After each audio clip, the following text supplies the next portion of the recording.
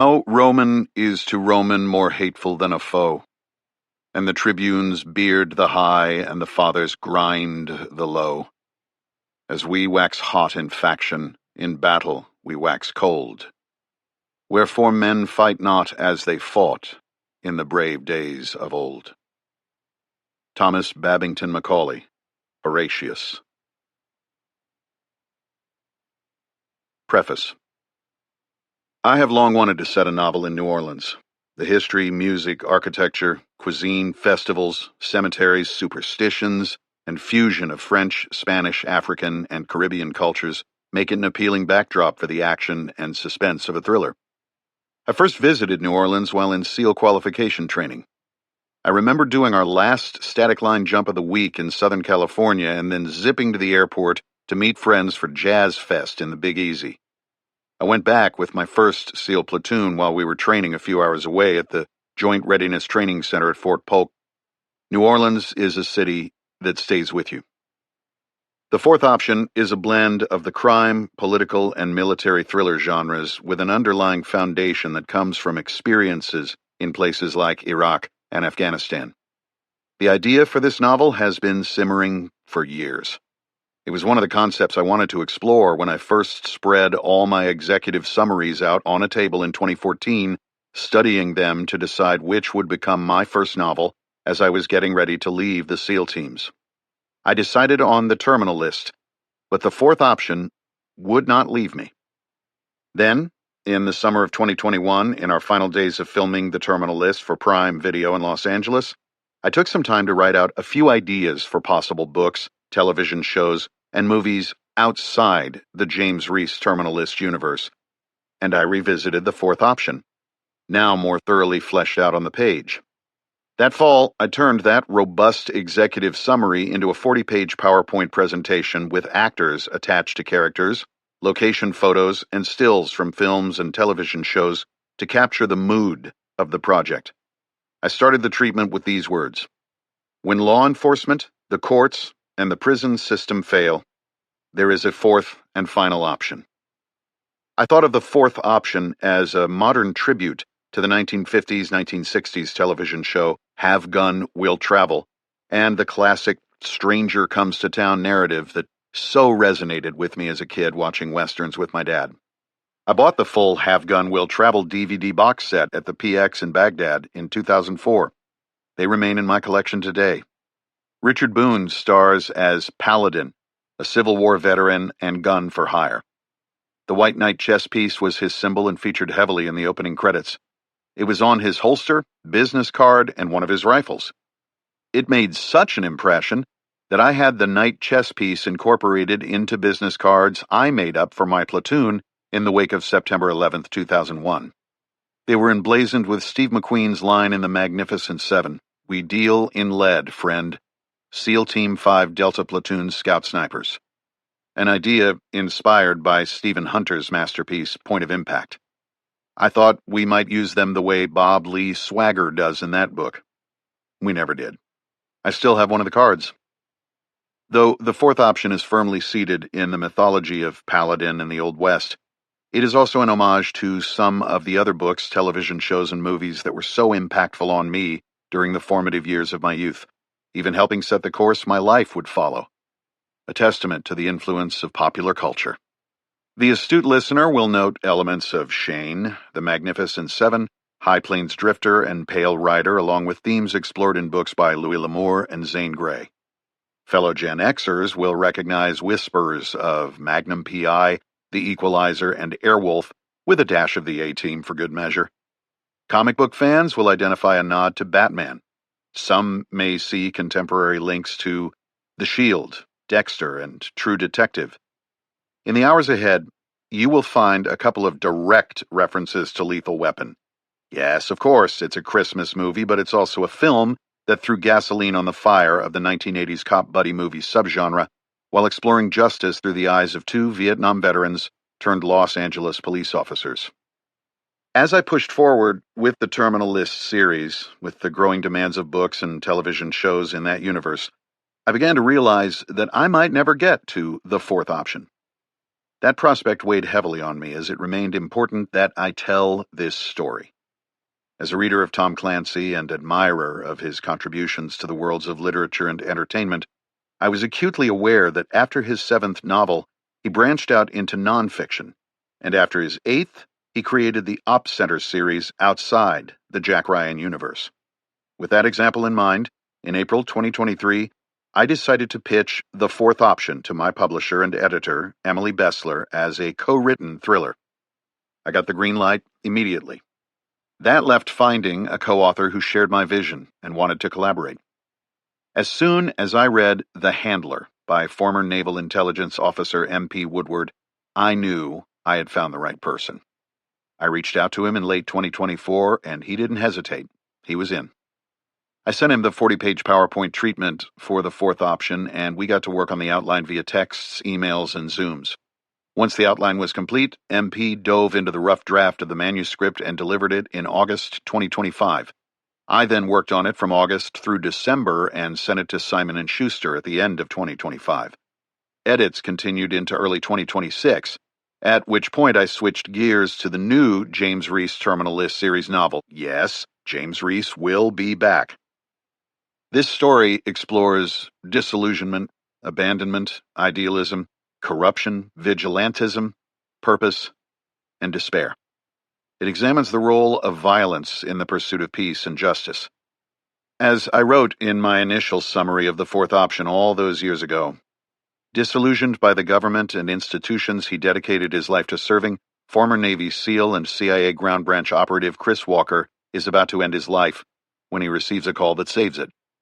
The book asks the question, do you burn the system down that has enabled unthinkable evils, or do you work to expose corruption and ultimately fix it?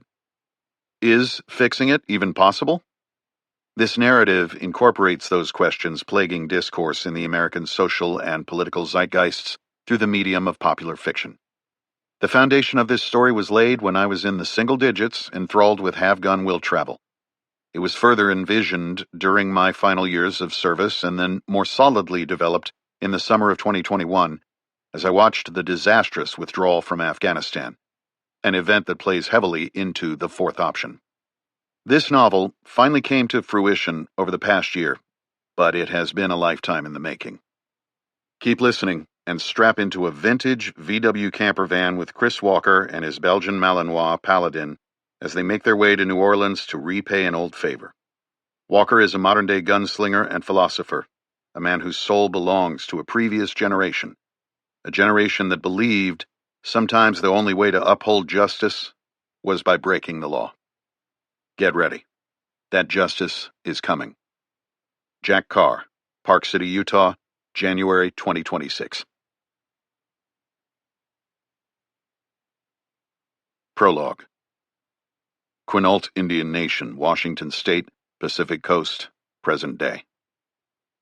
The pistol in Chris Walker's hand felt heavier than he remembered. The 1911 was as familiar to him as the tendons that moved his fingers, an extension of training and instinct. But this evening the steel felt colder, the grip rougher. Combat altered the senses, elevated them. It sharpened sight, amplified sound, magnified scent, ancient survival mechanisms etched into the human genome. But that was the kinetic kind. In that type of fight, muscles moved before the mind caught up. This was a different battle, one that required thought. And with that thought came the weight. Sitting on the rear built-in sofa of his customized '84 Volkswagen Westfalia Vanagon, parked on a bluff in the rain overlooking the rough waters of the Pacific, Walker pressed the cold steel of the 1911's barrel to his temple. This was the edge of the abyss, and Walker's senses were in hyperdrive.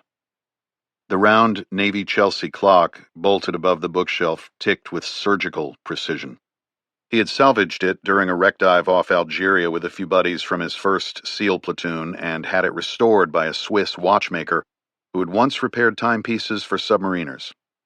Now it clacked like a metronome. A steady drip from the cedar bow over the van's roof snapped like a snare drum. Rain lashed the side windows in gusts, the hiss of cymbals in a storm-born symphony.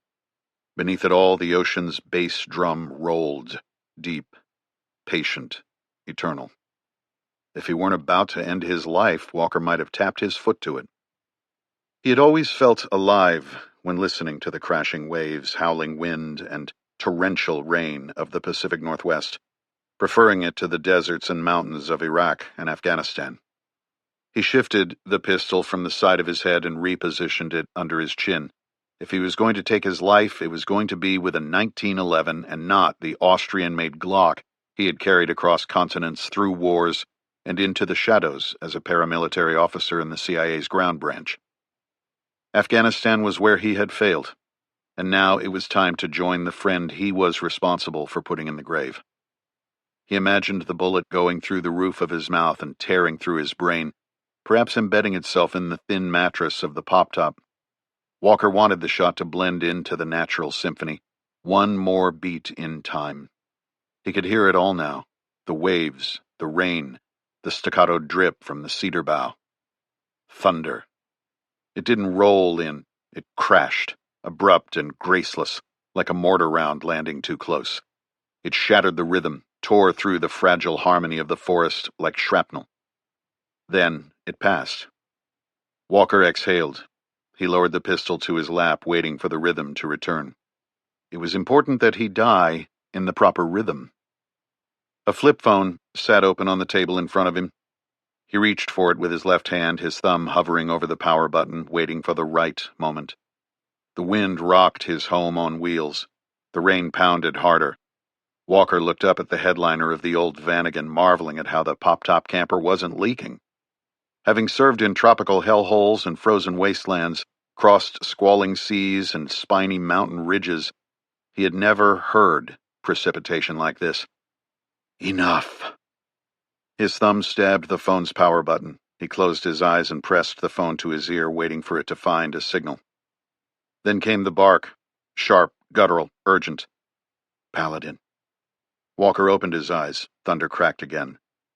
Paladin, his Belgian Malinois, a veteran of countless explosive door breaches and firefights, was going berserk.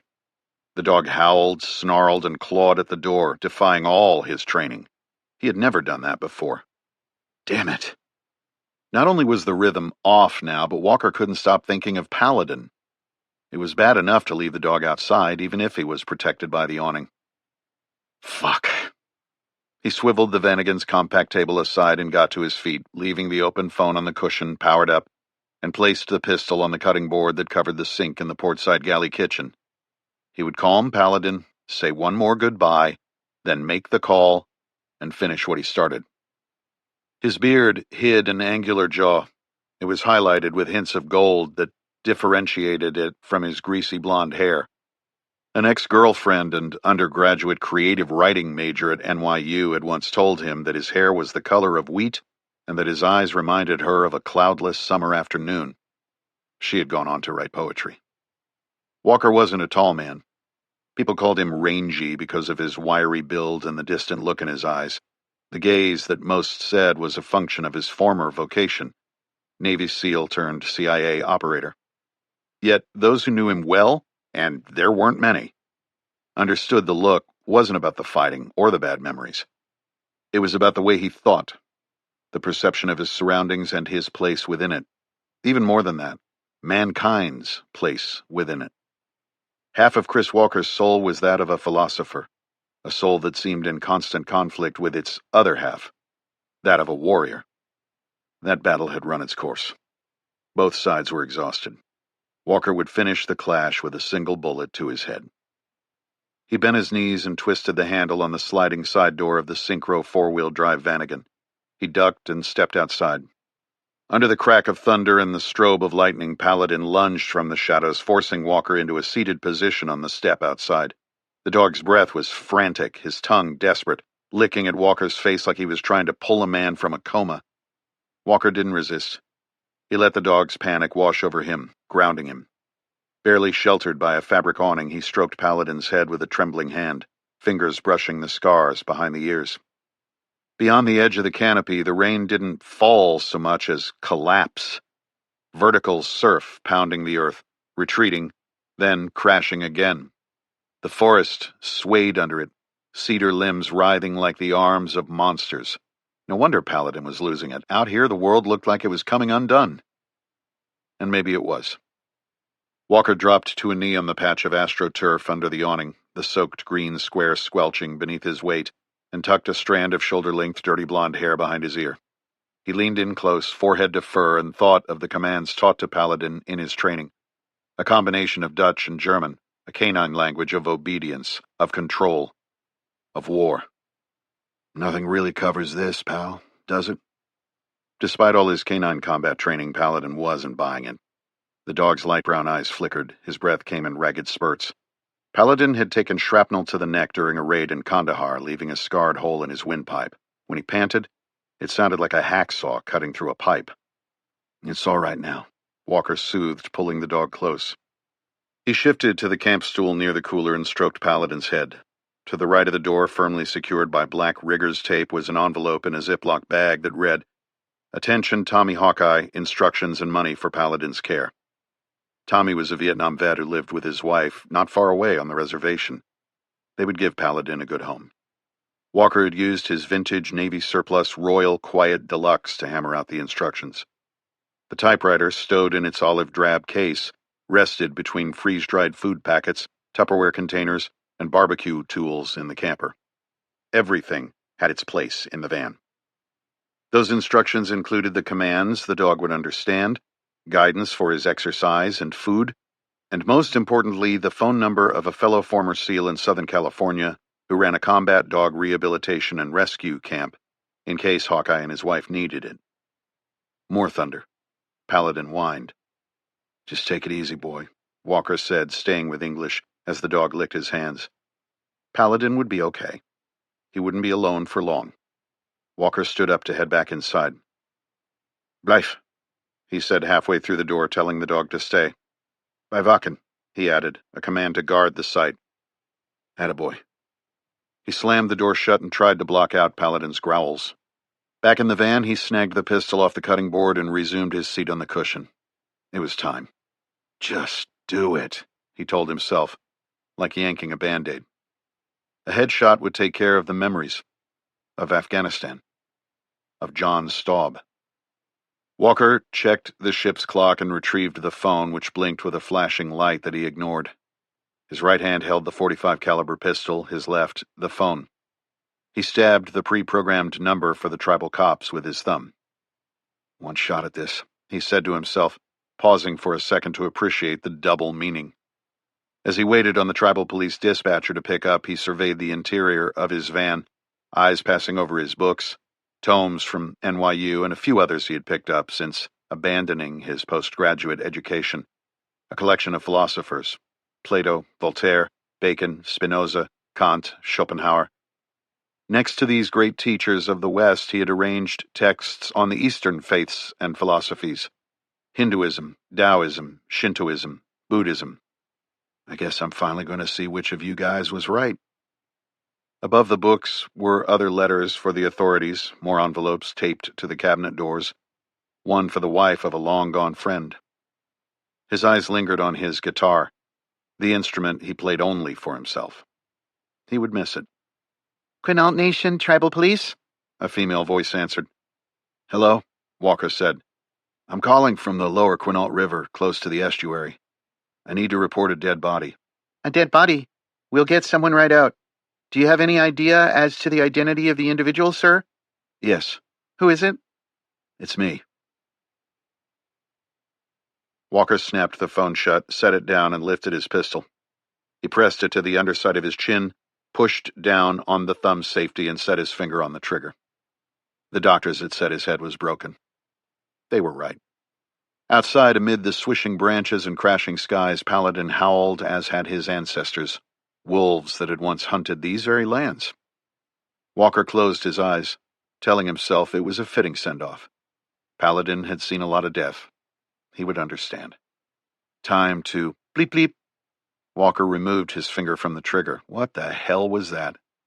An irritating little sound that did not blend with the natural rhythms of the storm. My death has to be in rhythm. He glanced at the phone and saw a flashing light. Fuck it, doesn't matter. Do it, Chris. Bleep, bleep. He closed his eyes tighter than before, willing the unnatural sound away, sliding his finger back into place on the trigger. Ignore it and press. Do it. Bleep, bleep. His heart was racing. It wasn't supposed to be like this. Arrhythmic. Bleep, bleep. Fuck! Walker engaged the thumb safety and lowered the gun to his lap, sucking in deep breaths, the religion and philosophy texts on his shelf coming back into focus. The sound was a text indicator and a message was on the phone's outer LCD screen. Hey, Chris, it's Leanne Staub. Hope you're well. I've been calling you but not getting an answer. Trying this. Hope it works. Please call me back as soon as you can. It's important.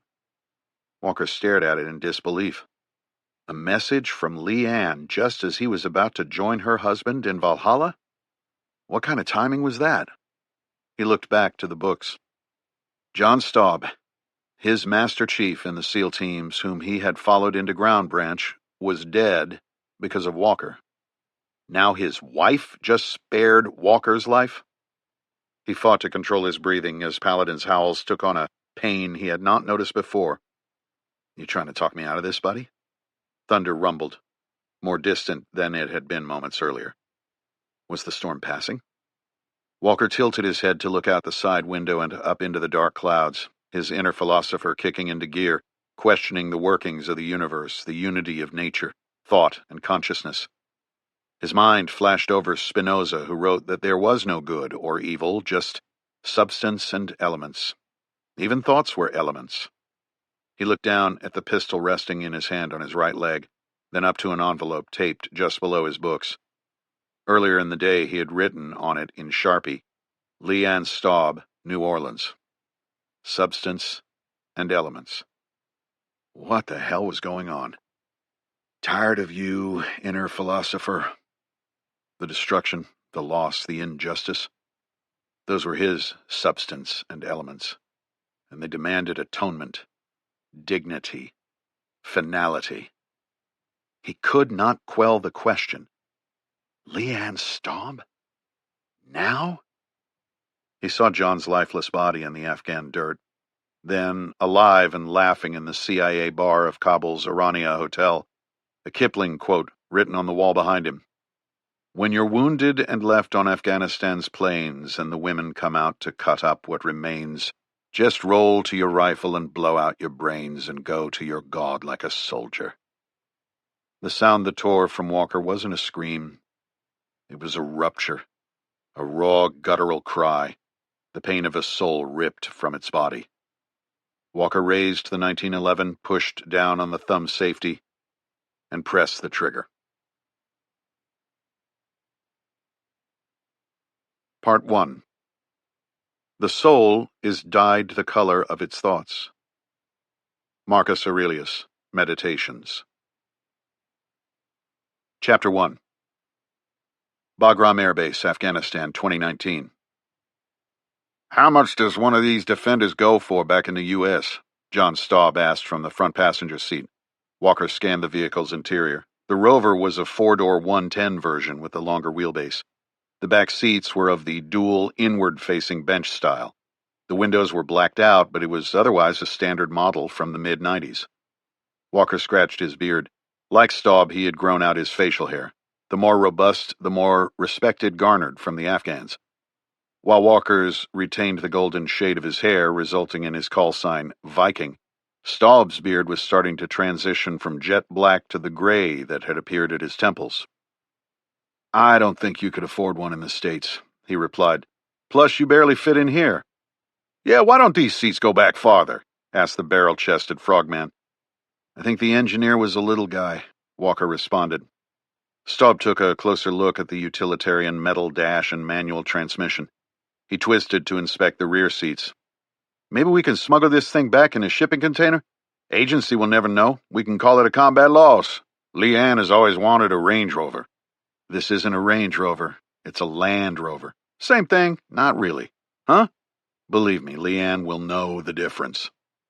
Well, whatever. I like this one. I'm going to see if I can get it home when we pull stakes and leave this shithole.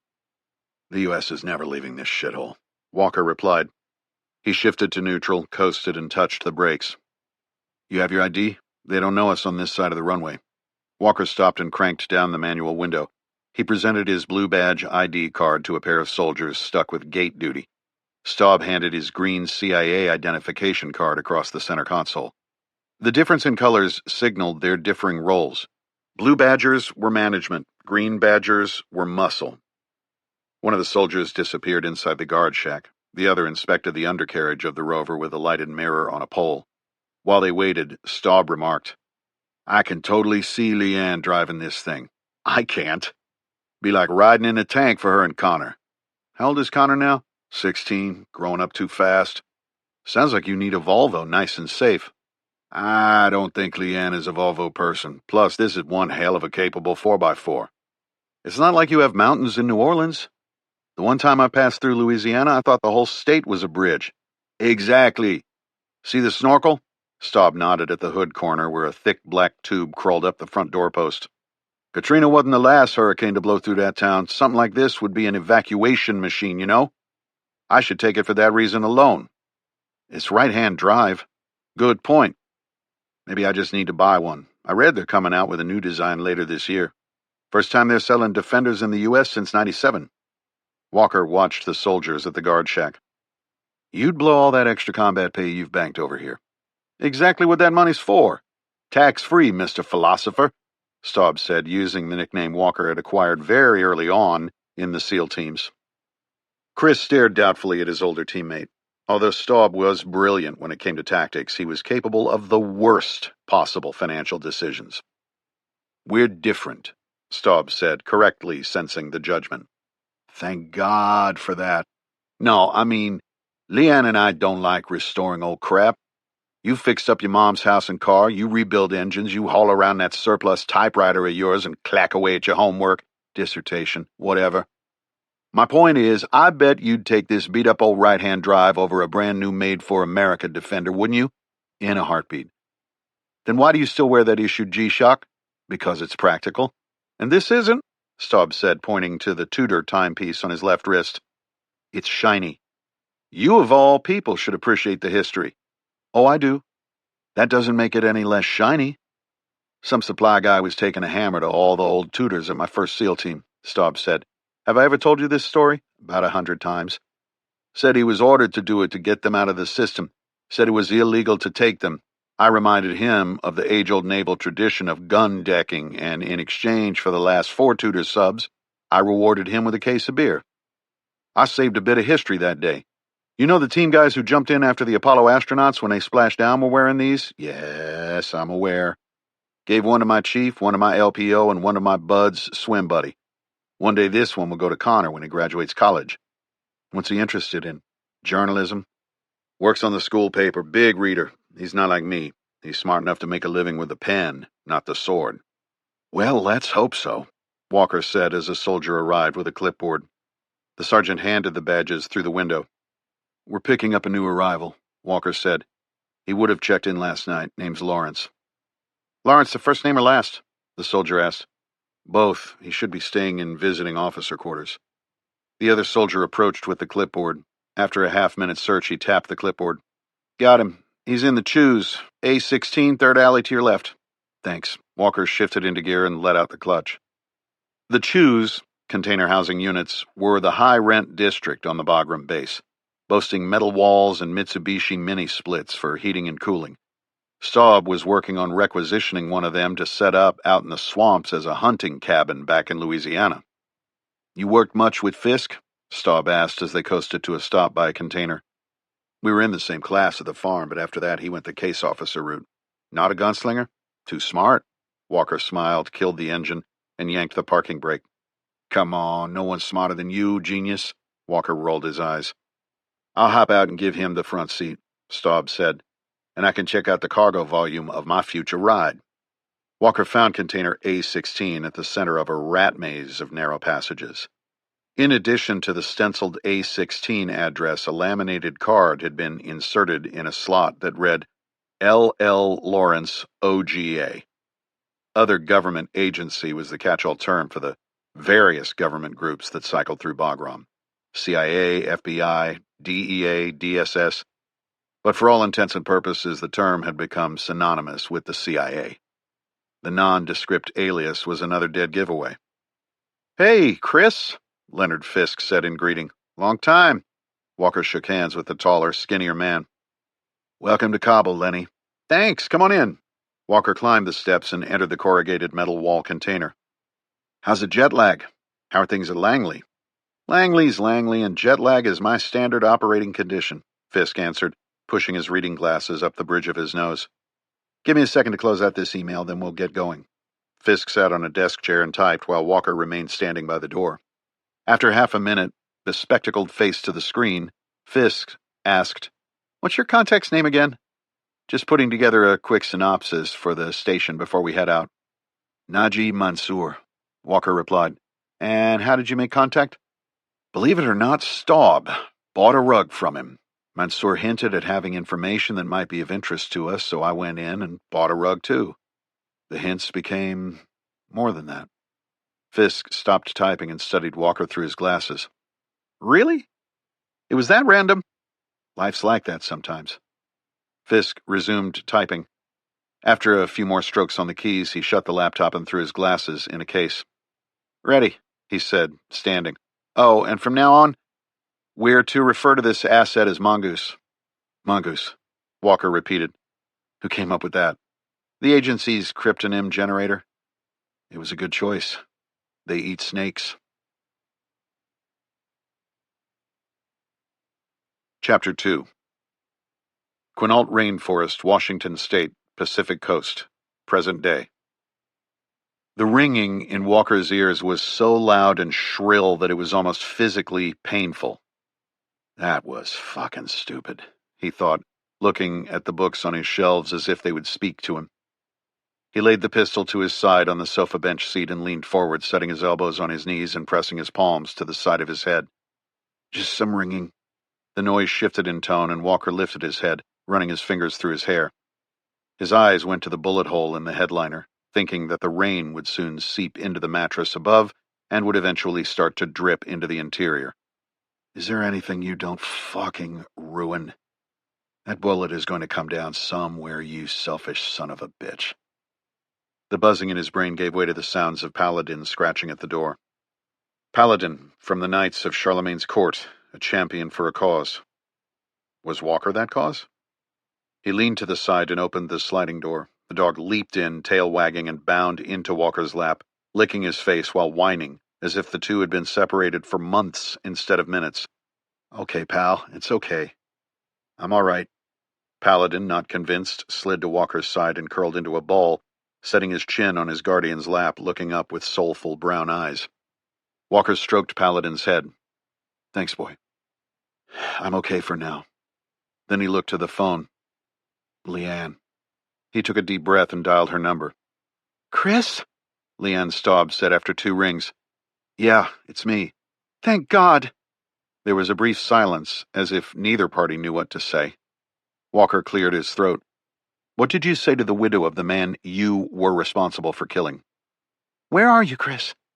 Leanne had always been inquisitive. "I'm, out of the country or something? You're not back with the agency, are you?" "I'm still medically retired. Just a little remote. Pacific Northwest." "Sounds like there's static on the line." "Rain on the roof. Ocean beyond windows. Storms rolling in off the Pacific." His voice was gravelly and hollow. "Are you alone?" The concern in her voice evident. "I'm on an Indian reservation." "A reservation?" "Yeah." Paladin gave a slight growl. "Well, not quite by myself." "How are you, Chris?" Walker's eyes went to the pistol on the bench seat next to him and replied after 2 seconds of introspection. "I'm doing great." Chris knew the pause did not go unnoticed. Leanne had always been in tune with other people's mental states, far more so than her late husband. She had been the ballast in the Staub marriage. "Yeah?" she asked gently. "How are you feeling?" "You mean, how's my head?" "Well, yes, I'm a nurse, remember?" The traumatic brain injury had been the final nail in his CIA career. "I didn't forget. Head's good." He glanced back at the gun on the seat beside him, his eyes traveling to the bullet hole in the ceiling. It had started to leak, the hole staring back at him like an accusation. Leanne's tone shifted into nurse mode. Blurred vision? Dizziness? What meds are you on? Walker had forgotten that Leanne was a talker. Was just about to try a new one, actually, he replied, his eyes going back to the 1911. Which one? Nothing you'd recommend. It's good to hear your voice. You too. Been a minute, hasn't it? Too long. Leanne, I'm so sorry. No, we've been through this, and that's not why I'm calling. Oh? I reached out because something's going on down here. God, it's... What? She coughed as if stalling for time. Connor is... A sharp breath. Leanne? I've got to get used to saying this. She paused. Connor's dead. Walker's spine stiffened. Paladin raised his head, sensing the shift. Connor Staub? John and Leanne's son? Dead? Last Walker heard the kid was headed to a master's program at Columbia University Journalism School after finishing his undergrad at LSU. As an NYU grad, Walker respected the move to the Big Apple, the ambitious swing. He'd even taped an envelope to the cabinet with Leanne's name on it, meant to help with Connor's tuition. He's... How? When? Leanne's voice was muffled, as if speaking through gauze. A month ago. He was chasing a story, his first real one. Wanted it to be big. An expose. It got attention from the wrong people. He got too close. He was murdered? Leanne's voice came through, weaker now. Yes. Who did it? I don't know. I do know. Walker could hear her sobbing. He waited a few seconds before speaking. Leanne, I am so sorry. Her sobs turned to deep breaths as she regained her composure. If there is anything I can do... The words felt hollow. A memory intruded, one of knocking on doors in his service dress blues. He pushed it away. That was a different life. There is, Chris. Her voice was stronger now. Anything. He saw John Staub looking up at him, knowing he would never make it home. I need you to find out who did it. What? Leanne, I'm not the police. I know. That's why I need you. She paused, selecting her words. John told me that if I ever needed help, you were the man to call. John's blood pooled in the dust. Chris? I'm here. He said I could trust you. You can. Then help me. Walker looked back at the pistol. He could barely help himself. Do the police have any leads? Yes. Then why do you need me? Because they were in on it. Walker closed his eyes, his jaw clenched. The ringing that had subsided surged in conjunction with a migraine, sharp and blinding. He pinched his temples. I need help, Chris. Connor was an only child. He was all I had after John died.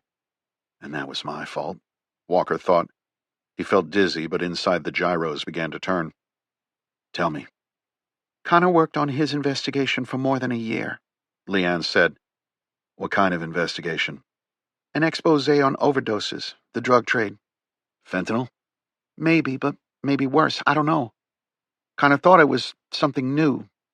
I've seen some of those kids rushed into the ER. Maybe a synthetic. Walker stared at the envelope, the one marked for Leanne Staub, the one he had meant to be opened only after he was gone. The timing of her call spoke to him. Impossible? Absurd? Divine? Cruel? Walker's mind, always a battlefield for long-dead philosophers, lit up with arguments. Spinoza whispered about substance and attributes. Schopenhauer reminded him that desire was immutable. The Tao offered no comfort, only inevitability. The pistol beckoned him. He could almost feel the cold metal that had nearly ended it all, and now her voice, alive, urgent, familiar. Connor was dead, just like his dad. Connor Staub, the kid with ambition, gone. Walker couldn't help but recall the main points of the NYU dissertation he had abandoned after Afghanistan. The debates on determinism versus free will. His thesis supported the ideas of Arthur Schopenhauer, the German 19th century philosopher who believed that while man's actions are free, his predetermined, unchangeable desires are not. A man could physically alter his actions, but not the core drivers of his soul. As he listened, Leanne's voice cracked, steadied, and then cracked again as she painted a picture of Connor's final months. His obsession with the story, the trail of overdoses, the coded journals, the bricks of heroin planted in his car. The cops said Connor was a dealer. The headlines agreed. Walker closed his eyes. Somewhere in the heavens, another thunderclap. Paladin barked and hopped off his seat. He stood in the narrow passage between the van's sliding starboard door and portside galley. Walker suddenly remembered the call. The tribal cops. Shit. Leanne, let me call you back. Give me 1 minute. He pressed end and then dialed another number. Quinault Nation Tribal Police? Time to put some of his CIA training from the farm into use. I am so sorry, he began, explaining that a drunk friend had taken his phone and called them earlier in a poor attempt at a practical joke. He assured them that his friend was now sleeping it off and that all was well. Annoyed, the dispatcher hung up. Walker called Leanne back. Sorry about that. You were about to tell me how you know the cops had something to do with Connor's death, Walker said, bringing the conversation back on track. I have some of his notes from the story he was working on. Notes? He kept journals. And the journals point to police? Leanne paused. Not exactly. He wrote key items like places and people in a kind of code that I haven't yet figured out, but there is something to do with bribes to people in high places. I can see that much. I think he was framed. But it's just notes? Did he ever discuss his project with you? No. He kept me at arm's length, telling me I'd get the big reveal when he was done. I see. Chris, I would not ask if I thought I had anywhere else to turn. And maybe because you know I can't possibly say no, not after what I did to your husband. He pushed the thought from his mind. You owe her, Chris. And you owe Connor. Is that why you didn't put a bullet in your brain? Journals, Walker whispered. What? I think the connection is breaking up. Nothing, Walker said, thinking of the intercepted phone calls that had led to the deaths of terrorists on the agency's target list over the years. Leanne, give me your address. I'll be there in a few days. After Walker had written down the address and said his goodbyes to a tearful and grateful Leanne Staub, he stroked Paladin's head, the rain still coming down in torrents. I owe them. Dein Platz, he ordered, pointing to the front passenger seat. Paladin sprang to the front of the van, but positioned himself so as to keep a watchful eye on his master. The passenger seat worked on a swivel, facing aft when the vehicle was parked, as it was now. Walker removed an aluminum rod from under the table that allowed him to fold it out of the way. Then he pushed himself off the bench seat that separated the cabin from the rear cargo area, where a scuba tank was strapped against a thin vertical closet. Finn's mask, snorkel, weight belt, and wetsuit were in a nylon duffel under a deflated freediving buoy, and a Rife Marauder spear gun with a breakaway system and kinetic grip he had customized with his friend Brendan O'Malley for a trip down to Mexico was strapped to the ceiling. He flipped the thin backrest onto the cargo space and pulled the rectangular seating cushion off the bench seat to reveal a storage compartment with a push-button cipher lock. Walker had constructed it himself. He punched in a 4-digit code and swung open the hatch. A traditional Osage orange wood bow backed with western diamondback skins he had crafted by hand with his SEAL teammate Trevor Thompson was seated in a cutout section of foam, along with arrows made from dogwood fletched with wild turkey feathers and wrapped in elk sinew, their points chipped from Texas chert and Oregon obsidian. Stacks of cash separated by denominations sat in their own rectangular silos. He lifted the foam insert out and set it in the rear cargo area. The second layer held a 12-gauge Winchester Model 1897 trench gun with bayonet, a pre-64 Winchester Model 94 30-30, a Colt single-action Army Peacemaker in .45 Colt, and an empty right-angle cutout for the 1911 that had been pressed to his head 20 minutes earlier. Walker picked up the pistol he had almost used to end his life, felt its weight in his hand. He heard Paladin growl behind him. Not today, he whispered as he pressed it into the foam. He let his fingers linger on its cold steel a moment.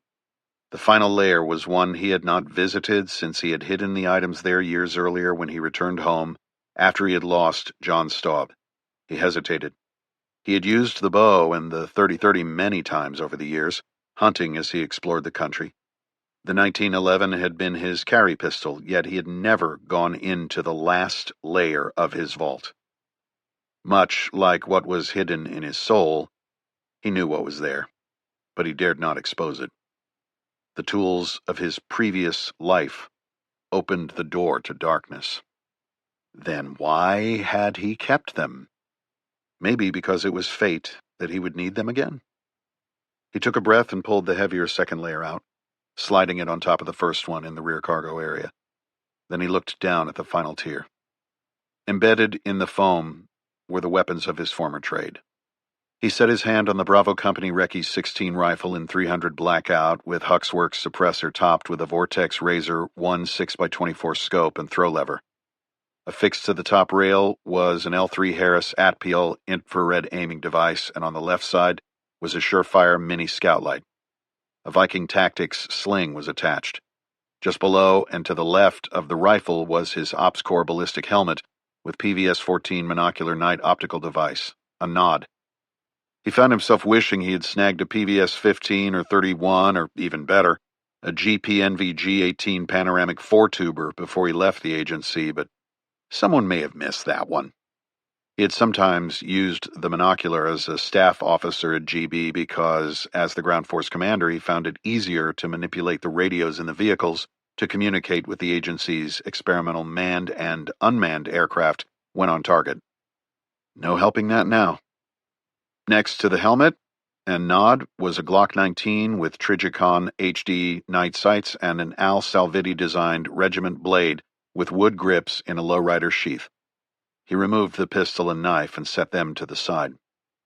Then, with the bench seat lifted, Walker grabbed the envelopes from the galley cabinets, the envelopes that contained his death letters, and raised the last layer of foam, stuffing them underneath.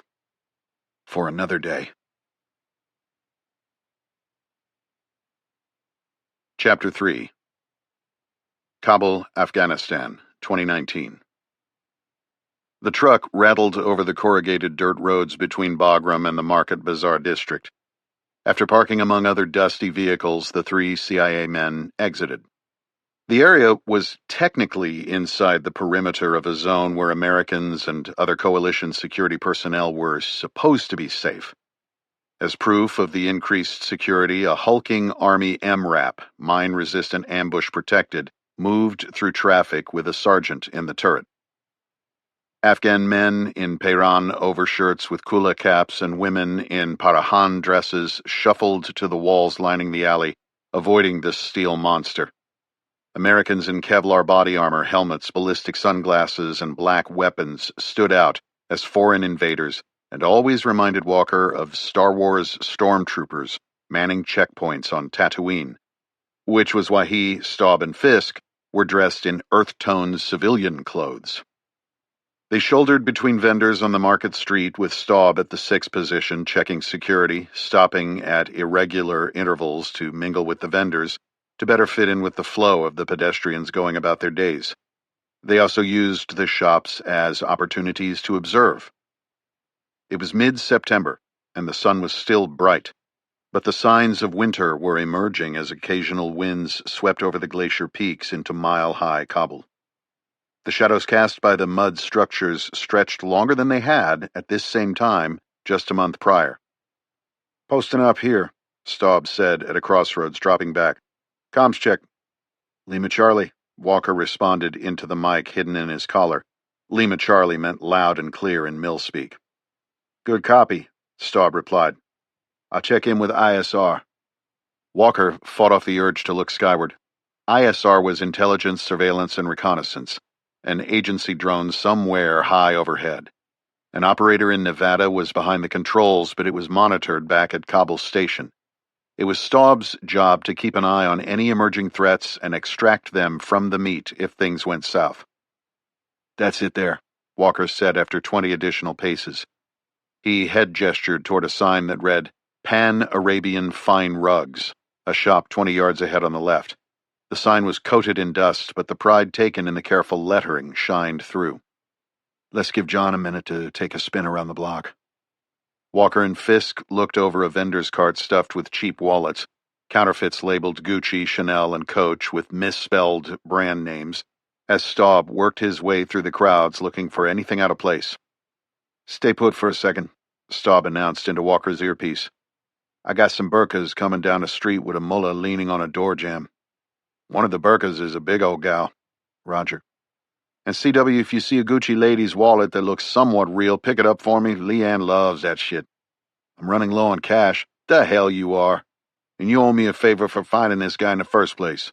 Use some of Fisk's contingency account. Have to spend it on something." "Problem?" Fisk asked as he checked out a leather passport cover with a blotchy coach stamp. "Group of women in burqas around the corner," Walker said quietly. "That's how they hide bombs or disguise Taliban fighters." "Got it. Should we have that MRAP circle back?" "No, that would disrupt the natural rhythm and possibly raise suspicions." Fisk nodded. A minute later, Staub came back over comms. "Okay, we're good. All clear. You see a good wallet?" "Negative on Gucci. We're going in." "Good copy. Monitoring the alleys." A bell jingled when Walker opened the door. He stepped inside and waited for his eyes to adjust. Oriental rugs blocked the light from the windows. The cozy shop smelled of incense, camphor, and musty wool. Boshret Khir played through decades-old speakers on either side of the cash register. Fisk tapped his ear. "That shit drives me crazy." Walker listened to the music while they waited for Naji to come out from the residential part of the shop. "Good tempo," he said. "Think of it as cover." Lifting a maroon rug with dark blue geometric shapes from a pile, Fisk examined the label. "Tabriz," he said. "Iranian carpet." "Mongoose gets around. That's one of the reasons you're going to like him." A man emerged from the back, his smile genuine, his eyes tired but kind. "Ah, Mr. Chris, you brought a friend." Naji Mansour looked to be in his late 30s, his dark hair streaked with premature gray. He wore a pressed tunic and moved with quiet dignity. "Hello, Naji. Great to see you again." Walker turned to Fisk. "This is the man I wanted you to meet. His name is Lawrence." Fisk placed his hand over his heart, leaned forward in a slight bow, and shook Naji's hand. "Mr. Mansour, a pleasure to make your acquaintance. I have heard many wonderful things about you and your business." Walker retreated to a corner and keyed his transmitter while Fisk made small talk about rugs. "How we looking?" he asked Staub. "NSTR, brother," Staub responded, using the acronym for nothing significant to report. "ISR? Clear, no electronic emanations from the target area." Staub and a ground branch technical specialist had swept Naji's shop 3 weeks ago as part of their surveillance package. All indications since then showed that Naji was clean, a genuine asset who wanted to turn things around for his country. Over tea and a labored negotiation, Naji had dropped certain hints, namely that he got around, which allowed him to learn things about certain Taliban leaders. He was willing to trade information for U.S. citizenship and relocation to Fremont, California, home to such a large Afghan community that it was known as Little Kabul. After sending his report on Mansour through agency channels, Walker was cleared to proceed with an approach. However, as a blue badge officer in the CIA's Special Activities Center's ground branch, Walker's primary role was tactical operations. Fisk, meanwhile, was a case officer responsible for managing confidential informants, whom the agency referred to as assets. Consequently, this meeting was Fisk's show. Walker leaned into Fisk and whispered while the music bounced along. "We're clear." Fisk nodded and turned to Naji. "You mind if we turn that down a little?" "Of course," Naji replied. He ducked behind the counter to fiddle with his stereo. With the asset out of sight, Walker instinctively reached for the Glock beneath his light cotton jacket. The music lowered and Naji's head popped up half a second later. Fisk withdrew his phone from his jacket and swiped the screen. "Can you read English?" he asked Naji. "I completed my business degree at King's College London before returning to Afghanistan," Naji replied. Fisk shot a glance at Walker, a half smile on his face. No doubt about it, Naji could be a true unicorn. Access to senior Taliban ranks, Western educated, and with the perfect cover to travel. Walker said to Naji, "Lawrence works closely with our headquarters people. He's here to help you." "I see."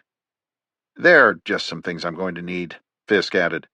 "I have a form for you to digitally initial for—" He cut himself off at the sound of an interior door creaking. A woman in a fawn-colored headscarf looked inquisitively at Walker. He could only see her eyes because the scarf wrapped the lower half of her face. He had met her during the second meeting with Naji. Walker touched Fisk's elbow. Najee's wife, Rena. They have 2 daughters. This is their home as well as their shop. Fisk instinctively buried his phone in his pocket. Mr. Lawrence, I would like you to meet my wife and daughters. Fisk shifted uncomfortably on his feet. It's okay, Walker said to both Najee and Fisk, his voice calm and confident. With the price of Mansour's intel being U.S. citizenship, Fisk needed to meet the family. Rena stepped forward, her daughters following, their maroon dresses clean and carefully pressed. They stood beside their mother, eyes wide with curiosity. Good afternoon, sir, they said in practiced English, their voices barely above a whisper. This is Fatima and Zara, Walker said. Fatima was around 8 with sharp, inquisitive brown eyes, while Zara was not yet 5, her wide eyes full of wonder. Fisk shook all 3 of their hands politely as Walker reached into his pocket and offered Tootsie Rolls he had picked up on base. When they went back to the residence area, Fisk pulled his phone from his pocket. Now you have a sense of the future exfil package, Walker said. Fisk turned to Najee. I need something before we go much further. He reversed his phone so the screen faced Najee. This is the form. Just click here. That'll be your signature. The rug seller did as asked and handed the phone back to the CIA case officer. Thank you. Fisk swiped and turned it around again. Do you recognize this man? Najee studied the device. Yes, he's Mullah Farj. Do you know where he lives? Najee glanced at Walker, who nodded. This is how we get you out of here. That's the deal. Walker covered the first quarter mile through the dust and blaring horns of Kabul traffic, weaving past cars, trucks, buses, scooters, and the occasional donkey with no sign of a tail. Fisk was in the passenger seat, his head buried in his phone, while Staub scanned for threats from the rear bench seat. How'd it go? We have a new asset? Staub asked. Looks that way, Walker replied from behind the wheel. What did you think, Lenny? A lot of potential here, the case officer responded. So you made the deal? Staub asked. Yes, Fisk answered. As long as Mongoose delivers, he'll get a special visa to come to the U.S. After a year of what amounts to probation, he'll become an American citizen. But what? Walker asked. He has to deliver. Chapter 4. Quinault Rainforest, Washington State, present day. As the rain hammered down and the ocean thundered, Walker rolled up the awning, folded his chair, and packed up camp. Paladin had been fed, and Walker had roasted 3 rockfish he had killed spearfishing that morning in the Queets River estuary. Next, he collected Paladin's fetch toys, which he had arranged around the campsite, so the dog would have something to do while waiting for the authorities to arrive. His last packing task was to lower the pop-up tent atop the VW and secure his tan bison cooler to the cargo shelf extending from the rear bumper. When he was finished, the van rumbled to life with that familiar whistle that afflicts old Volkswagens. Walker put it in gear, twisting the parking brake handle to the right, and pushed it forward. He engaged the windshield wipers and slowly pulled from his campsite onto a dirt logging road. Why am I still alive? A shaft of light filtered through a break in the clouds as Walker pulled into Tommy Hawkeye's driveway 5 miles away. A U.S. Marine Corps flag marked Tommy's single-story Rambler on the outskirts of town. Walker had met Hawkeye, a Vietnam veteran, on a hunting trip in eastern Washington state. The old man had noticed Walker's trad bow. Hawkeye appreciated the nod to heritage and tradition. Walker had asked him about the faded USMC tattoo on his right forearm. Through a federation of Indian tribes, Hawkeye had led Walker onto the hunting lands of the Yakima Nation. Together, they had taken a bull elk, using traditional bows. You leaving? Tommy asked through the screen door, as a reality show about finding love blared from an older model television. Walker could see Tommy's wife in an easy chair, her hands busily crocheting. The couple was well into their 70s. It's time, Walker said. He was in jeans, a flannel, his iron ranger boots, and wearing a black hat now faded to gray with a barely visible symbol on the front, that of an eagle over a Tommy gun and what appeared to be an anchor. Hawkeye looked at him through the screen. He reminded Walker of a priest peering through a confessional. Tommy pushed the screen door open. It creaked on its hinges. Did you get what you came for? The Vietnam veteran asked, nodding past Walker at the forest. No luck on a blacktail, if that's what you mean. I did some spearfishing, ate a lot of rockfish, went for a beach dive, and collected clams. That's not what I mean. Walker remained quiet.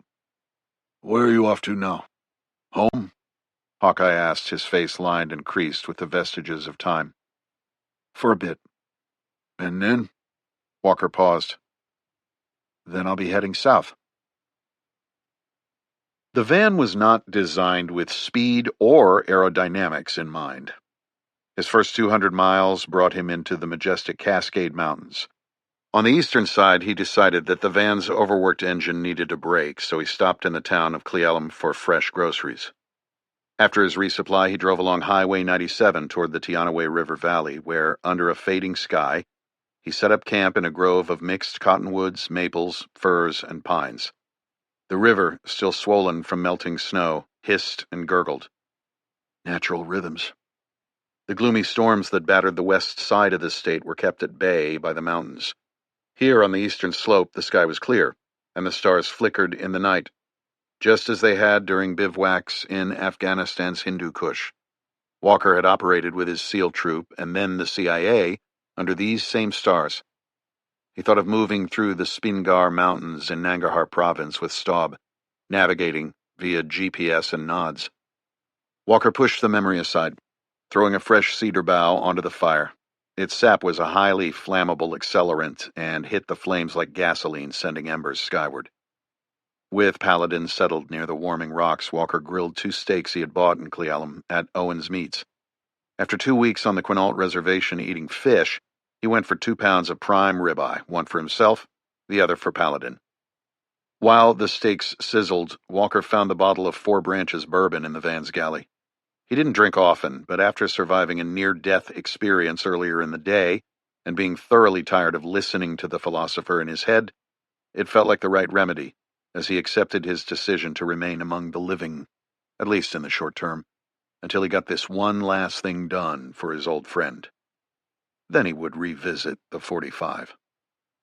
Sitting on a thick flannel sleeping bag, bundled in his blanket-lined Carhartt, Walker reclined on an elbow and stroked his dog as the fire crackled. Though a philosopher at heart, his studies led him to history and human motivations. He thought about ancient wolves and the finely tuned weapon curled up by his side.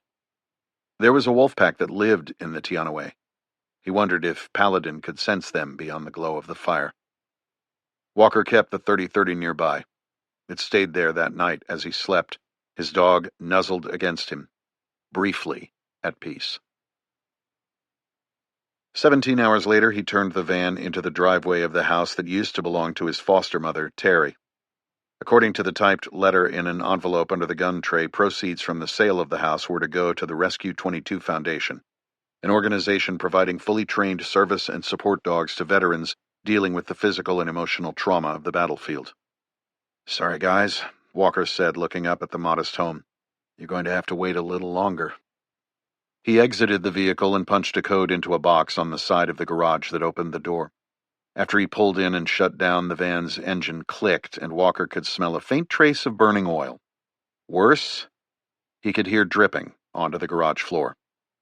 While Paladin leaped out, Walker lowered himself to the concrete for an inspection. Sure enough, there was a growing puddle, which meant he would need to replace the van's water pump again, or at least its seals, a recurring problem.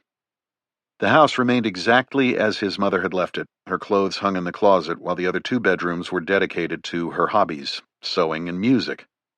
It was fully paid off when she had passed away when Walker was still in his teens, and she had left him just enough money to make sure he could keep it. Walker slept on the sofa. There were too many memories in his old room. In the morning, he practiced dog whistle drills with Paladin and then went on a long run through the high desert sage with the Belgian Malinois at his side. Later, he did his laundry and sifted through an old milk crate of cassettes to stock his vehicle with different tapes. Around 3 that afternoon, he drove the van onto 2 steel ramps and worked on the water pump. His tools and spare parts hung on a pegboard as neatly as a Napa auto store. It took him all of 3 seconds to locate the spare gaskets for the pump, even less to find the right sockets and wrenches. Then he used a sealant to fix the .45 caliber bullet hole in the roof and checked the vehicle's power system. Walker had mounted a 600-watt solar array on the roof of the van, which was enough to keep the batteries topped off after a full day in the sun. The charge controller fed a steady 12 volts into the lithium bank that powered the fridge and interior lights. After dinner, he prepared the van for departure.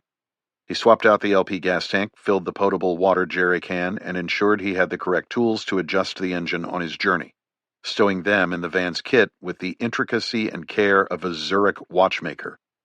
He ensured the fan that circulated air throughout the cabin for Paladin was in working order, as he had not checked it in a while with the cooler weather and the fact that Walker rarely, if ever, left his dog alone in the van. Before he set off, Walker knew he had to flip a switch. He had designed the 3 levels of the storage vault under the backbench seat that separated the living area from the cargo area to be interchangeable. Since he left the agency, he had prioritized his more primitive weapons on the top. That was about to change. He pulled up the seat and removed the layer that held his tradbow in place. Then he pulled up the middle one that contained his trench gun, 30-30 Colt Peacemaker, and 1911. Lastly, he detached the level with his Bravo Company AR, helmet, and nod. While the 1911 felt at home in a Milt Sparks Summer Special 2 leather holster, the Glock 19 was secured in a Kydex Tenicor, like he had used overseas on the enemy's turf. He then replaced the layers starting with his bow, next the guns with wood furniture, and finally on top went the instruments of his former profession. When the van was stocked and organized, Walker pulled a bag from a shelf in the garage and removed his Velocity Systems plate carrier and low-profile chest rig. The bloodstains from the last time he had worn it were visible. He had never cleaned it off. The blood wasn't his. It remained infused with dried dust and memories of Afghanistan.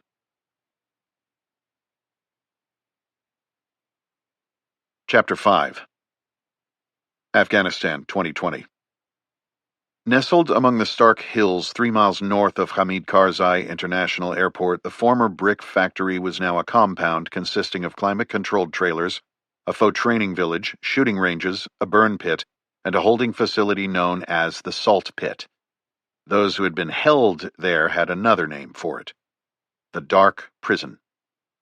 Covered with antennas, watchtowers, and sandbags, the base spanned over 2 square miles.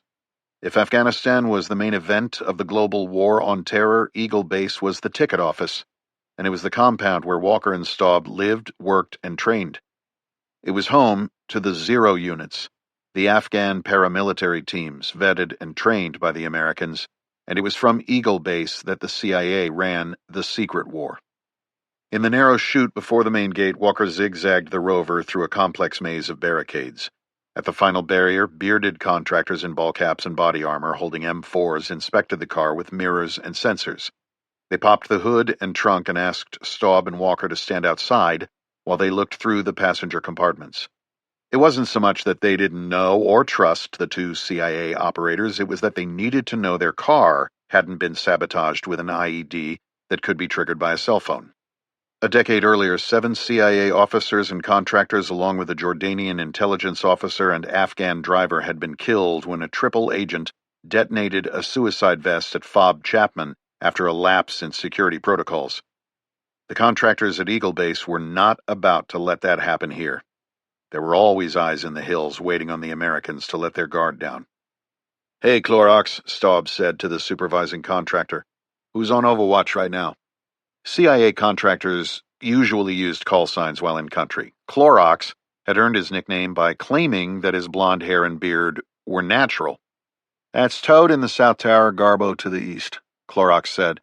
Staub waved at the 2 men in helmets and black balaclavas. Toad, the man farthest from him, returned the wave with a middle finger salute. "What's his problem?" Walker asked. "I kicked his ass in yesterday's bench press competition," Staub explained. "He said you cheated," Clorox said. "I didn't. Chris will back me up on that." Clorox leaned in to look at Walker, who nodded. "Here's a little friendly advice, fellas," Clorox suggested. "Always be nice to the guy who has you sighted in through his high-powered scope." "Good tip," Staub replied. Walker drove the rover past the compound's vast motor pool of indigenous vehicles before parking at the low 2-story operations building where the case officers met. It was originally built by the Soviets in the 80s, but the agency had expanded it with several wings. "Welcome back," Leonard Fisk said, greeting them at the entrance.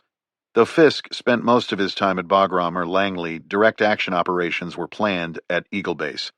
Come on. I have us set up in a skiff upstairs. He pronounced the acronym as SCIF, a sensitive compartmented information facility. Fisk led them inside.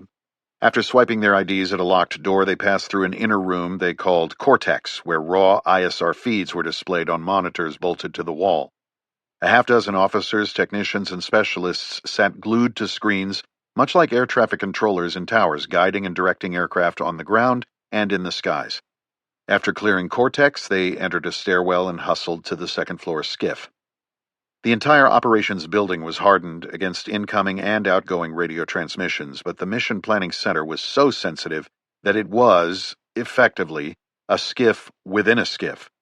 Walker and Staub secured their cell phones in a honeycomb of lockboxes before following Fisk through the windowless maze, eventually arriving in a 6-seat conference room filled with the detritus of CIA case officers on the hunt. Binders, bulletin boards, post-it notes, and photos of high-valued targets. A 60-inch Samsung flat screen was affixed to the front wall. Fisk plugged an HDMI cable into his laptop and began typing while Walker and Staub settled in. Movie? Staub asked. Fisk didn't reply. After a few more keystrokes, the Samsung lit up with a PowerPoint presentation title screen, a blue background with the agency seal in one corner, and a single word across the center in 50-point font. Backdraft. Already seen it, Lenny, Staub said. Quite the cast. Okay, Fisk said. I'm reading you both in on Backdraft, a capture-kill op targeting leadership elements of HQN. Chris, you'll have lead. HQN, the Haqqani network, was a semi-autonomous offshoot of the Taliban, closely related to Al-Qaeda. Which elements? Walker asked. Fisk punched a key on his laptop. The TV screen shifted to a series of surveillance photos of a man in his 50s. This guy, Abdul Nasser, is on a little field trip to Lashkar Gah. He's been HQN's weapons supplier for the past year. He'd be a big get for us, Walker said. Indeed. We've been looking for him in Cairo, but we obtained news source reporting that he's here, in Afghanistan. Further reporting indicates this house in Lashkar Gah, 500 clicks southwest of us, is one of his safe houses. Fisk flipped the chart forward to reveal photos of a dull mud house that could be anywhere in Afghanistan. The pictures were oddly angled because they were taken covertly by an asset in Lashkar Gah, the distant, dusty capital of Afghanistan's Helmand province. How do we know this is the house? Walker asked. We'll discuss that in a minute, but it was confirmed by a second source here. And by here, do you happen to mean something coming out of the pit? Staub asked, referring to Eagle Base's interrogation and detention facility.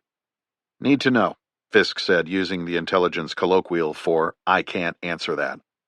Some case officers regarded the men from the CIA's Special Activities Center as equal colleagues. Others, like Fisk, maintained a class distinction between the paramilitary knuckle-draggers and what some considered the more cerebral work of the case officers. Walker had detected the first signs of Fisk's attitude when they had been training together at Camp Peary, the Virginia CIA training base better known as The Farm. And whose source? Walker asked. Mongoose. Walker and Staub traded a glance. Staub smiled. Let me guess. Abdul Nasser wanted to deck out his vacation house in lovely Lashkar Gah, and for that he needed some new rugs. Correct. And the confirmation may or may not have come from some poor bastard in a salt pit. Fisk remained non-committal. Quite a risk for him to take these pictures, Walker noted. Fisk didn't reply. He flipped to the next chart, a high-resolution satellite image. Given the long distance to Lashkar and the crowded urban environment, the chief wants this to be a light footprint. Meaning, Walker said, no involvement from JSOC. The CIA's Special Activities Center was akin to a specialized military force unto itself, comprising 3 branches, ground, air, and maritime. Walker and Staub were both with Ground Branch.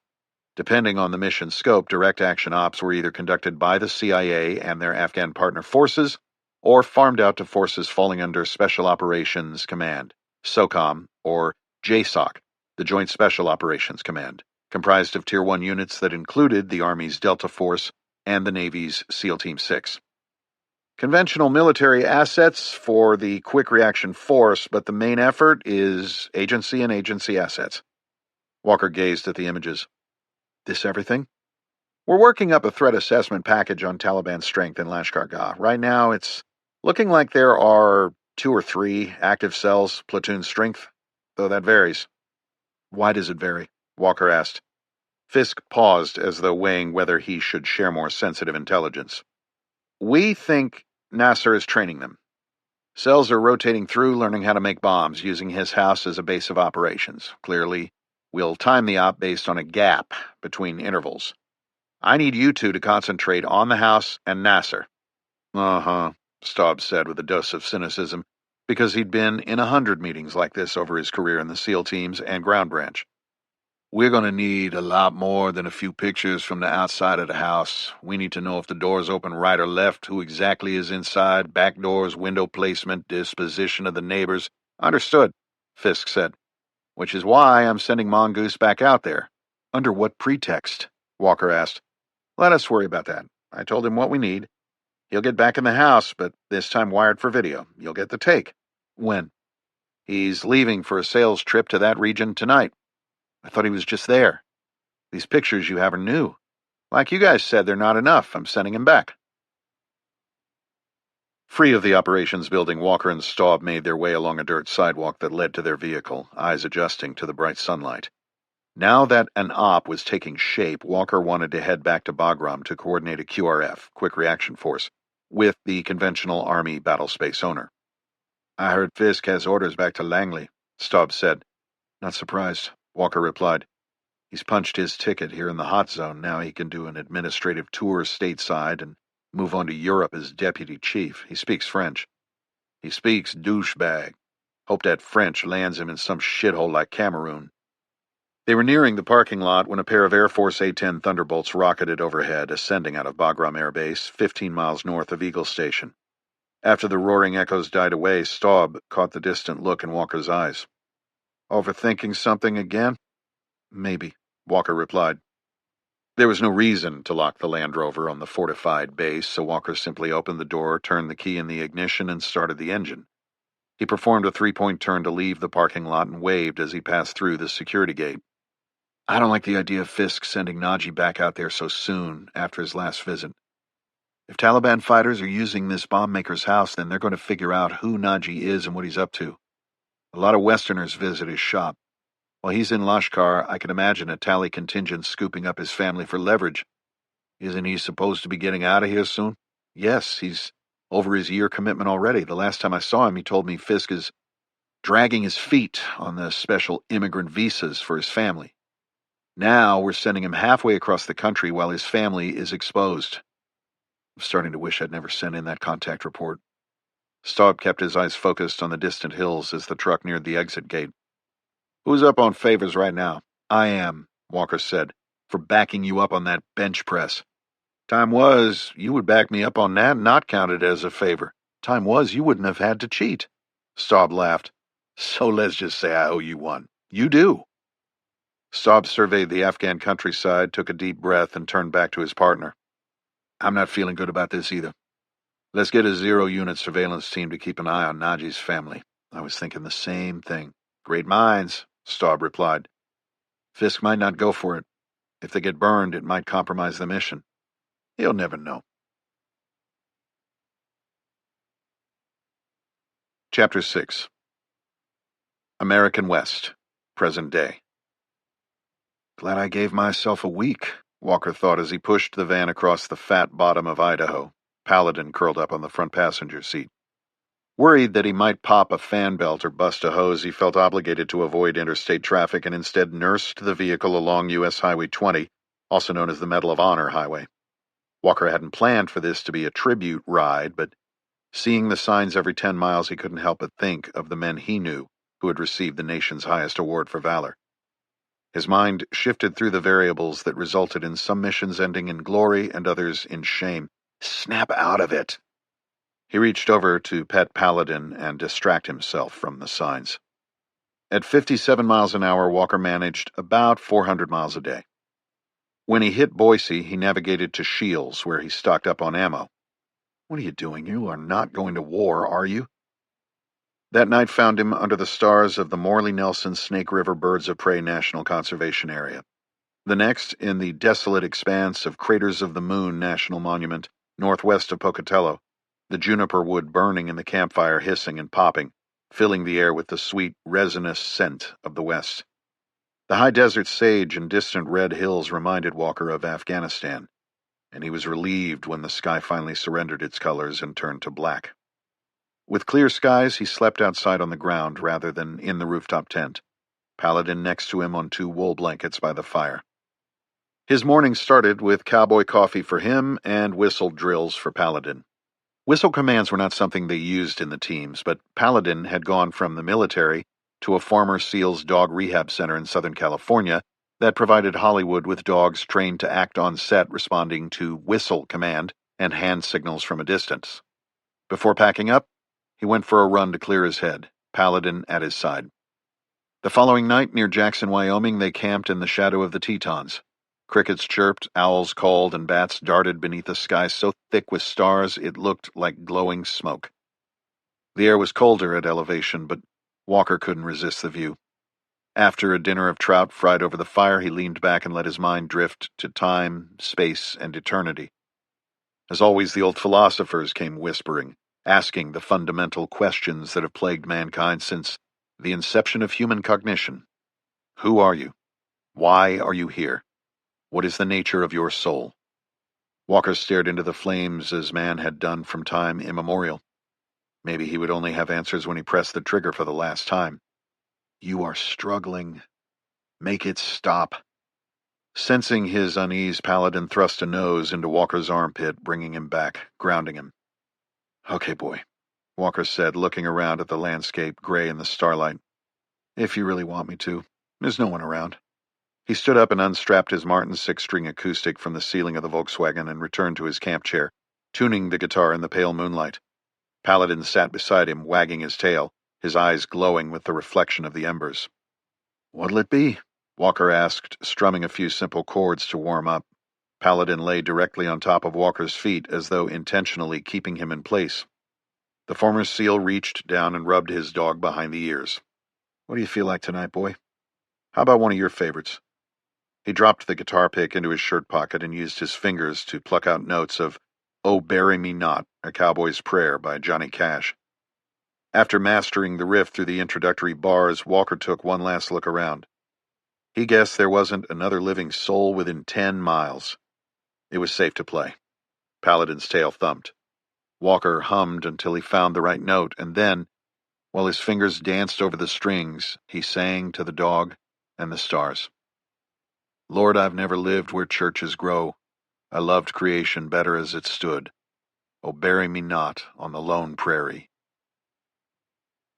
North of Denver, at Medicine Bow, Walker and Paladin watched a spread of towering cumulus clouds march over the plains from the west, its base as flat and forbidding as the iron skillet he had used for the trout.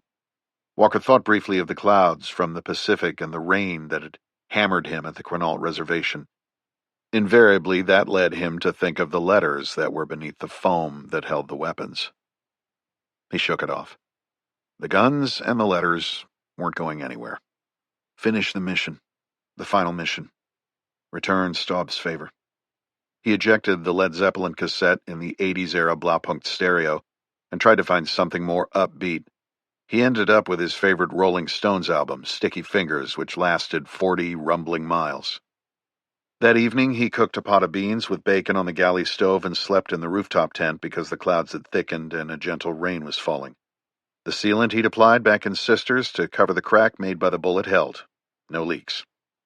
While rain thumped the roof, Walker delved back into philosophy beneath his battery-powered reading lamp.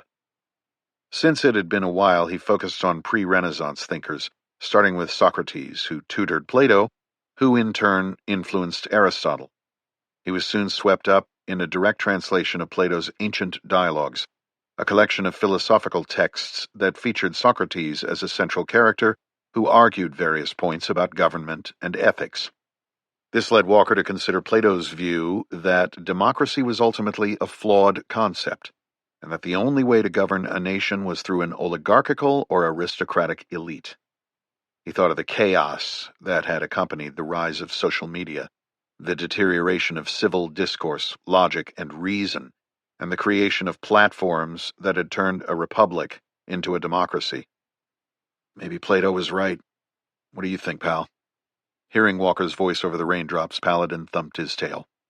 Walker turned off the light and closed his eyes, dreaming of ancient Athens with his dog curled at his feet. The mountains gave way to hills and then to fields as Walker drove the van south along Route 385. When he finally arrived in Amarillo, Texas, he turned on his flip phone to update Leanne and triple-typed a text message on the keypad. 2 or 3 days out, see you soon. After that, he powered the phone off and left Amarillo in the rearview. He found a different kind of beauty in Texas. The landscape was flat and treeless for miles, but not featureless. The tan concrete road, tilting telephone poles, and endless farm fields had a certain unity of form that reminded him of Edward Hopper paintings. A girlfriend had taken him to a Hopper exhibit while he was at NYU, introducing him to the intersection of art and philosophy, disciplines now inevitably linked in Walker's mind. He had admired Hopper's eye for early American industrialization and the changes it made on the landscape, and most of all, the feelings of loneliness evoked by the artist's silent figures, who so often faced into the sunlight, alone and quiet. Like Hopper, Walker found something beautiful in the desolation. With his hands on the wheel and his eyes focused 2 miles ahead, his mind wandered as he mentally debated the nature of beauty.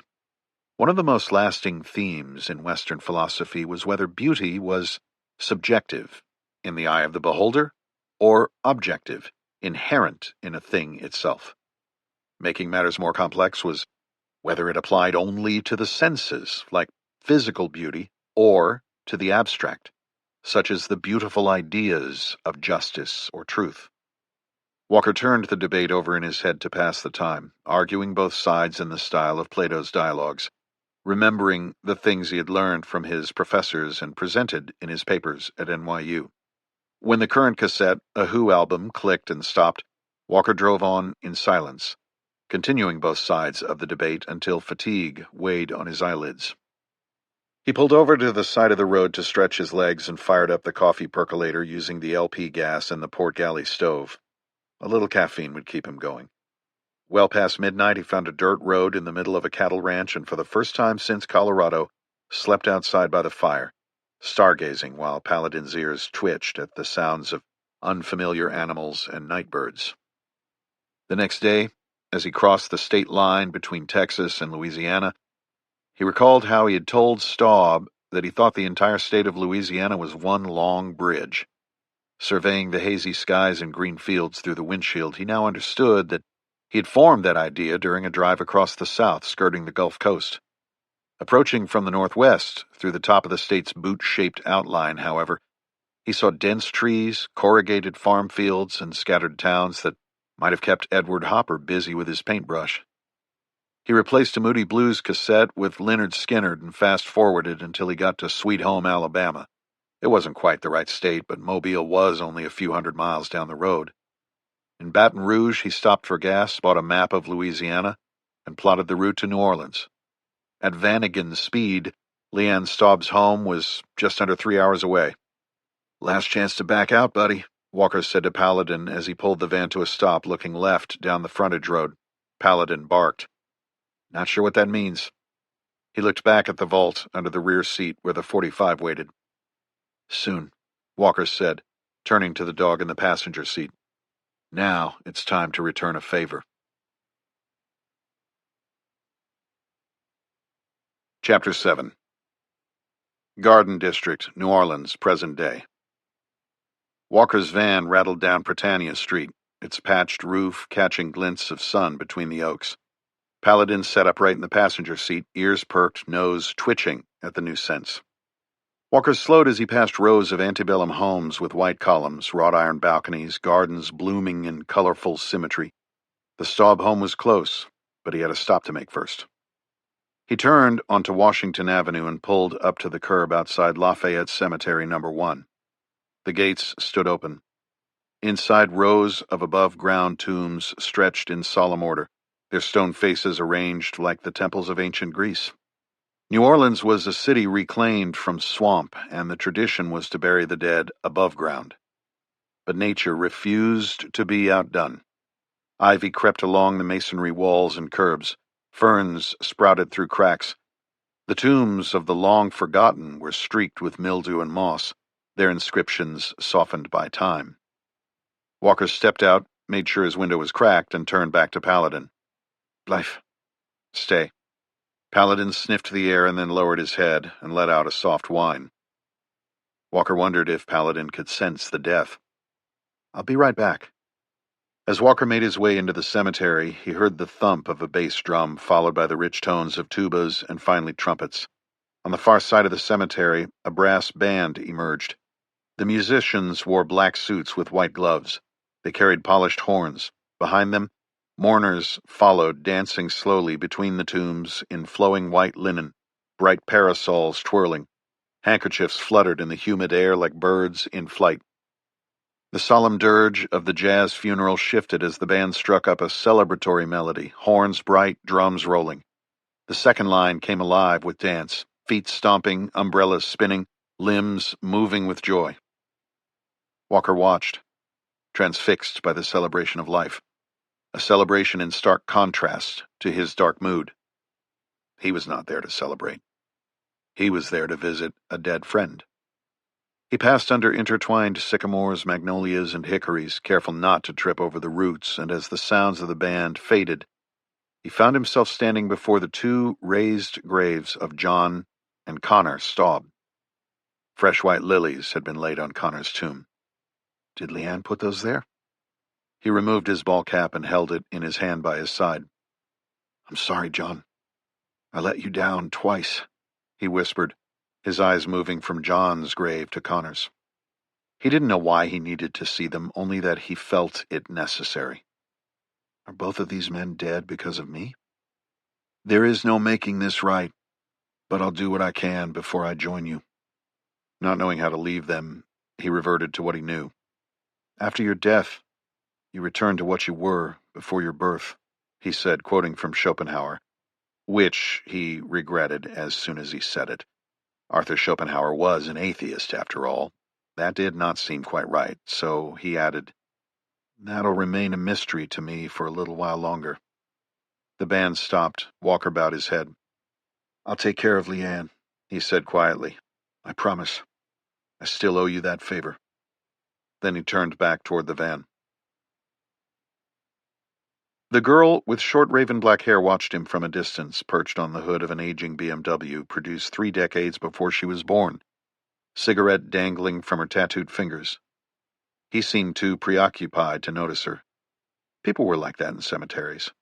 Her arms were inked with serpents, constellations, and fragments of poetry. She wore jeans and a gray tank top, her Doc Marten boots laced tight. He returned to his van, head down. Even as far away as she was, she could hear the vehicle take 3 tries to start. She took a drag of her Marlboro and watched him through a veil of smoke, squinting as she memorized his license plate. Walker had been to New Orleans twice. Once during Jazz Fest when his SEAL platoon was training at Fort Polk, but their time had been confined to Bourbon Street in the French Quarter. The second time was a more somber occasion, when they laid John Staub to rest. When he turned onto Leanne's street, he slowed the van to a crawl, looking from the address on a scrap of paper in his hand to the homes, searching for numbers. Walker was familiar with the history of New Orleans from a paper he had written on Voltaire's influence on the French Revolution. This had led him to study the governing philosophies of that era, particularly the debate between royalists and republicans, a debate similar to the one that had shaped the country he had just crossed. Louisiana and New Orleans were founded by the French in the 17th century. The state was named after King Louis XIV and the city for the governor of Orleans. However, in the 1760s, the ruling Bourbons gifted the city to their relatives on the Spanish throne to settle a treaty, making it a Spanish colony for the next 40 years. In the late 1700s, fires raged through New Orleans and destroyed most of the French structures. They were eventually rebuilt, but the city's most famous architecture was Spanish, even in the French Quarter. A few miles southwest, Walker found himself looking at a white two-story Spanish colonial house that would not have looked out of place in old Seville. It boasted a balcony, floor-to-ceiling windows with black hinged shutters, and a wide front porch behind tall columns. Like the neighbors on either side, the entire property was enclosed by an ornate wrought-iron fence. Walker parked across the street, his old van looking a bit out of place in the neighborhood, known to locals as the Garden District. He double-checked the address and compared it to the numbers under the gaslight lantern on the gatepost, thinking he had arrived at the wrong place. Nope, this was it. "You ready?" he said to Paladin as much as himself. Sensing his handler's impending action, but confused by the lack of an accompanying command, Paladin barked. "My thoughts exactly." Walker swung open his door and stepped down to the road. He glanced up and down the quiet street before looking back to Paladin. Here. Paladin sprung from the passenger seat to the driver's seat and then to the ground at Walker's side. Walker locked the van. "Volk," he said. "Heel." The pair crossed to the house, and Walker pressed a button on the intercom built into the pedestrian gate. "Hello?" the female voice said. "Leanne, it's Chris," he said. "Chris, come on up." The gate buzzed. Wearing teal surgical scrubs, Leanne Staub greeted them at the front door. "It's so good to see you," she said, stepping forward in a welcoming embrace. "And who is this?" "Paladin, but you can call him Pal." "Can I pet him?" She had been around enough working dogs to know that it was best to ask. He'd love it. She let Paladin smell the back of her hand and then ran her fingers along the top of his head and scratched him behind the ears. "Come in," she said, stepping back and holding the door open for them. "Thank you. It's good to see you, Leanne." "You too," she replied, closing the door and locking the deadbolt. As Walker followed her into the house, the first thing he noticed was the fine Persian Tabriz carpet on the floor, maroon with navy blue geometric shapes. A remnant of a past life. Chapter 8. Asadabad, Kunar Province, Afghanistan, 2020. The Mi-17 helicopter shuddered, not from turbulence, but from the bite of a sharp banking turn. They were descending. 3 minutes out, the Afghan pilot called out over comms in English. He had been trained to fly the Soviet-designed helicopter on night vision at Fort Rucker in Alabama under a non-standard rotary wing aircraft project called the Mi-17 Aviator Training Program. The agency-run Afghan counterterrorism pursuit teams used them for air assault operations. Walker trusted them, as much as he trusted anyone.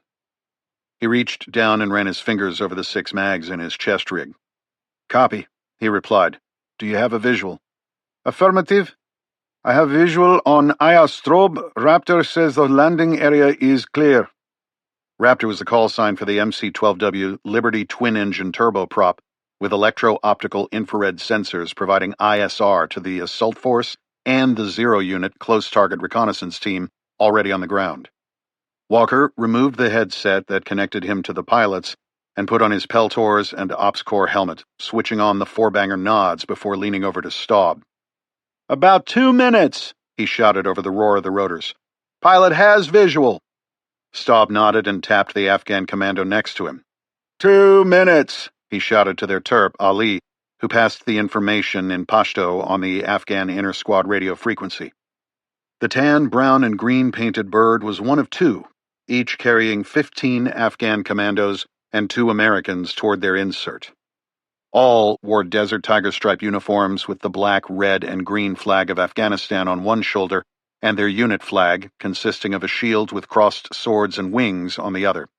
They were similarly kitted out in plate carriers, body armor, mags and mag pouches, blowout kits, and radios.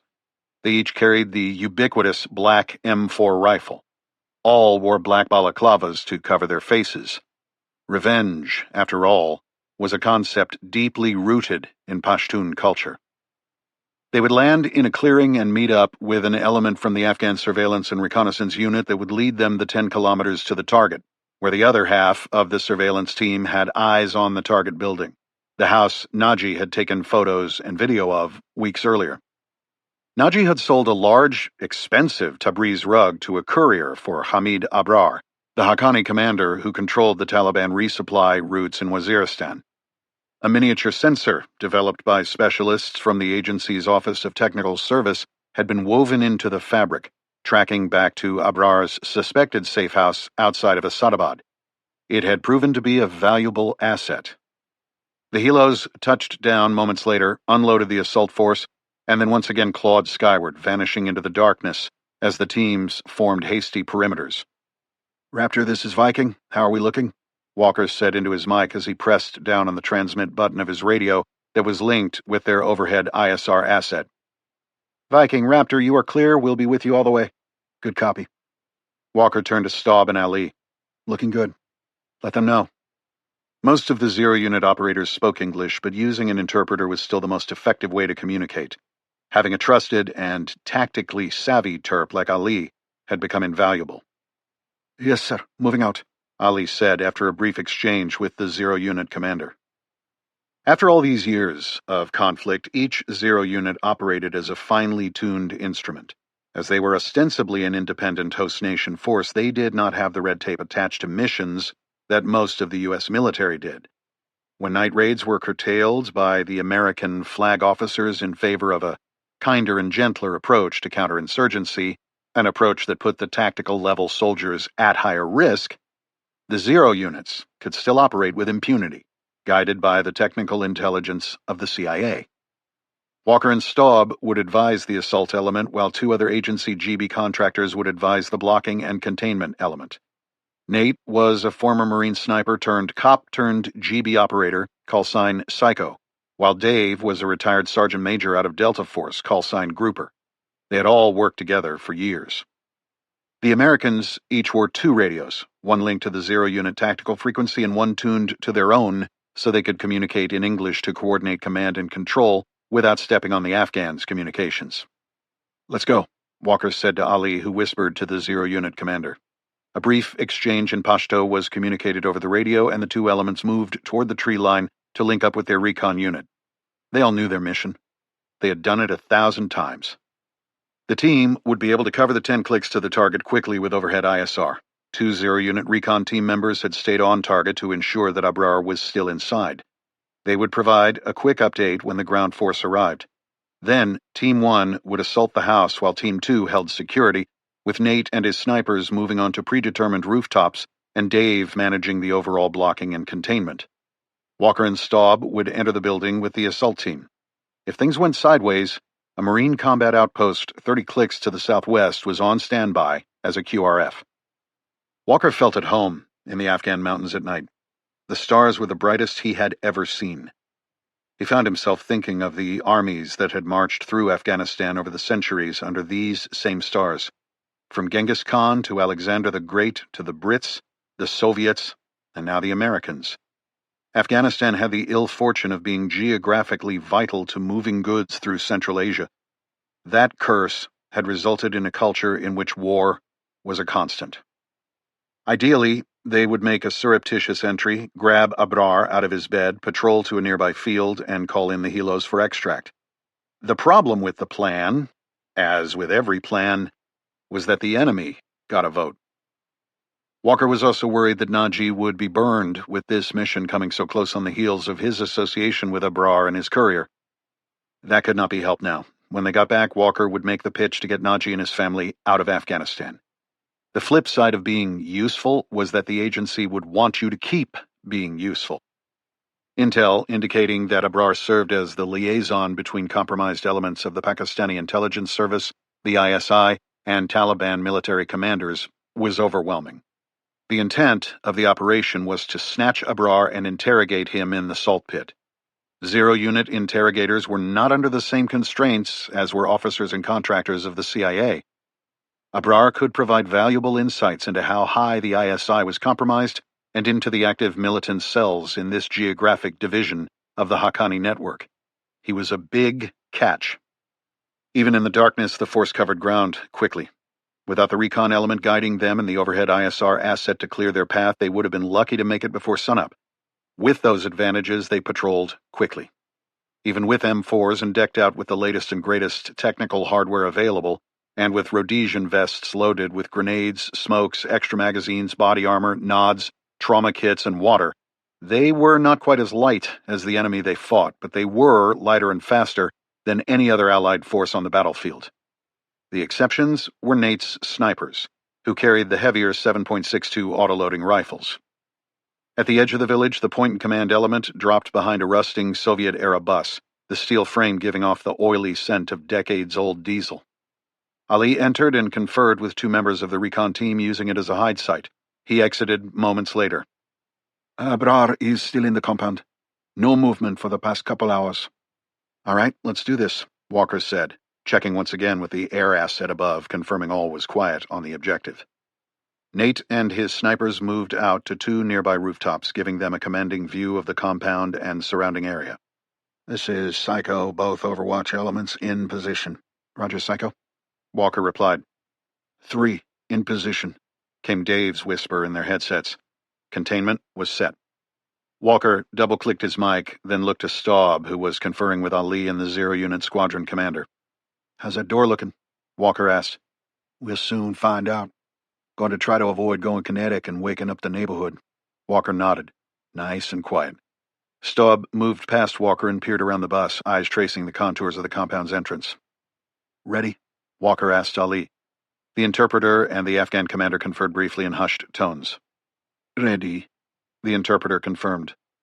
The breaching element moved across the street through the darkness, the point man passing the entrance and holding security down the street while the next man went to the gate, a set of lockpicks already in hand. The explosive breacher was prepared with a charge just behind him. Assaulters were stacked and ready to flow into the structure. Including the Americans and the surveillance element, they had 38 operators on the ground, ISR above, 2 helos ready for extraction, and a QRF on standby. They had stacked the odds in their favor, choosing the time and place of the engagement. Now, if they could just stay dark and quiet. Moving, Walker said. The 2 Americans ran across the street, the hard-packed dirt absorbing the sound of their footsteps.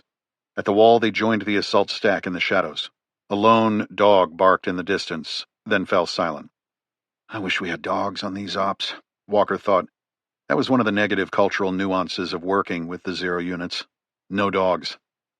Walker heard the creak of the gate as it swung open. Would that wake anyone inside? An unseen guard or security element? He felt the assault train begin to move and knew that the man who had picked the lock and the explosive breacher had moved to the side, allowing the stack to push into the courtyard. Walker and Staub followed and covered the 10 yards to another door on the inside of the compound in seconds. The assaulter with the lockpicks moved back to the front of the train and put his skills to use. With Staub on rear security, Walker stepped out to watch the breacher work. The door cracked open, but it was not the result of a surreptitious entry. Someone inside had opened it. A man in a white robe. He was carrying an AKM rifle. Just as he had been trained, the breacher pivoted to the side of the door, and the Zero-Unit assaulter behind him put 3 suppressed rounds into the chest of the man with the AKM, immediately flowing into the structure, followed by the assaulters behind him. The enemy had gotten their vote. Had anyone heard? Suppressed weapons like the M4s carried by GB and the Zero units were just that. Suppressed, not silent. Pashto language from the assaulters came over Walker's headset, still measured and controlled. Professional. Walker knew they were pushing through the bottom floor of the 2-story structure just as they had done time and time again at the behest of the Central Intelligence Agency. Hunters, searching for their prey. Walker and Staub trailed. Front room, clear. Second room, clear, no movement. From the third room, Walker heard the unmistakable sound of suppressed gunshots. The Zero unit was stacking bodies. More Pashto over the radio. Walker did not need their interpreter to know what was being said. Ground level secure, moving to second floor. Walker and Staub entered the room of the engagement, now being held by one of the Zero unit shooters. They knelt and checked the faces of the dead men, military age males with AKMs. They were all too young to be Abrar. More suppressed shots from the upper deck. As Walker and Staub turned to re-enter the hallway, Ali came over the radio to let the Americans know that there were 2 more dead tangos upstairs. Target was secure. Negative on Abrar. It was a dry hole. But they had 1 prisoner. Both men knew what that meant. The Zero unit would conduct a quick battlefield interrogation, something American units had been directed to call Tactical questioning. This was the gray area in working with host nation forces in a sovereign country. Both Walker and Staub knew better than to insert themselves into the zero-unit interrogation. Zero units could be extremely persuasive when left to their own devices. "What the fuck?" Staub said. "After all that, did we hit the wrong house? Abra should be here." "Where's the rug?" Walker asked. "I didn't see it," Staub said. "Maybe upstairs?" "It was delivered here, but the tracking device either died or couldn't transmit inside. But it was here. Let's look upstairs." As they turned toward the staircase, Nate's voice came through their headsets. "Movement in the house across the alley." Walker paused and looked at Staub. "Could just be neighbors," Walker said. "Then where did Abrar go? He didn't just disappear. Unless our recon team missed him leaving. Possible, but unlikely." They stepped into the room with the prisoner and were not surprised to see that he was stripped naked and bleeding from the head. He was being held down by 4 Afghan operators, while a 5th had a gloved hand around his genitals, a blade pressed into the soft flesh. The prisoner was talking. "What's he saying?" Walker asked Ali in a hushed voice. Walker did not want the prisoner to know that Americans were on target. He was more apt to talk if he thought he was solely in the hands of Afghans, who would not hesitate to separate his manhood from his body. "There is a tunnel connecting the 2 houses. Abrar is next door." "Where's the entrance?" The zero-unit men were already hoisting their prisoner to his feet. "He will take us to it."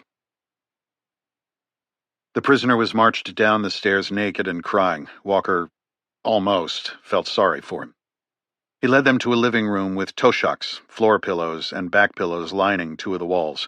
A large iron chest was against another wall. It had been opened by a zero-unit operator in a quick clearance. It held plates, bowls, mugs, and utensils. "Show us," Ali said in Pashto. They had learned the hard way that anything could be rigged to explode.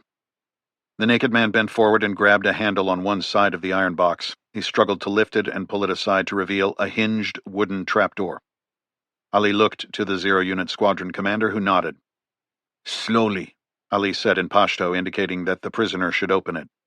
Shaking, the man knelt and dug his fingers into a groove cut in the floor on the side opposite the hinge and lifted. Unsuppressed, the rifle firing from below on full auto seemed to shake the room as the 7.62 by 39 rounds tore through the naked prisoner, stitching him from his groin, up his torso, and into his head, which snapped back. He then fell forward, gravity pulling him into the underground shaft. 2 zero-unit operators began firing back through the top of the wood door as another pulled a grenade from a pouch and crept forward. As the 2 shooters ran dry, he pulled up what was left of the trapdoor and tossed the grenade into the darkness, letting the door fall back into place. An explosion followed. The squadron commander told his shooters to hold on the door and turned to the 2 Americans. "Flexing to new target," he said in broken but understandable English. As Walker opened his mouth to respond, they heard the unmistakable sound of suppressed 7.62 rounds of Nate's snipers. Nate's voice cracked through the Americans' headsets, still calm, but now with added edge. "Tango's inbound, from the house to the east. Dropped 3. Others took the alley, coming at you." "Shit," Walker said. "Here we go," Staub responded.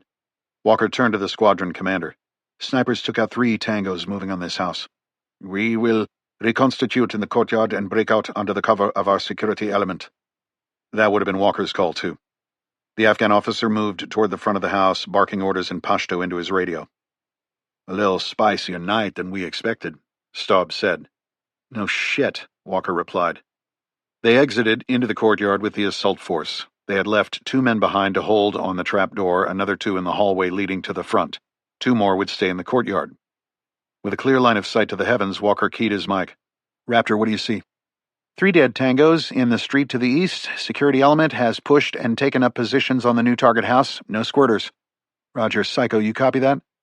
"Loud and clear. We are spread pretty thin, but have both houses in an L. Move when ready." "Good copy." Staub was conferring with Ali and the zero-unit commander. "They're ready, boss. They're going to do a dual entry, front and rear. I'll go with Team 1 to the front. You go with Team 2 to the rear." "Wish we could soften this place up with some 105 rounds." "Well, we don't have an AC-130. "No, we don't." "Let's grab this fucker and get back to base."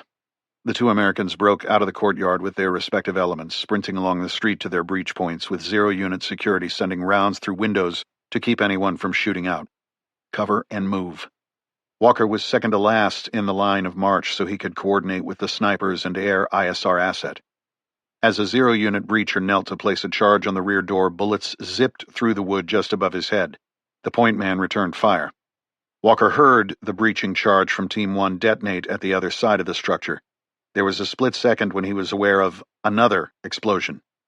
His mind briefly wondered what it could be because his Team 2 breacher had not yet placed his charge on the rear door. As the building came down on top of him, Walker had one final thought before he was consumed by darkness, fire, and dust. What the hell are we doing here? Walker awoke to the rhythmic whomp of rotor blades. Glad you're alive, partner, a dirt and grime-covered John Staub said from the bench seat above him. What happened?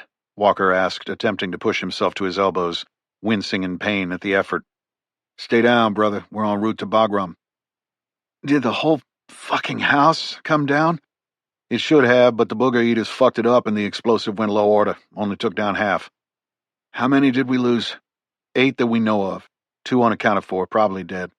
QRF inbound 0-unit was not leaving until they had all their men. Site secure? As secure as you can be in Afghanistan. Dave and Nate? They stayed with the unit to coordinate. Standby 0 Squadron is inbound to assist. Abrar? Staub shook his head. He was in the half that came down. A wall collapsed on you. Your body armor and helmet saved your life. The boys were using carpets as stretchers to move the wounded to the HLZ. We found you in the rubble and carried you to the helo in that fucking carpet from Naji. Walker turned his head to the side, aware that he was lying on a maroon rug. It was in a part of the house that didn't come down, Staub continued. And I'm fine, by the way, thanks for asking. Walker leaned his head back on the floor of the fuselage and closed his eyes. Don't you go dying on me, Staub said. I wouldn't do that to you. Walker thought of the absurdity of it all. An American on a Russian helo, flown by an Afghan, in a war with no end. Camus, he said. What was that? Albert Camus. Who's he? Staub asked. A philosopher. Of course he was. The myth of Sisyphus. I don't want syphilis. Not syphilis. Sisyphus. The absurdity of pushing a boulder up a hill only for it to roll back down. I'm thinking maybe that helmet didn't work so well after all. Maybe not. Just feels like that's what we're doing here. Destroying the village to save it. You're an odd bird, Chris. I know. Staub paused and evaluated his friend. And another thing, he said. Yeah? You're welcome. Shit. Guess I'm gonna owe you favors forever. Not forever. Just for a very long time. Chapter 9. New Orleans, present day. Beautiful home, Walker remarked, unsure of exactly what to say to the wife of his dead friend. Thank you, Leanne replied, brushing a piece of lint from her scrubs. The first floor rooms are original lath and plaster. I remodeled upstairs and moved some walls around, so those are drywall. Where uncovered by Persian carpet, dark mahogany floors gleamed. Leather sofas absorbed the last of the late afternoon sun, shining like polished armor. Though the home's bones whispered of age, its decor was sleek, restrained, contemporary. Walker tilted his head to take in the high ceiling. That has to do with the heat, she said, leaning down to stroke Paladin's thick coat. Most of these old turn-of-the-century places have tall ceilings to let it rise. She looked up at him, hand still resting on the dog's back. Take a seat, won't you? Can I get you something to drink? Water's fine. A bowl for Paladin in the kitchen would be good, too, if you don't mind. Walker circled a low-backed leather swivel chair and settled into it slowly. Of course not. Be right back. Leanne disappeared through the kitchen doorway. Alone, Walker let his gaze travel. The fireplace was framed in white painted brick, matching the home's exterior. A mahogany mantel jutted above it, bearing a single silver-framed photo. Walker rose and approached it. His fingers hesitated near the edge of the frame, almost touching the chilled metal. John, Connor, and Leanne stood on the back deck of a boat at sunset, grins caught mid-laugh. John looked exactly as Walker remembered, weathered and steady. Connor must have been 12. Time had turned the image into a relic. He leaned in closer, comparing the Leanne of the photo to the one who had met him at the door. Now, closing in on 50, she still maintained her strawberry blonde hair of a decade prior, though it was now cut a few inches shorter. It took him a second to recognize what was missing. The twinkle in her eyes. The life. The vitality. That spark was gone.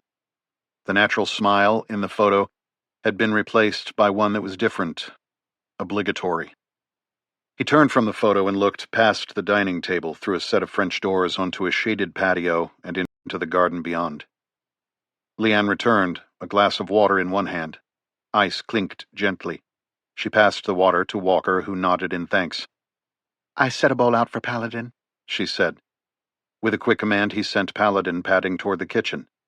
Leanne sank into the leather sofa with a soft sigh. Walker did the same.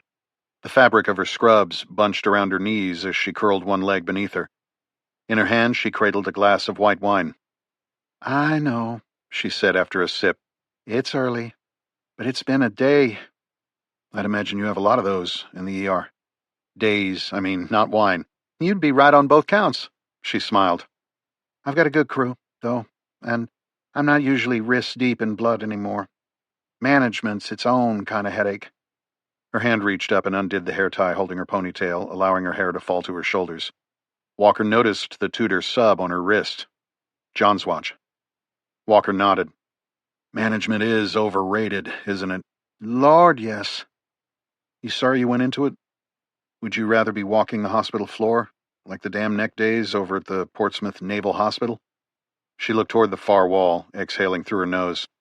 "Tulane Med Center is a well-funded hospital, so we're staffed. I'm the charge nurse in the ER. Questions from interns and residents keep me young, sort of." She forced a smile. "This job allowed us a better life, which matters now. Or it did." "Looks like you found the right spot." Paladin returned from the water bowl in the kitchen and sat by Walker, who reached down to scratch him behind the ears. "Ah, yes, the Garden District." She pronounced it with a genteel drawl, Garden.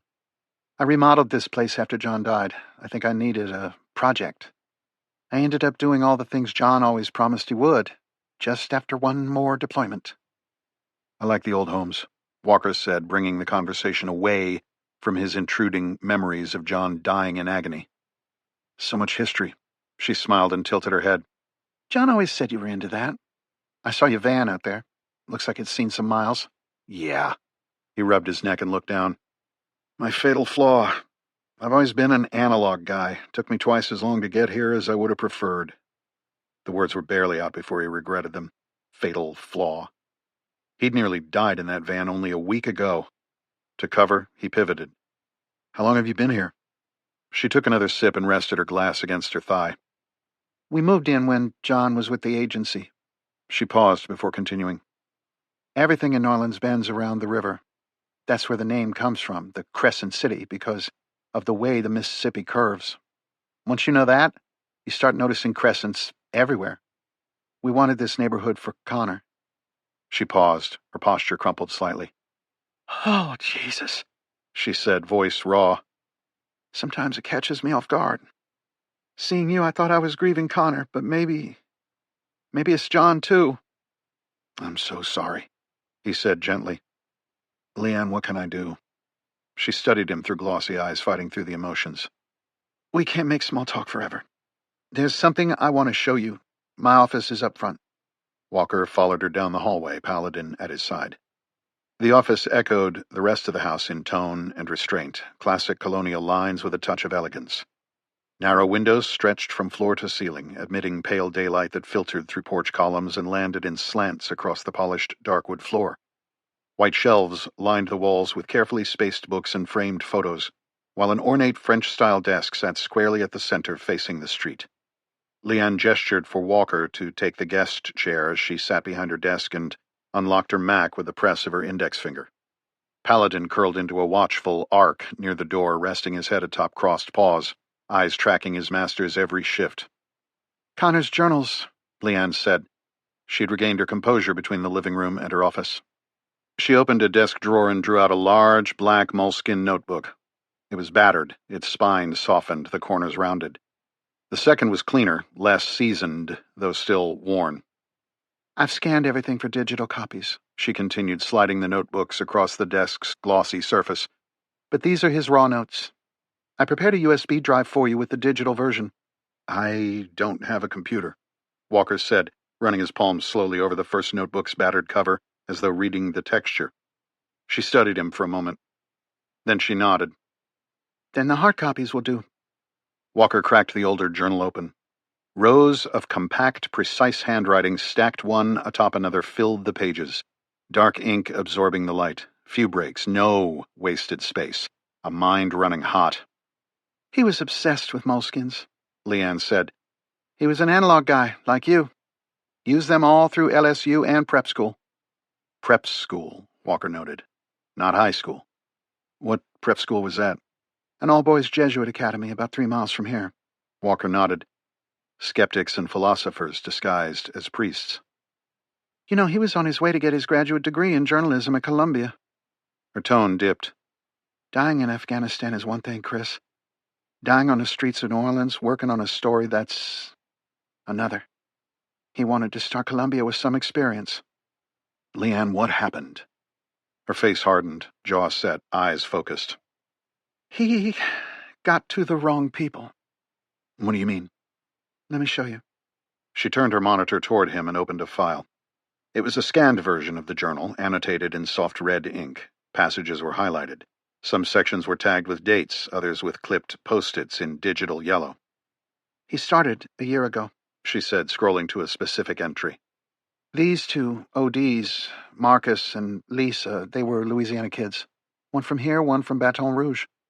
She pointed with the back of her pen. Then more names follow, each with details. Walker flipped through the notebook in parallel, turning pages beneath calloused fingers. Did he ever discuss any of this with you? He kept it to himself. Said he was working on something big. A story on the Big Easy, he would joke. Looking back, I think he was trying to protect me. It's hard to make sense of these entries, Walker said, eyes narrowing. That's the code Connor was using. I couldn't crack it, not entirely. But I had access to death certificates through the hospital, for the local cases at least. Some of the details matched what's in here. You used your credentials? Leanne shrugged, pragmatic. I had access. The investigators were not giving me anything. She tapped a page on the screen. What I've learned so far is that Connor was trying to map opioid-related overdoses, figure out where the supply was coming from and who was moving it. He focused in on a particular drug he called Snowball. It's the new popular pill out there. How'd you get that far? I gave myself a crash course in code breaking online. There's a printed legend taped to the back cover. It's a start. Walker flipped to the rear flap of the older notebook. A taped sheet of paper bore a cipher legend alongside a printout of Leanne's cross-referenced notes. I see. Connor found patterns in the overdoses, all tied to a network operating out of a section of town called the Ninth Ward, which is where he thought this snowball was coming from. She opened Google Maps and pulled up an overhead view. The Ninth is east of us, on the same bank, right along the canal. An image of roads, grids, and waterways appeared on her screen. It was nearly wiped out during Katrina. That levee, she tapped the canal, broke wide open. The entire area was submerged 15 feet underwater. It's never really recovered. The vacant homes became a magnet for gang activity. My ER gets constant GSWs, gunshot wounds, coming out of the Ninth. And Connor was doing research out there? I think he was out there asking questions. I didn't know at the time. If I had... She trailed off, her shoulders slumped. My schedule at the ER is chaos. I wasn't always here for him. What evidence do you have that there was police involvement? As you read through the journals, you will see there is a code name, Slate. Some of the people he interviewed mentioned a cop involved in the trade. Connor calls him Slate. I did some Google searching and asked a few police officers at the hospital, but have not found anyone with that name. Could be a code for someone or maybe a nickname. You said drugs were found in his car? That's what the police report says. Heroin bricks in the trunk. They said he was a dealer, that he OD'd on his own stash. Where's the car now? In the garage. Cops impounded it for a month. I just picked it up a few days ago. Walker raised an eyebrow. Can I take a look? Sure, come on. Outside, the light had softened to gold. Leanne led him through the yard to a detached garage where a late-model Range Rover Sport with a few dings sat beside a green Jetta. It's open, Leanne said. He loved this car. Took it apart more than he drove it. Man after my own heart. Walker offered. He leaned inside. The air was tinged with age, dust, and vinyl, and something faintly mechanical. The stereo was original. The glove box door was loose. Walker grabbed the keys from a tray in the center console and then walked around and used them to unlock the trunk. He lifted the lid. The interior was lined with clean, black carpet. He folded it back to find the spare tire. Their evidence photos showed 5 bricks of heroin around that tire, Leanne said. Walker ran a hand along the inside edge of the trunk before shutting it gently. Did Connor have friends? Maybe a girlfriend I can talk with? There was a girl that he saw from time to time. She was trouble. His friends had scattered, different schools, jobs. He was focused on this story and getting ready for Columbia. Leanne looked him in the eye. I want justice for my son, but I need help. If John were still alive, it would be different. Everything would be different. I know. So, what now? She asked. Walker studied her face, finding resolve behind amber, bloodshot eyes. He thought of his friend, the barrel-chested man with the huge smile and even bigger heart, the man who would have been around to raise and guide Connor had it not been for the philosopher standing in his garage. He took a breath. I pick up where Connor left off. Find out who Slate is. I finish what your son started. You think you can do that? I'm not a cop, Leanne, but I'll do what I can. My husband always told me you were, well, different. I'm guessing that wasn't a compliment? No, it was. John said you were a good man. Leanne, your husband was the best I ever worked with. She considered him intently, choosing her words. Chris, New Orleans is not like anywhere else, which I think is how they got away with this. Connor uncovered corruption in the department and they killed him for it. I know that with every fiber of my being. When you start asking questions, they are going to react. They will come after you, hard. Well then, he said, voice low but steady. I'll just have to go at them harder. Chapter 10. Where hope meets healing, Derek Matheson read aloud, squinting at the banner strung across the barricade as the black Suburban crept past a traffic cop. Who came up with that? In the front seat, Carolyn Boyle, his executive vice president of marketing, half-turned. He could see her blonde hair against her dark pantsuit. In her mid-30s, she had been on board for 5 years. With the pace he set and demanded from those around him, Matheson thought she would have burned out by this point. He often wondered when she found time to keep so fit and toned. Her mouth curved into something between a cautious smile and a bracing wince. I did. The founder and CEO of Genera Pharmaceuticals didn't nod, didn't thank her. Instead, he glanced down at the sleek white dial of his Breitling Navitimer chronograph, its 18-karat red-gold case and bracelet catching a glint of sunlight through the tinted glass. Matheson wasn't a pilot, but he owned a jet. And the logo, he said. Green and gold? Why not red? Genera's branding is red. Carolyn held her reply for a moment, eyes forward as she considered her answer. It's Tulane's palette, she said.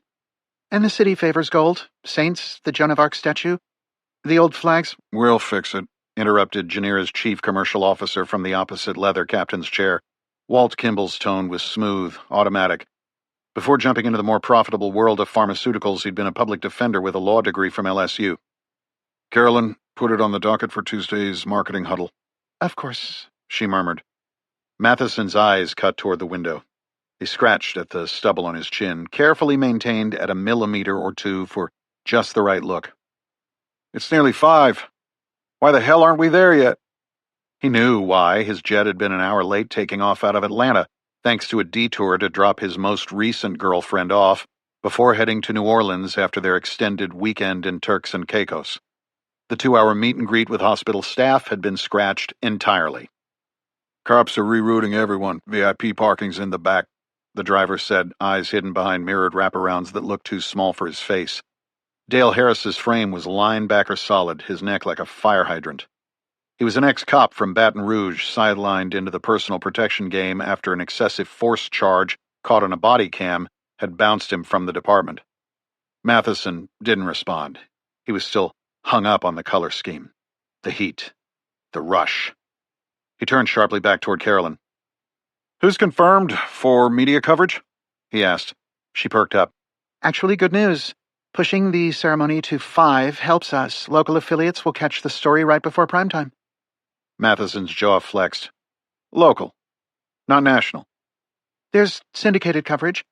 Freelancers filing pool copy. Might get picked up wider." "Might," he repeated, turning back to the window. Silence mounted. Dale adjusted his grip on the steering wheel. Walt turned his head and feigned interest in a hot dog vendor on the sidewalk. "No CNN? No Fox? No MSNBC?" Matheson asked. "I haven't—" "What about at the gala tonight? Any coverage?" Carolyn's lips parted. "They haven't confirmed." "But you called them. We sent the press kits. You followed up." "I did, yes." "So why aren't they here?" "They thought the opening of the center was a local story." "This isn't about the opening. This is about Janira breaking boundaries. The opening was just supposed to be the visual."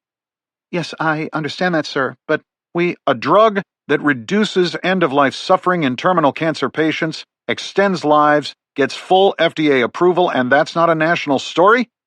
She stiffened her back and sat up straight, putting on her executive armor. "God damn it, Carolyn!" he snapped, his voice booming through the cabin.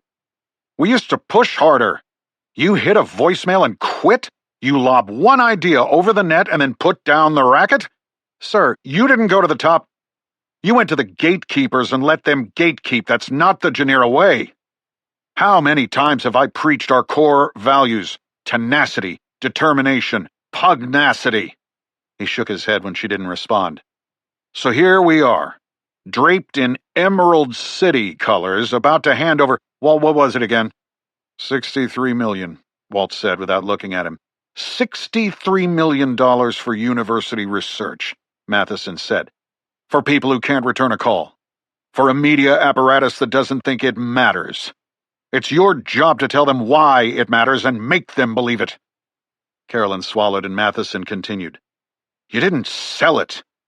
My job was research, now it's leadership. Yours is sales." His voice dropped and his eyes shifted outside, looking at the green and gold banners set up for the event. "Not a national story. Fuck. Whole thing is a wash. Not even sure I should have come back for this." No one spoke. The car slowed. "We're here, boss," Harris said. Matheson grasped the door handle as a man in an old-fashioned seersucker suit approached, hand raised, smile strained. "Who is that?" Matheson barked. "Carolyn?" She blinked at the bright light outside, groping for an answer because she didn't have an angle. Kimball cut in smoothly. "That's Dean Avery, Tulane Medical." Matheson thrust the door open without another word to his staff, leaving the air-conditioned confines of the Suburban and stepping into the damp heat of a New Orleans evening that enveloped him like a shawl.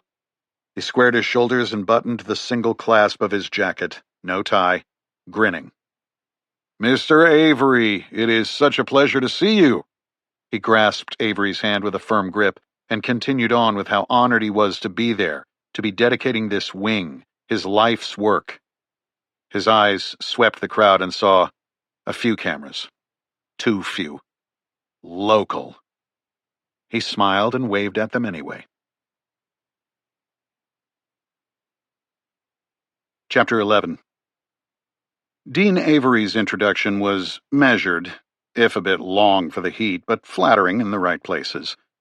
Standing off to the side of the stage, Derek Matheson listened and approved. Carolyn had written the intro. Maybe she earned a half point for that. The dean highlighted Matheson's dual degrees from Tulane, his early vaccine research, the 15-year arc that led to Janira's founding. He referenced The Cancer Answer, the TED Talk that had rocketed Matheson into the technocratic elite, where he played in the brighter lights among the tech bros. The crowd laughed where they were supposed to, applauded on cue. When Matheson finally took the microphone, tanned from the Caribbean, smiling, dressed to kill in tailored Tom Ford, he spoke with humble warmth.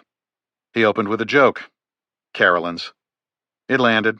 Light laughter, just enough. By the end, the standing ovation didn't surprise him.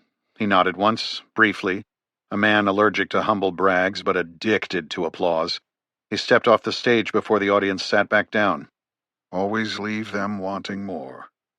Matheson exited behind the stage where Carolyn and Kimball were waiting to shower him in compliments. "Thank you. Let's go before I get caught up in a conversation that I don't have time for."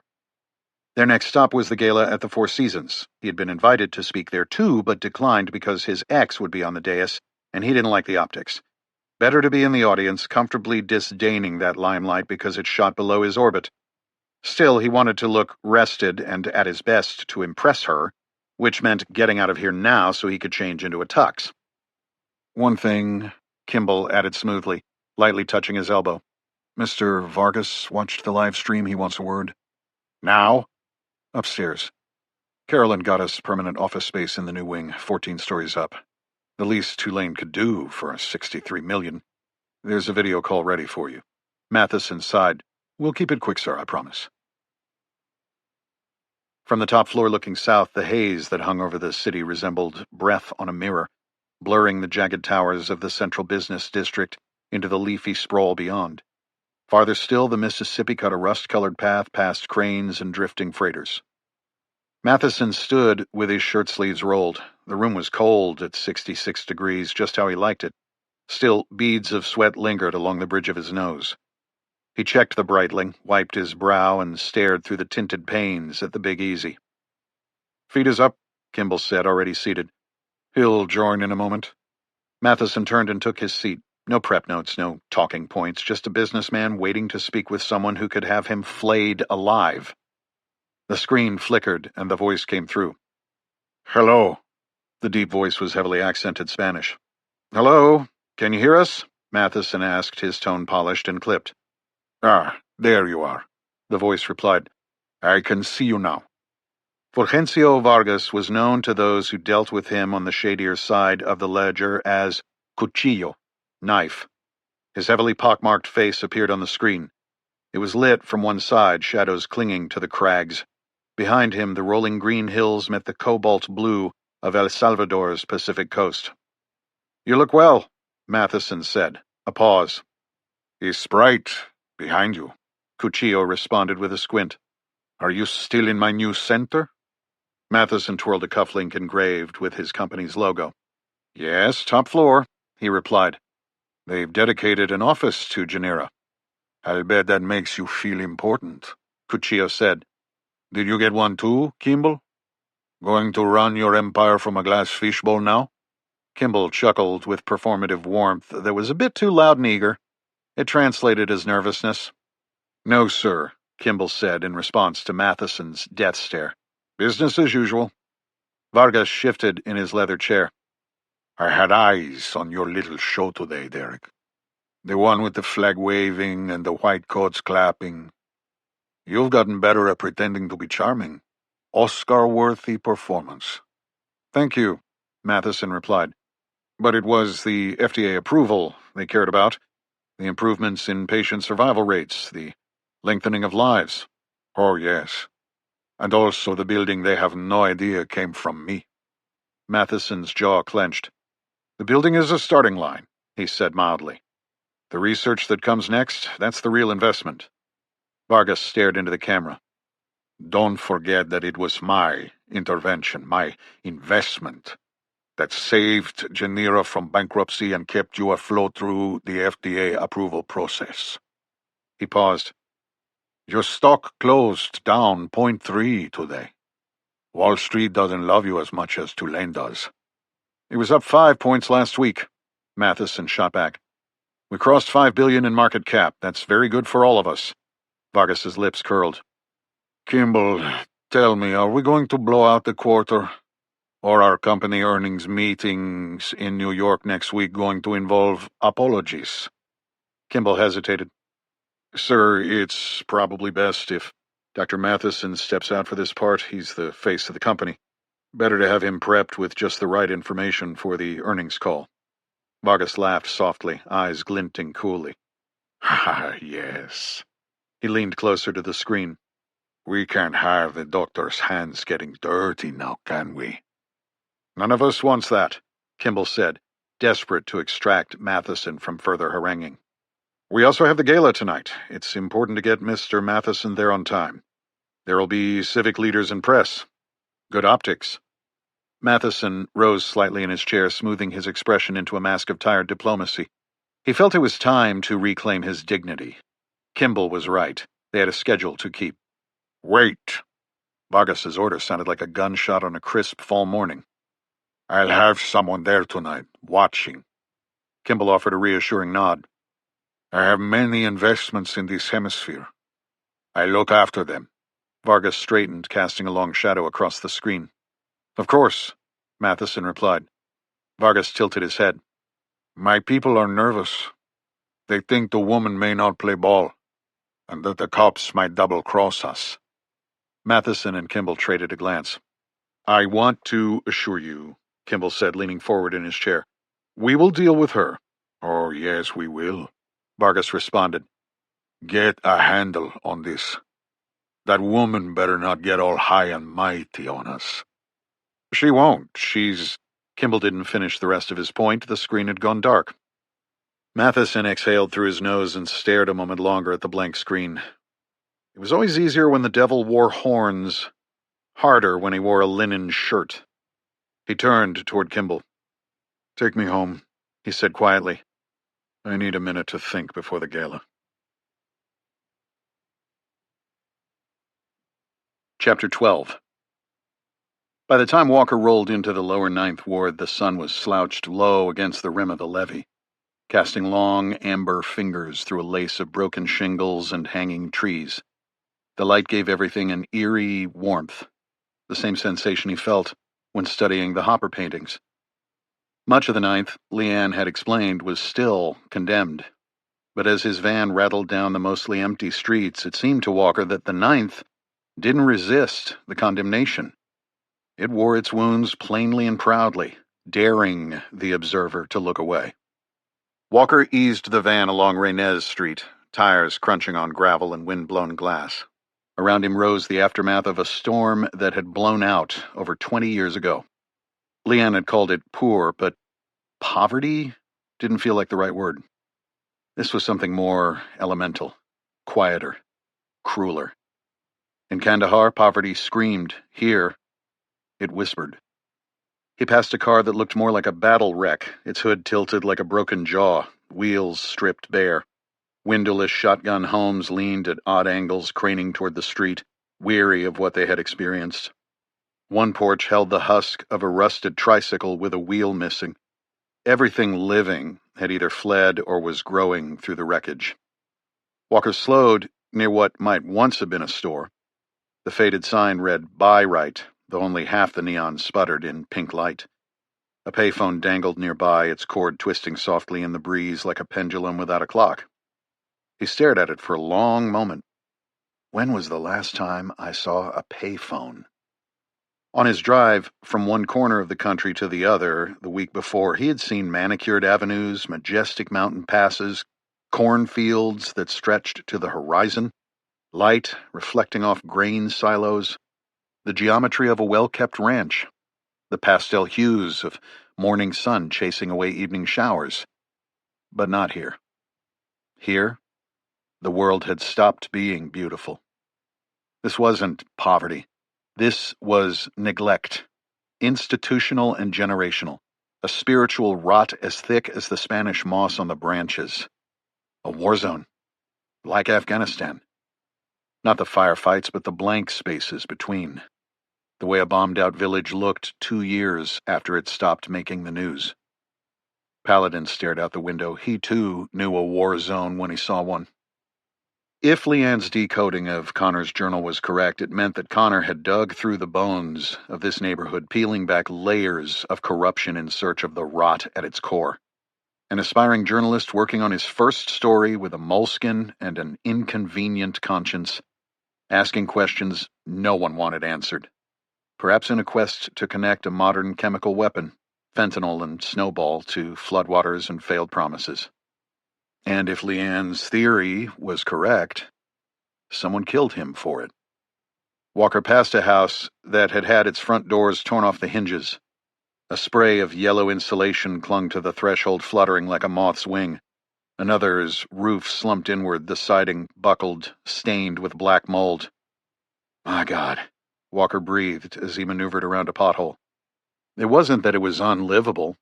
Some people still tried. He could see them. Shadowed figures in doorways. Shirtless boys leaning against porch railings watching the stranger in the faded blue van. But it wasn't living, he thought. It was resisting death with dignity. His inward philosopher reawakened. Is resisting death with stubborn grace what I'm doing? The nightmares did not care about intent. The cold sweats didn't respect strategy. And John Staub, his friend, his brother, was still dead because of what Walker had done, or failed to do. Good men die, he whispered, answering the voice. Paladin shifted on the passenger seat, watching him. Don't worry, boy. We're going to set up shop, he said, voice steadier. Somewhere quiet. He reached across and scratched the dog's ear. Paladin's tail tapped the seat twice in agreement. Walker shifted into third and continued forward, deeper into the decay. Maybe he was still alive so he could finish what Connor had started, and maybe, in doing so, find one small answer to the question that haunted him. Not whether he was good, but whether, with what time he had left, he could do something that was. Chapter 13. FBI special agents had varying reasons for requesting transfers. Jarrett Stanton was looking for a city that needed his help. That's what had landed him 2 years ago in a trim Creole townhouse 2 short blocks east of the French Quarter, close enough to hear the late-night trumpets floating through the alleyways, but far enough not to smell the slushy hurricane cocktails spilled on Bourbon Street. Like Stanton, the house was dignified and symmetrical. 4 bedrooms, a wrought iron balcony that draped over the sidewalk, and most critically, no yard to upkeep. Instead, he'd overseen the construction of a square brick courtyard laid in a herringbone pattern. Inside, he was hardly the lord of the manor. The house hummed with the friction of female energy. 3 daughters in various stages of childhood, with obsessions ranging from Disney princesses to gymnastics to 9th grade debate club, all shepherded by Alma, his wife, his rock, and the only person who could conduct this family ballet in time with the Bureau's demands. For all that, Stanton had methods to tune the girls out when he needed to, one of which was to open the windows that faced the street and listen to the jazz filtering over the rooftops while he dressed. Tourists might call the quarter a theme park, and they weren't wrong. But Jarrett didn't live for Bourbon Street. He lived for the undercurrent, the quiet hiss of buskers rehearsing near the golden Joan of Arc statue, the smell of chicory from the French market. The way jazz didn't just echo here, it lingered. He would miss it one day. He had come here to help right wrongs, to fight corruption. And yet the city had seduced him too. He checked his Apple Watch. The gala at the Four Seasons would be starting soon. He wanted to walk. The device on his wrist told him he was barely above 8,000 steps, not nearly enough. Come on, Jarrett. He stood in front of his bedroom mirror. The stiff white collar of his tuxedo shirt flared awkwardly at his neck like the wings of a startled gull. In one hand he held a black bow tie, a strip of silk that may as well have been a Rubik's Cube. He turned it over in his fingers, looped it once, and frowned before exhaling a sharp breath. Alma moved behind him with the silent efficiency of a mother of 3 and the steady patience of a kindergarten teacher. Her own dress hung half-zipped, height elevated by heels. You're making that face again, she said lightly, smoothing his shoulders. The one you make before dental appointments. Jarrett offered a lopsided smile. You ever think it's a little ironic that I can take down a wire fraud ring in Baton Rouge, but I can't figure out how to tie this thing without Googling it? You're not allowed to mention federal investigations and internet tutorials in the same sentence, Alma replied, plucking the tie from his fingers. You're more interesting than that. Tell that to the kids. A raucous argument echoed down the hallway from a playroom that was a minefield of glitter hair clips and half-dressed dolls. That's my Snow White headband, Veronica shouted. It's not. Eloise found it in the car. In my booster seat, Alma winced. Okay, that's escalating. Audrey, the eldest and the self-appointed house diplomat, poked her head in. Do I have to start confiscating the princess gear again? Jarrett raised an eyebrow. Is that a thing now? I have a whole drawer of mouse ears, wands, and pixie dust, Alma whispered, looping the tie with deft fingers. It's starting to look like the Orlando TSA station's lost and found. Outside the window, the indigo dusk of New Orleans stretched across the skyline. Jarrett's gaze flicked to the digital clock on the nightstand. 67 minutes until cocktails. 47 minutes until he stood in a ballroom of state troopers, DAs, city officials, politicians, and the urban elite. As one of 5 assistant special agents in charge, his competition to make it to the next level, special agent in charge, was fierce. Jumping from ASAC to SAC was not just a matter of moving from GS-14 to GS-15. It was politics. And tonight was an opportunity to show his boss he was comfortable operating in and around those who filled the New Orleans society pages. A knock on the front door cut through the chaos like a conductor's baton. Then a chorus of little voices. "She's here!" The babysitter barely had time to slide inside before the girls flung themselves at her in joyful greeting. Alma took a few steps into the hall and called down the stairway to the landing. "Brush teeth in 20, no glitter on furniture, the babysitter's in charge if anything catches fire." And then it was quiet. In the mirror, Jarrett adjusted the now perfect bow tie. "How do I look?" "Like a black James Bond," Alma said, slipping her arm through his. "Does that make you my black moneypenny?" "I don't think they were married or even romantically involved." "You really think I need to go to this?" She laughed at him. "Darling, for the past 3 weeks, you've been telling me you need to get better at this kind of thing."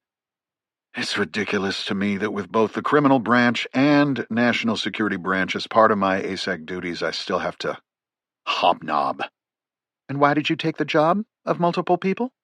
"Because Cappy retired and someone had to do it while they transfer a replacement." "And because Augie Lloyd knew you could handle the double duty. You can navigate these waters. Zip me," she ordered, turning. After he zipped his wife's dress, she added, "There's going to be a whole lot more of this in your future, Mr. Bond." He smiled. Her banter had taken the edge off. She reached up and kissed him. "And don't forget," she added. "What?" "Shaken, not stirred." Chapter 14. The lights shimmered like constellations over the ballroom.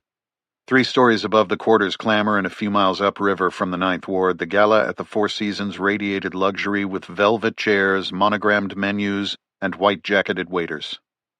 Beyond the glass windows, the Mississippi moved without urgency, wide and dark and meandering through the 100 miles of swampy, unusable land until it reached the Gulf. Inside, New Orleans's elite drifted from bar to banquette, each step choreographed, each smile stage-lit.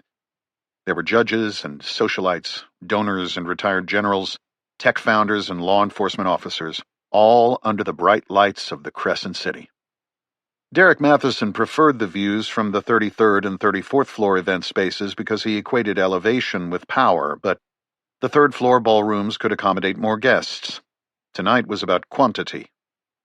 Nominally, the gathering was to benefit a charity called New Leaf NOLA, a youth initiative whose mission focused on mentorship, education, and opportunity. But nobody in that room had shown up to save children. They came to be seen saving children.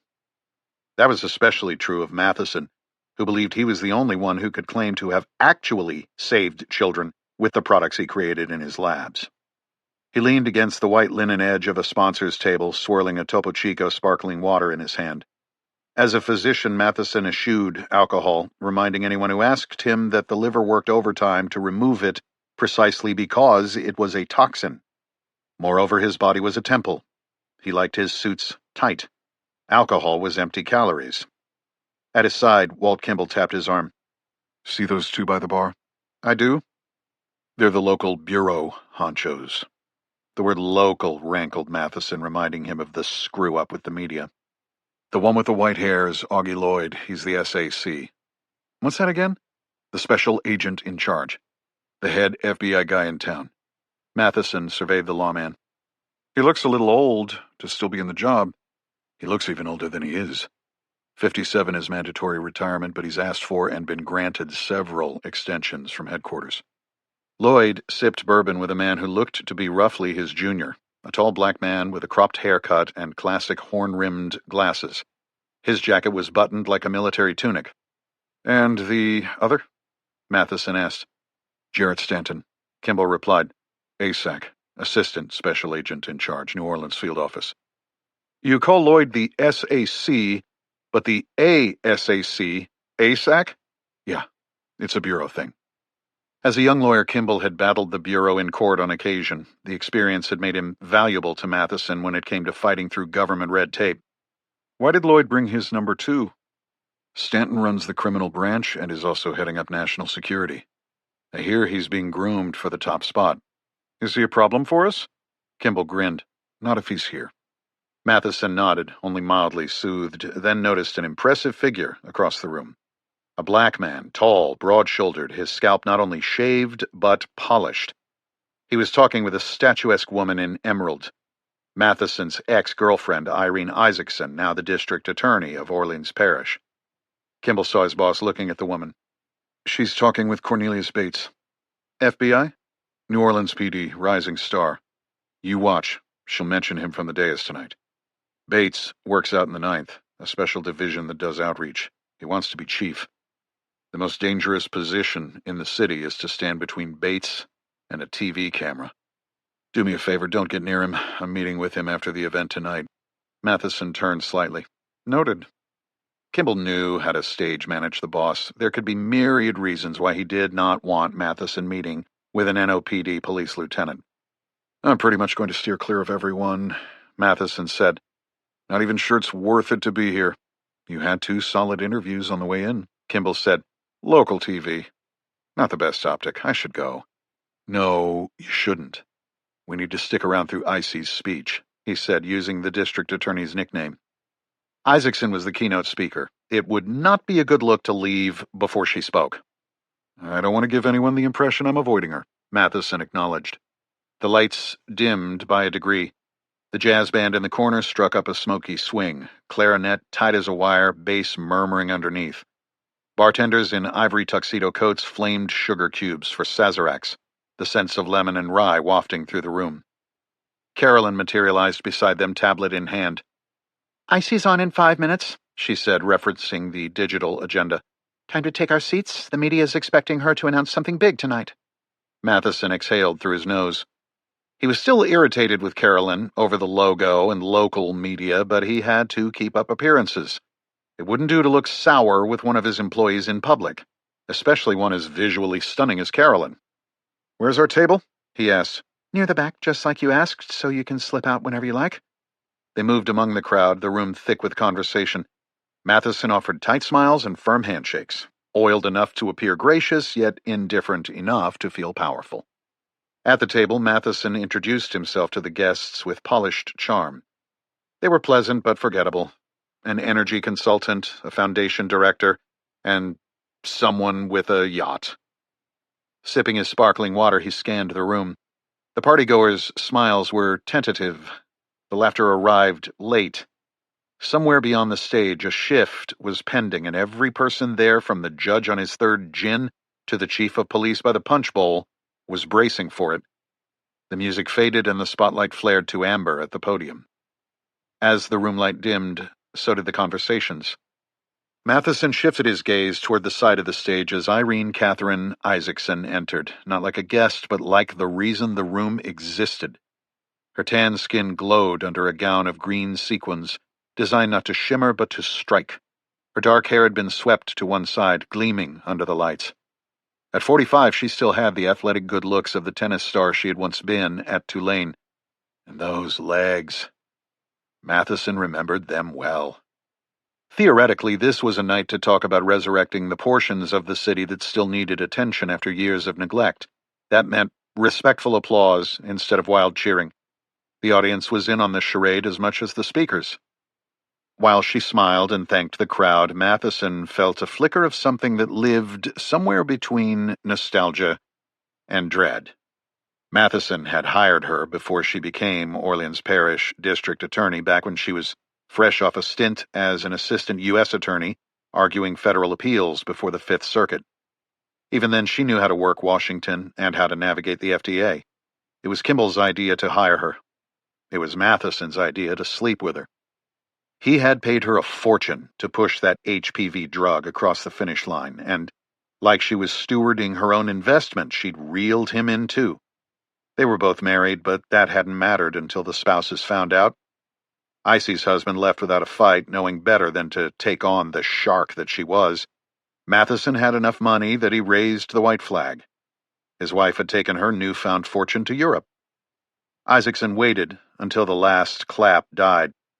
"Thank you," she said into the mic, her voice low and deliberate, a slow burn drawl, velvet over steel. She'd always known how to play up her southern roots. "Let's skip the pleasantries, shall we?" A ripple of amusement moved through the room. "Yes, we'll get to the auction. Yes, New Leaf does vital work, and yes, I'll be asking you to open your wallets, your calendars, and your reputations for this cause. Of that I give you fair warning." Laughter. "But first, let's talk about progress." A few people in the audience exchanged glances. "Our partnership with the NOPD and the Orleans Parish Sheriff's Office has brought the city's homicide rate down 31% over the last 3 years," she began. "Though our shared dedication to this mission has lowered crime, drug addiction, and homelessness, we are not satisfied, nor near the goal we have set for ourselves. The work is not even close to being done. But I do think it's fair to say that we've laid the foundation for what we must now build." She didn't just scan the crowd, she measured it, calculated it. Matheson could picture her rehearsing this speech in her head while running 5 miles before dawn, while reviewing the attendee list, while slipping into her designer gown and string-thin underwear. Every word was a move, every pause a trap. "Armed robberies down 15%. Assaults down 22%. Matheson thought of the quote often misattributed to Twain. There are lies, damned lies, and statistics. Icy knew that. She'd once explained to him the anatomy of persuasion. Ethos, logos, pathos. Credibility, facts, emotion. Aristotle's formula, sharpened to a blade in her hands. She already had the ethos, the credibility, partially inherited, partially earned. Here she was delivering the logos through the numbers, and now, finally, came the pathos. "I met a mother in the 9th Ward," she said. "In 2003, she had twin boys. One was lost in Katrina. The other she nearly lost to the silence that followed, the abandonment, the despair. Until last year, when her son met an officer from Lieutenant Bates's COPE unit." She paused, letting the acronym settle. "For those unfamiliar," she said, COPE stands for Community Outreach Through Police Engagement, a specialized unit created by Superintendent Franklin and led by Lieutenant Cornelius Bates, both of whom are with us tonight, and both proud supporters of New Leaf. Sup, Lieutenant, please stand." Bates rose, all toned muscle and high-wattage smile. The applause was warm, practiced. Kimball leaned toward Matheson. "She's laying it on thick," he whispered. "She and Bates must have a deal." Matheson nodded, though he saw it differently. Kimball was a technician, good at execution, blind to the architecture required to build an enterprise. He didn't see the scaffolding beneath the speech, the ethos, the logos, the pathos. But as Bates soaked in the spotlight, Kimball caught on. "That's smart," he murmured, "depending on where she goes next." And on Isaacson went, slicing through the crowd, name by name, favor by favor. She knew who she owed. She knew who would owe her. She recognized judges and clerks. She recognized Augustus Lloyd, the FBI New Orleans SAC, and his deputy, Jarrett Stanton, both of whom stood up, claiming a share. It was a neat trick, Matheson thought. She had managed to make it look like they all worked for her. She recognized the key sponsors of the event: hoteliers, restaurateurs, the New Orleans Saints football team, and finally, Genera Pharmaceuticals. Pointedly, though she knew Matheson was there, she didn't call him out. A calculated slight, he thought. All's fair in love and war. This was New Orleans, where the rules were fluid and the game was rigged, but only if you didn't know how to play. Isaacson competed at a master-class level. Matheson watched her, his mind drifting as she spoke. These days, the wealth ensured that when it came to women, he had his pick of young, eager ones who didn't ask questions, but none of them could match Icy. His hubris had driven her away, and suddenly he regretted it. Would she take him back? No, he concluded. She knew him too well. "We'll get to that auction in a moment," she said. The crowd was glowing now, lubed up by alcohol and admiration. The pathos had lowered their guards. The jokes had landed. Someone new to the game might have guessed Isaacson's act was meant to increase the haul for New Leaf.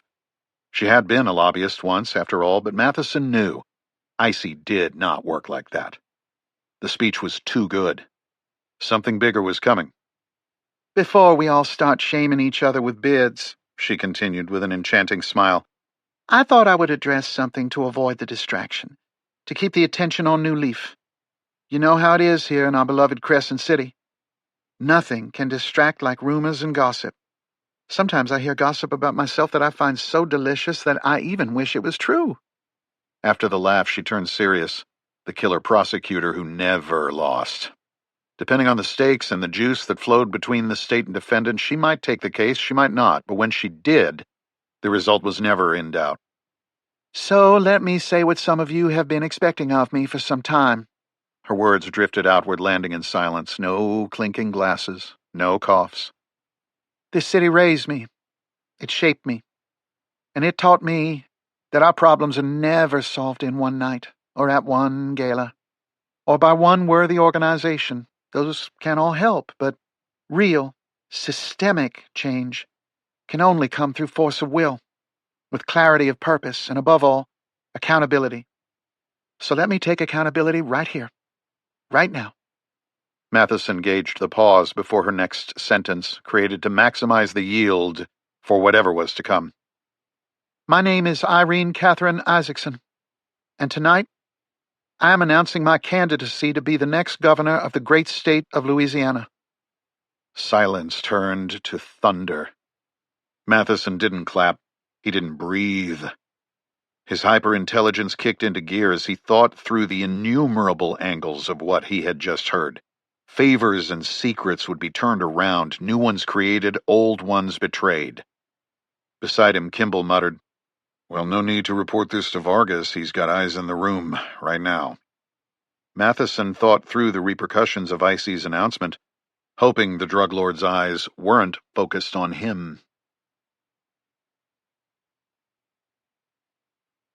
Chapter 15. Walker had considered camping behind an abandoned two-bedroom house in the lower ninth to get a feel for the place.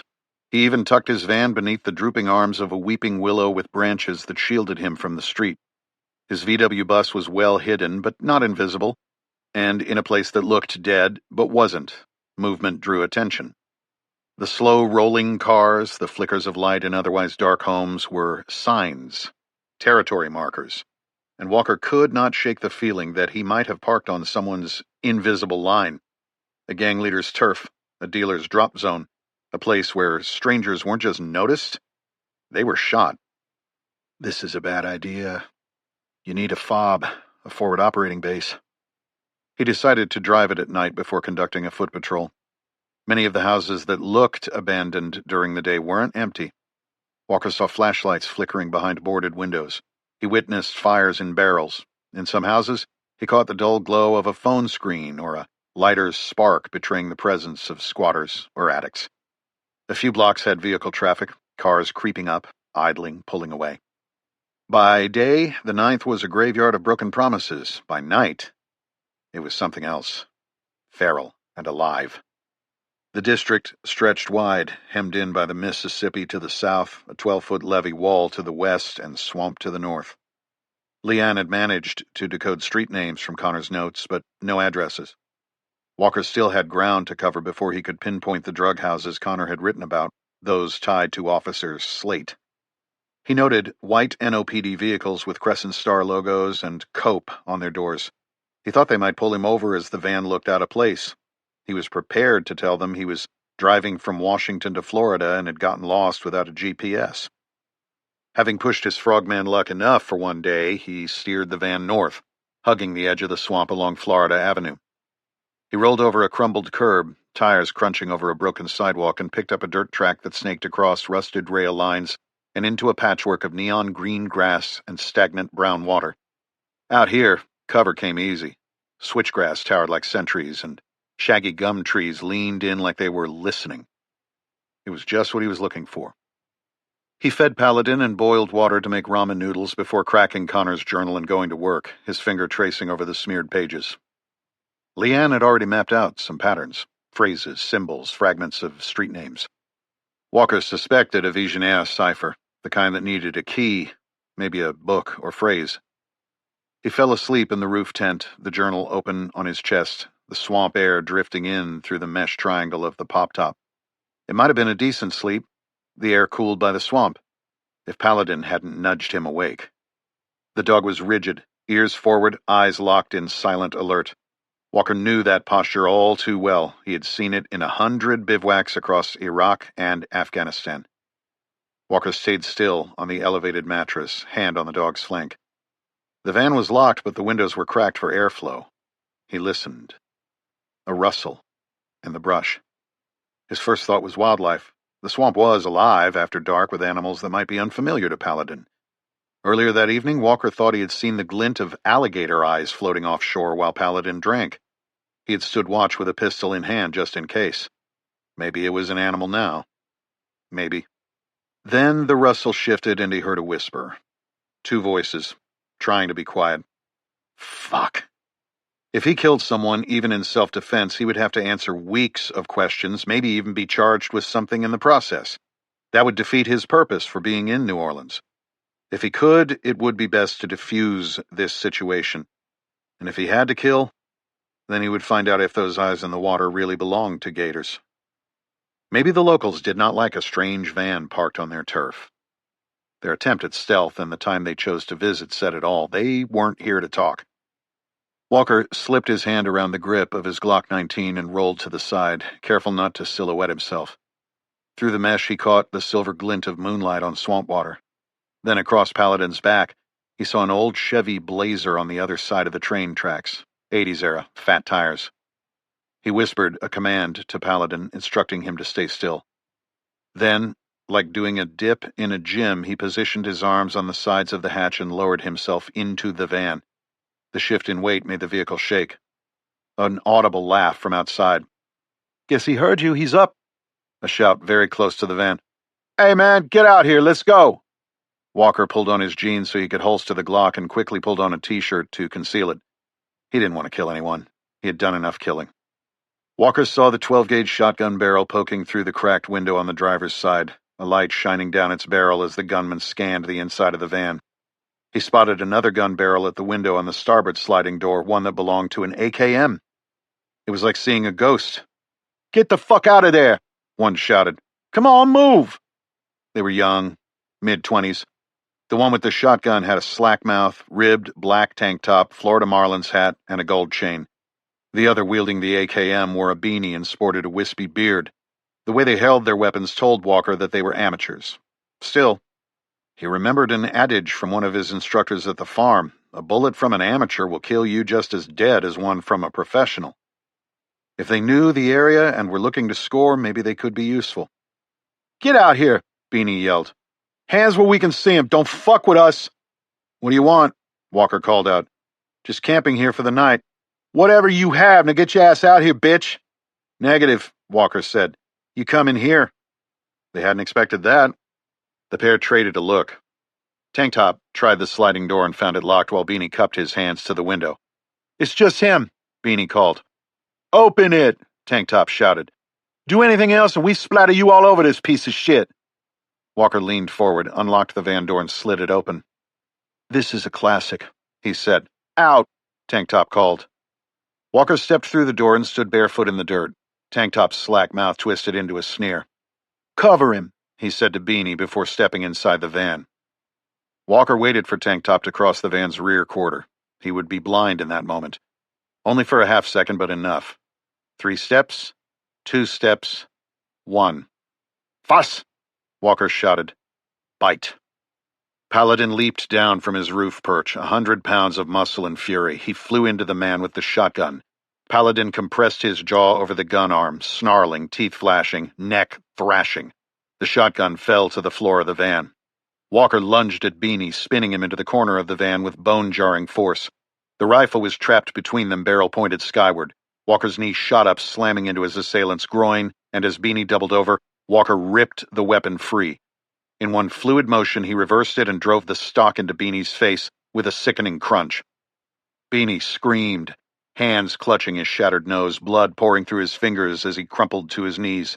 Walker hit him twice more in the face with the butt of the rifle before turning to Tank and smashing it into his jaw. "Los!" Walker barked. "Let go." Paladin backed off as Walker snatched up the shotgun and pulled the man out of the van. His Marlin's cap was gone, his cheek torn open in a ragged flap that exposed the gum line, an ugly wound bleeding like a spigot. Walker delivered a tie kick to the side of Tank Top's leg, causing him to buckle and drop to the ground. Both assailants lay bleeding and moaning at Walker's feet. "You broke my jaw, man," Tank managed. "Consider yourself lucky." The AKM had a sling, so Walker ran it over his shoulder and press-checked the shotgun. A Mossberg pump action. A shell was chambered. "What did you two think you were doing?" he asked Tank Top. "Scoring, asshole!" "You thought you'd rob me?" The man didn't answer. He cupped his hand to his cheek. Blood poured through the fingers. Walker asked a different question. "Where's a good place to get Snowball around here?" "He's a fucking narc," Beanie yelled. "Don't answer him." Walker whirled around and bashed the shotgun stock into Beanie's neck. "Fuck!" Beanie screamed. "Get that shit anywhere! This is the 9th! "Dealers pay off any cops?" "What the fuck are you talking about?" Walker lowered the shotgun barrel. "Give me your wallet." The man dug into his pocket and tossed his nylon Velcro wallet to the dirt. "You two?" he said to Tank Top. Walker picked up the wallets and ensured they had IDs. Then he pointed the shotgun directly at Tank Top's head. "Take your buddy to a hospital. Remember, I have your wallets. If you talk about this to anyone, I'll hunt you down and kill you." "You fucking crazy!" "Maybe. But if I ever see you again, I'll skin you alive before I feed you to the gators." Chapter 16.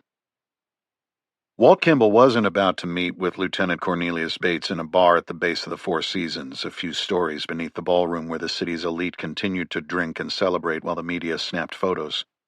Instead, he chose the back bar at the Rusty Nail in the Warehouse District, a shadowed haunt on the edge of the quarter. Kimball ordered a Sazerac, both because he liked the drink and because it looked like the kind of choice a man in a tuxedo would make this close to Bourbon Street. He was 2 sips in when Bates sauntered through the door. "You look like you could use one of these," Kimball said as Bates slid into the booth, the width of his bow tie perfectly aligned with the outer edges of his penetrating eyes. "That's tourist shit, Walt. Then what can I get you?" "Since this is on Genera and we're all dressed up, let's go with a bit of Pappy." "I should have guessed." "I'll take it neat. A double." The order grated on Kimball as trendy and needlessly expensive, but he fetched one from the bar anyway. Bates was vital to the operation and had a direct line to Vargas. "So," Kimball said as Bates took his first sip, "Icy's going to be our next governor." Bates lowered the glass and smiled. "Maybe your boss shouldn't have dumped her." Kimball shrugged. "I stay out of my CEO's romantic life." "Well, you screwed up mine tonight. Her name's Cecily, by the way. She took an Uber to my place. What the hell am I doing here, Walt?" Kimball picked up the iPhone on the table, unlocked it with his face, tapped a few numbers, then tilted it toward Bates. "Still the account you want me to use, right?" The slightest hint of a smile fractured Bates's poker face when he saw $75,000 in the app's transfer column. Walt stabbed the button and waited for a response from the man across the table. A normal person would have expressed gratitude. Not Cornelius Bates.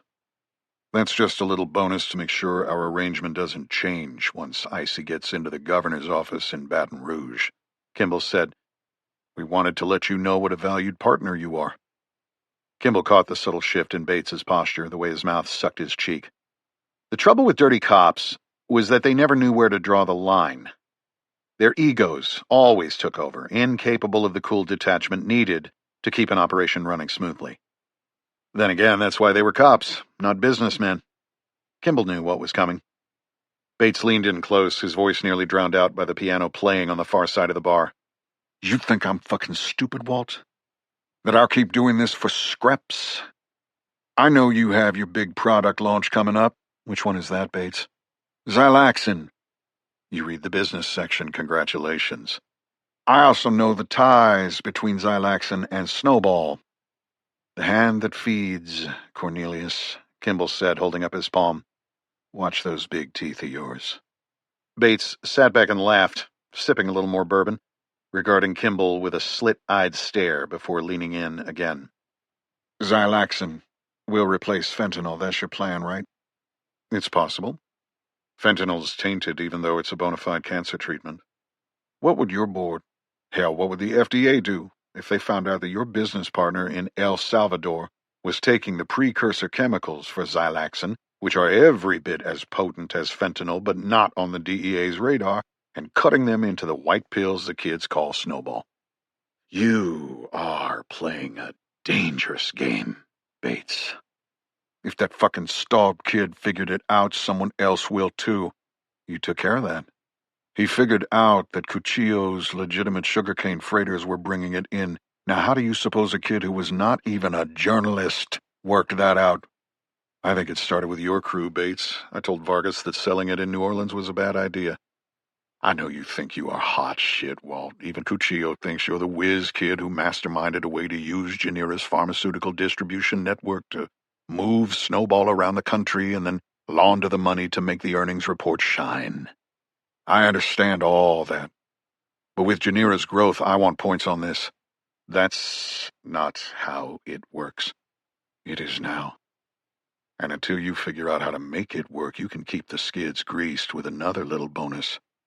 I just gave you 75 grand, Bates. The lieutenant was a shark that smelled blood. Kimball didn't mind. Bates just needed time to realize that threatening to blackmail Janira was mutually assured destruction. Maybe he would take it up with Vargas.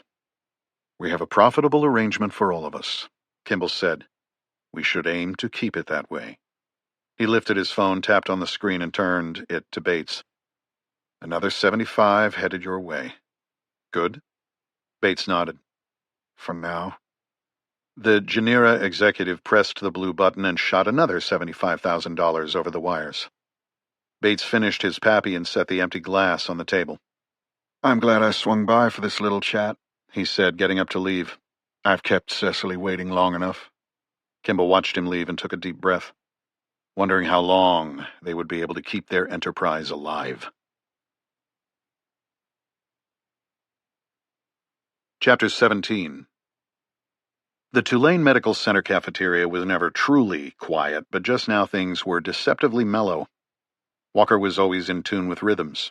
Over the buzz of the overhead fluorescents, he listened to the soft clinks from vending machines, a nurse flipping through chart printouts, her pen tapping in tempo at a nearby table. The air was heavy with the aroma of burnt coffee and grilled cheese sandwiches.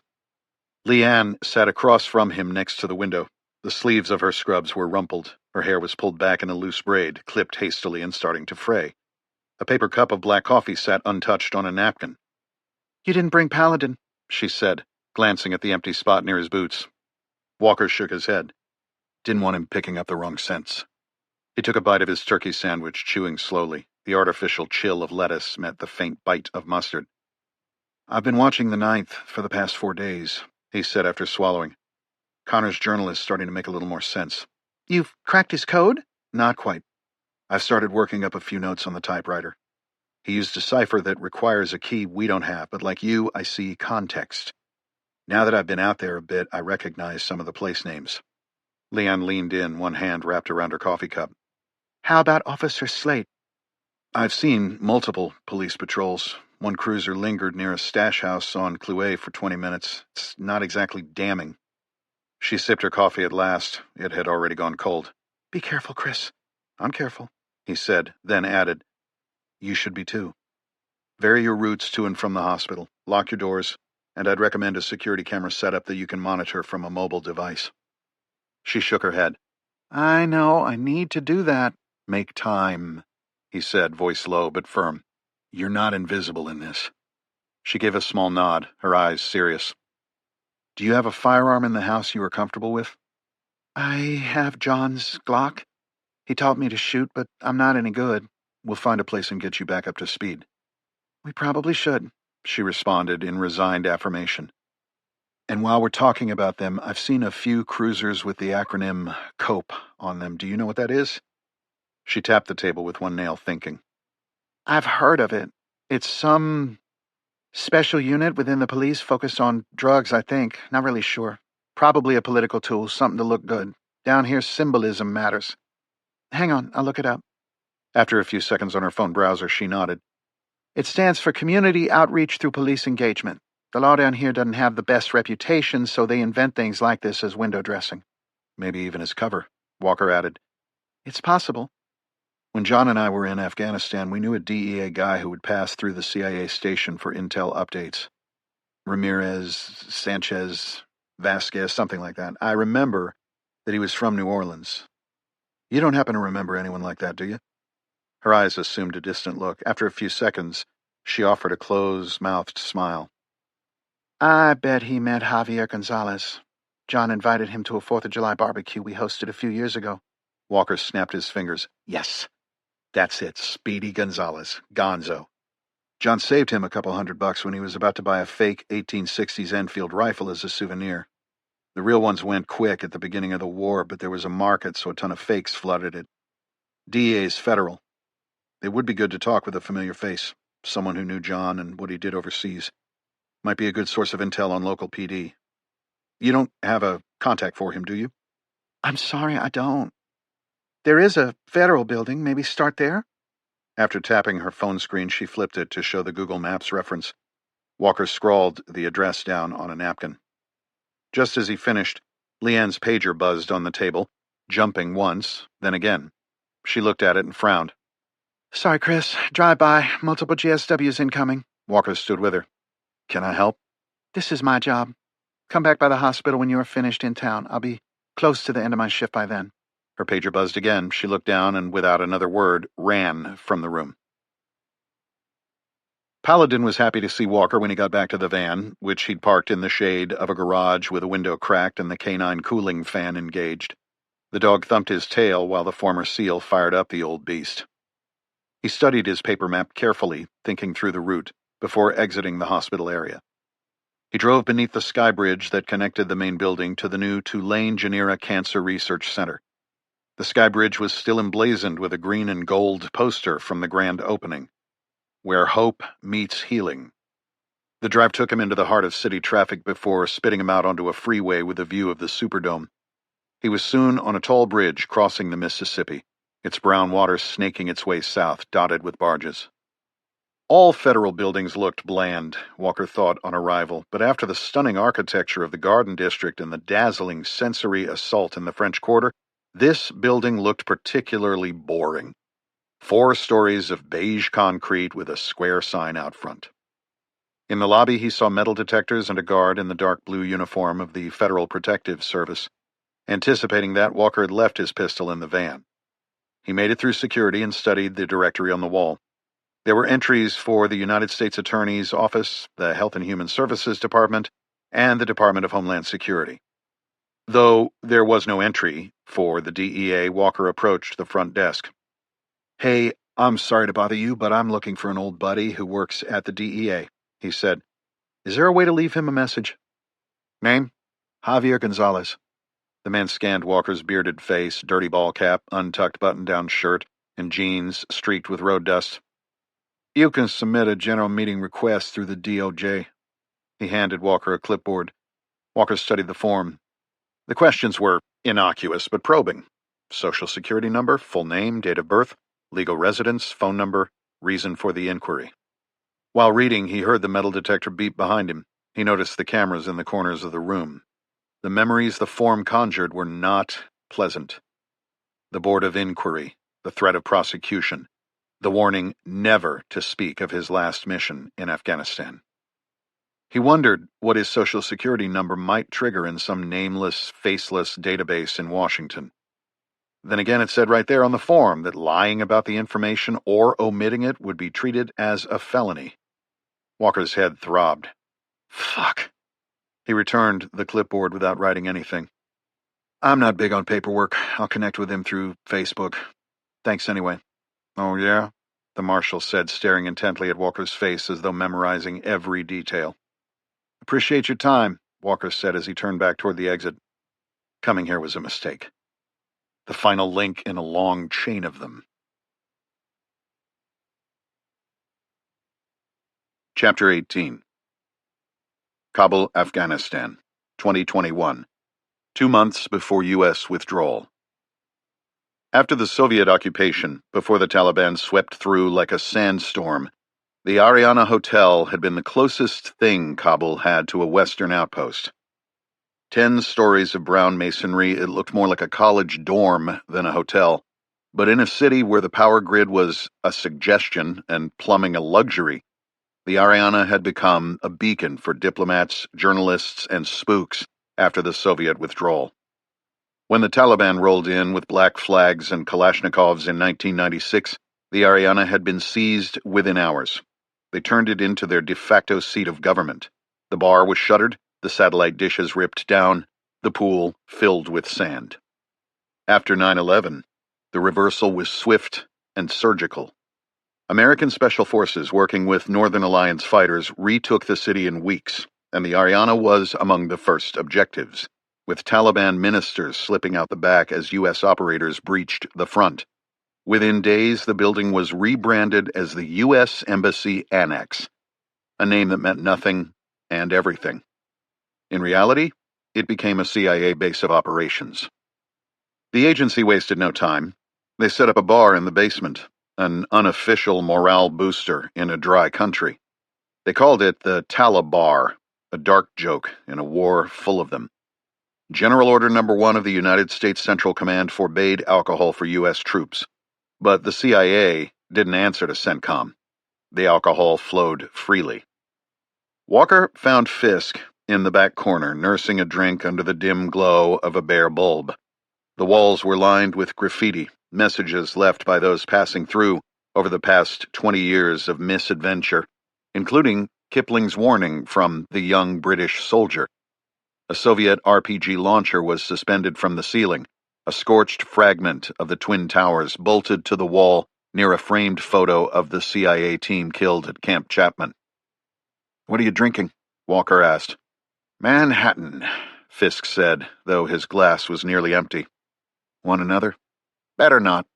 Walker ordered a Foster's oil can-style beer and poured it into a frosted mug. The bar was loud, with operators, contractors, and case officers blowing off steam. In the next room, pool balls cracked and laughter echoed through the haze of Cuban smoke. Fisk drained the last of his drink. "I'm headed back to Langley. Orders came through. Gave up my quarters yesterday. Can't say I'm going to miss that container." Walker wasn't surprised. Fisk would be reassigned to a desk, maybe a liaison role, something cleaner. "Where are you headed?" Fisk gave a tight smile, his cheeks ruddy from the bourbon. "Need to know." Even after serving together, Fisk maintained the divide between his job as a case officer and Walker's as a ground branch paramilitary officer. Different tribes in the same war. "We've got a gap coming," Fisk said, perhaps realizing he'd sounded like a dick. "I'm recommending you take over handling duties for Mongoose." Walker raised an eyebrow. He had been the one running brush passes in the bazaar, keeping eyes on the source, making sure Mongoose had not been burned. Fisk approved extra surveillance, but Walker and Staub had been doing the legwork. "Mongoose is still viable," Fisk said. "Langley wants to keep him in play." "I thought his deal was a year." "It was. We extended the time frame. That's how it works." Walker leaned back. "Mongoose is jumpy. After all the Haqqani pricks he's given us, they've got to be putting things together. If I tell him you're out, he might bolt." "Bolt? Please." "Where would he go?" "I don't know. Maybe he'll just go dark." "Then don't tell him. Give him what he needs to hear." "Come on, Lenny." "Relax, Chris. Mongoose will get his payout. It's in the files." Fisk lit a cigarette, exhaling toward the ceiling, the smoke wrapping around the RPG launcher above. "I didn't smoke before this place," he said. "Now look at me." "We all leave here with something," Walker replied. Fisk reached into his pocket and slid a folded scrap of paper across the table. "That's the case file number for Mongoose. You can access it from the skiff at Eagle Base. Keep tabs from there. If something goes sideways, Mongoose is compartmentalized. He's run out of headquarters now. Use that cryptonym. They'll help." Walker tucked the paper into his shirt pocket. "That it?" Fisk stood and offered his hand. "That's it." See you around, Chris. I should roll. I'm out in a few hours. Walker shook his hand, then watched Fisk disappear into the smoke and noise of the Talibar. Walker sat at a hardwired terminal in the skiff at Eagle Base, the glow of the screen casting shadows across his face. He had already pulled the Mongoose case file. What little of it was not redacted. Redacted. Such bullshit. Walker put it out of his head, thinking instead of Mongoose. The next time Walker met Naji, the first question would be about the visas. Walker would lie if he had to. That was part of the job, but he didn't want to.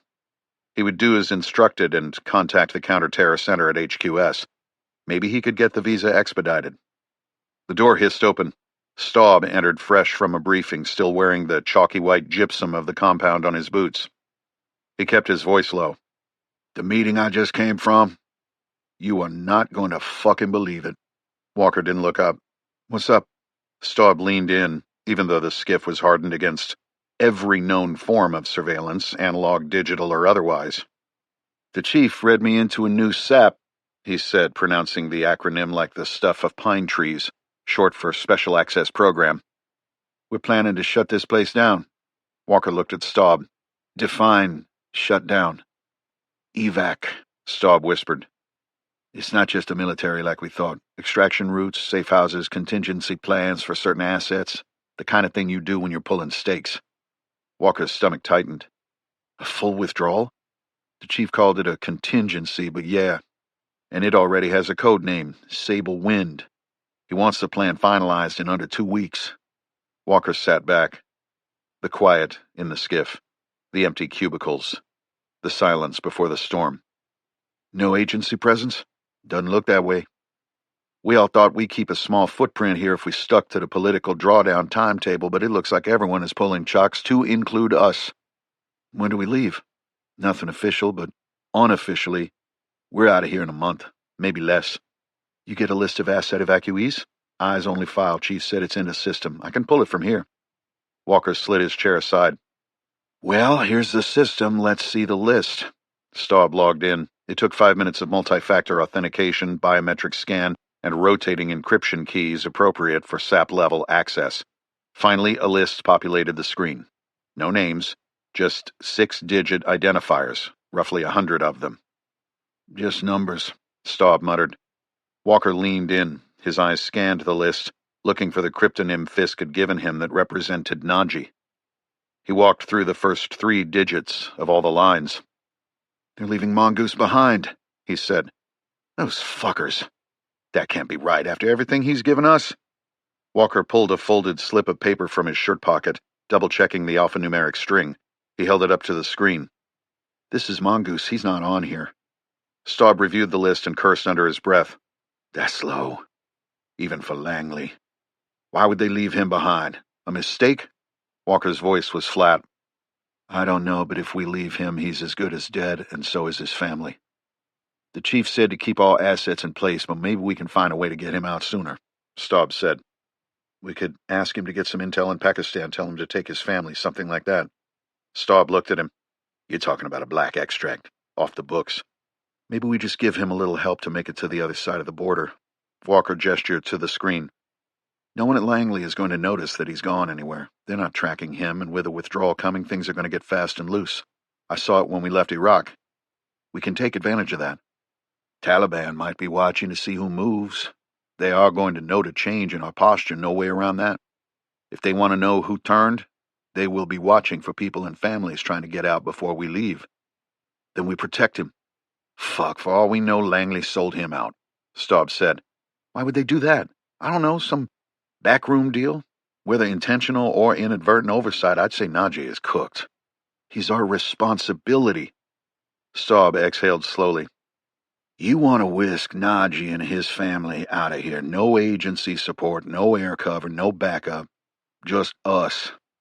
Tertio optio, Walker said, invoking the Latin phrase for third option, the motto of the Covert Special Activities Division of the CIA. The first option was diplomacy. The second was war. They were the third. I think your math is off, Staub said. The system has failed and we are on our own, which makes us, you and me, Quattro optio, the fourth option. Walker stared at the screen, then back at his friend. We owe Najee, he said. You make this shit personal and bad things happen, Staub responded. Think of it as a favor then. To you, I'm really racking them up. Not to me. To Najee. Chapter 19. New Orleans, present day. Walker pulled into the hospital parking lot and was directed to a spot by a uniformed police officer. There was something happening in front of the facility that had caused an increase in security and a crowd of press to gather. Leaving Paladin in the van with the window cracked and the canine cooling kit turned on, Walker approached the police officer on parking lot duty and asked him what was happening. DA's making an appearance, he said. That would do it. Thank you. Walker approached the front of the hospital just in time to see Irene Isaacson duck into a black Suburban as press snapped photos and shouted questions. He couldn't help but think that she looked like a movie star surrounded by paparazzi. Walker weaved his way through the throng of reporters and entered the emergency room. The smell of blood caught him off guard. He felt the familiar yet faint surge of dizziness that had plagued him since Afghanistan. The odors, the atmosphere, the noise of the ER reminded him of a combat hospital. For a moment he felt like his brain hit a pothole. I'm worse than Paladin in a thunderstorm. He stood to the side and took in the scene. Reporters were interviewing some of the hospital staff, while a few police officers remained behind in the DA's wake. He spotted Leanne down a corridor. She was talking to a man in a suit and seemed to be on the receiving end of the conversation. He waited until they parted and caught her eye. She smiled and walked to him in the lobby. What happened here? Chris asked. The DA stopped by for a photo op. Because of the gang shooting? What better way to make a point? I guess that's what they do. Where are you parked? Far end of the lot. Give me a few minutes and I'll meet you there. So this is home? Leanne asked, looking around the confines of the van. The AC, along with Paladin's fan, maintained the interior at a comfortable temperature compared to the heat beyond the doors. I guess so. That's what you've been doing the past few years, traveling? I spend most of my time in the Pacific Northwest. I like it up there. Leanne sat in a padded chair on one side of the swing-out table in the van's main space, while Walker sat opposite on the fold-down couch atop his cache of weapons. Paladin stayed in the passenger seat up front, nose protruding around the side. Who was that guy in the suit you were talking with? Hospital administrator. He was a little upset with me. Why? Well, as you saw, the DA was here. Isaacson? That's her. People here call her Icy. Icy? Nickname, based on her initials. I think she likes it. She's made her mark in local politics and is now taking the next step. Her father was a judge, then mayor. She was a prosecutor who went to work in Washington, then came back to New Orleans to run for DA. I'll bet she's going to be our next governor. The kids that came in were from Chalmette, downriver, outside Orleans Parish. Icy's rise to prominence is tied to reducing the murder rate here in the city. She's campaigning on the idea that she'll work her magic outside it in the rest of the state, too. In fairness, she didn't stand around wounded kids. She interviewed the hospital staff. After all the noise made about the abandonment of hospitals during Katrina's long flood stage, hospitals are a regular route for politicians. What happened? She wanted to speak to some of the staff. That's one of the things that they do. It shows they really care. Like a general sitting down with privates and sergeants at the mess hall in Afghanistan to get the ground truth. Similar, I'd think. Only to go back in front of Congress and say the same things as every other flag officer. Politicians. Sorry. You were saying? She took a private audience with a group of nurses in the break room to discuss the gang shooting and some more general healthcare-related issues. I scratched out a note as she was fielding questions. A note? It seemed like an opening. An opportunity to let her know about Connor. Walker raised his eyebrows. What did you say? Just that I had questions about my son's case and suspected police involvement. I gave it to her as she was leaving. I told her it concerned my son's murder and asked her to please read it as soon as she could. How did she respond? She handled it like a politician. She's smooth. She said she was so sorry for my loss and that she would read it. You believe her? Who knows, but I had to do it. The pager clipped to Leanne's scrubs, buzzed. I've got to go, but I'm off tomorrow. How about you stop by the house for dinner and we can go over next steps? and I can try to convince you to stay in the guest room, as nice as this van is." Her pager buzzed again. "See you tomorrow," she said as she reached over and pulled the handle on the sliding door. Paladin lifted his head. "Life," Walker said as he followed her outside. "And Chris."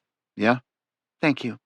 They embraced, and as he watched her walk away, he found himself in another memory, watching someone else walk into the dust of Afghanistan, the weight of the past rising to meet him in the present. Chapter 20. Afghanistan, 2021. Walker glanced in the rearview mirror of the Toyota Hilux truck as he sped along the dirt road toward Torkham on the Pakistan border just west of the Khyber Pass, watching the dust swallow up the Mitsubishi Montero that followed. He turned his head to see the young girl, Najee's daughter Zahra, asleep in the back seat with a blanket, astonished at how relaxed she looked. Her father sat next to Walker in the passenger seat. He wore a white-collared shirt, pressed slacks, and the haunted look of a man on the run. The word from Langley was that Najee was to stay in place as part of a stay-behind covert intelligence network and continue to pass information to the Americans on conditions in Afghanistan. They had set up a way for him to communicate by shifting his business to focus on areas near Pakistan where he could meet American intelligence officers, trusted agents in the ISI, and cutouts from the Turi tribe in the months and years ahead. Walker and Staub were instead using that same route to get him and his family out of the country for good. They had enough money, CIA contingency funds Walker had liberated, to live on in Pakistan while they pushed the special immigrant visa through proper channels. Najee and his family would get to the United States. It would just be from Islamabad instead of Kabul. In their infinite wisdom, the agency had put Najee on a terrorist watch list and multiple coalition high-value individual target lists to make it appear as if America considered him an enemy. The intent was to protect him from Taliban death squads killing all those who had worked with the United States. Someone in an air-conditioned office at Langley had come up with that idea. Whoever it was didn't know the Taliban. One consequence was that he could not board any of the flights leaving Kabul. They had to get him out another way, through Pakistan. The country was deteriorating quickly. The Mansour family needed to get across the border while they still had a chance. Walker had driven these roads many times. His low-profile Velocity body armor was hidden beneath a loose button-down shirt, sleeves rolled, sweat already soaking through the fabric. His M4 was on the floor behind him, his Glock 19 holstered at his side. Najee's wife, Rina, along with their eldest daughter, Fatima, were in the trail SUV driven by Staub. Both vehicles were thin-skinned, meant to blend in with local traffic. Walker's eyes scanned the terrain as he went. Even with the Taliban taking Afghanistan back province by province, the IED threat was still prevalent. Ahead, the road narrowed between two low ridge lines. Walker brought the Hilux to a stop. Staub's Mitsubishi skidded to a halt behind them. "What's wrong?" Najee asked, voice tight. "Stay put," Walker replied, reaching for his rifle and stepping out into the dry and alkaline Afghan air. He grabbed a set of Vortex binos from the door panel pocket and walked back to Staub, who rolled down his window. "How's everyone doing back here?" he asked, trying not to alarm Rina and Fatima. "I think we have two ladies who could use a bathroom break," Staub responded. "Okay," Walker replied. "This is a good place for it." Staub turned to Rina and said bathroom in Pashto, indicating a patch of nearby boulders just off the road. As Rina and Fatima exited the dirty SUV, Staub picked up his rifle and binos and joined Walker. "See them?" Walker asked. "Where?" "Dark boulder at the turn about 500 yards ahead." "Got it." "Okay, come back towards us about 30 yards. There's a mound of dirt." "On it." "Just behind it. See the yellow?" "Motherfucker." It had been common practice for insurgents to use yellow plastic water jugs as part of IED construction. Most civilians used them to haul water. The Taliban filled them with aluminum powder and ammonium nitrate. "Rocks on both sides," Staub added, eyes still pressed to the binos. "Yep. Wish we had assets up telling us if there are any active cell phones in play." "Yeah. We are pretty remote out here. Might be a pressure plate that the Taliban knows to drive around. Or this is an obvious ploy to get us to drive around and ride into an actual IED. Could be. Maybe we wait and see if a vehicle comes by and either drives around or goes right through. Could. Or we could go take a look, Walker said. I could go take a look. They turned to see Rena and Fatima returning from behind the rocks. Have Rena take Zara from my vehicle to the bathroom. I'll leave the family with you. Where are you going? I'm going to defuse a bomb.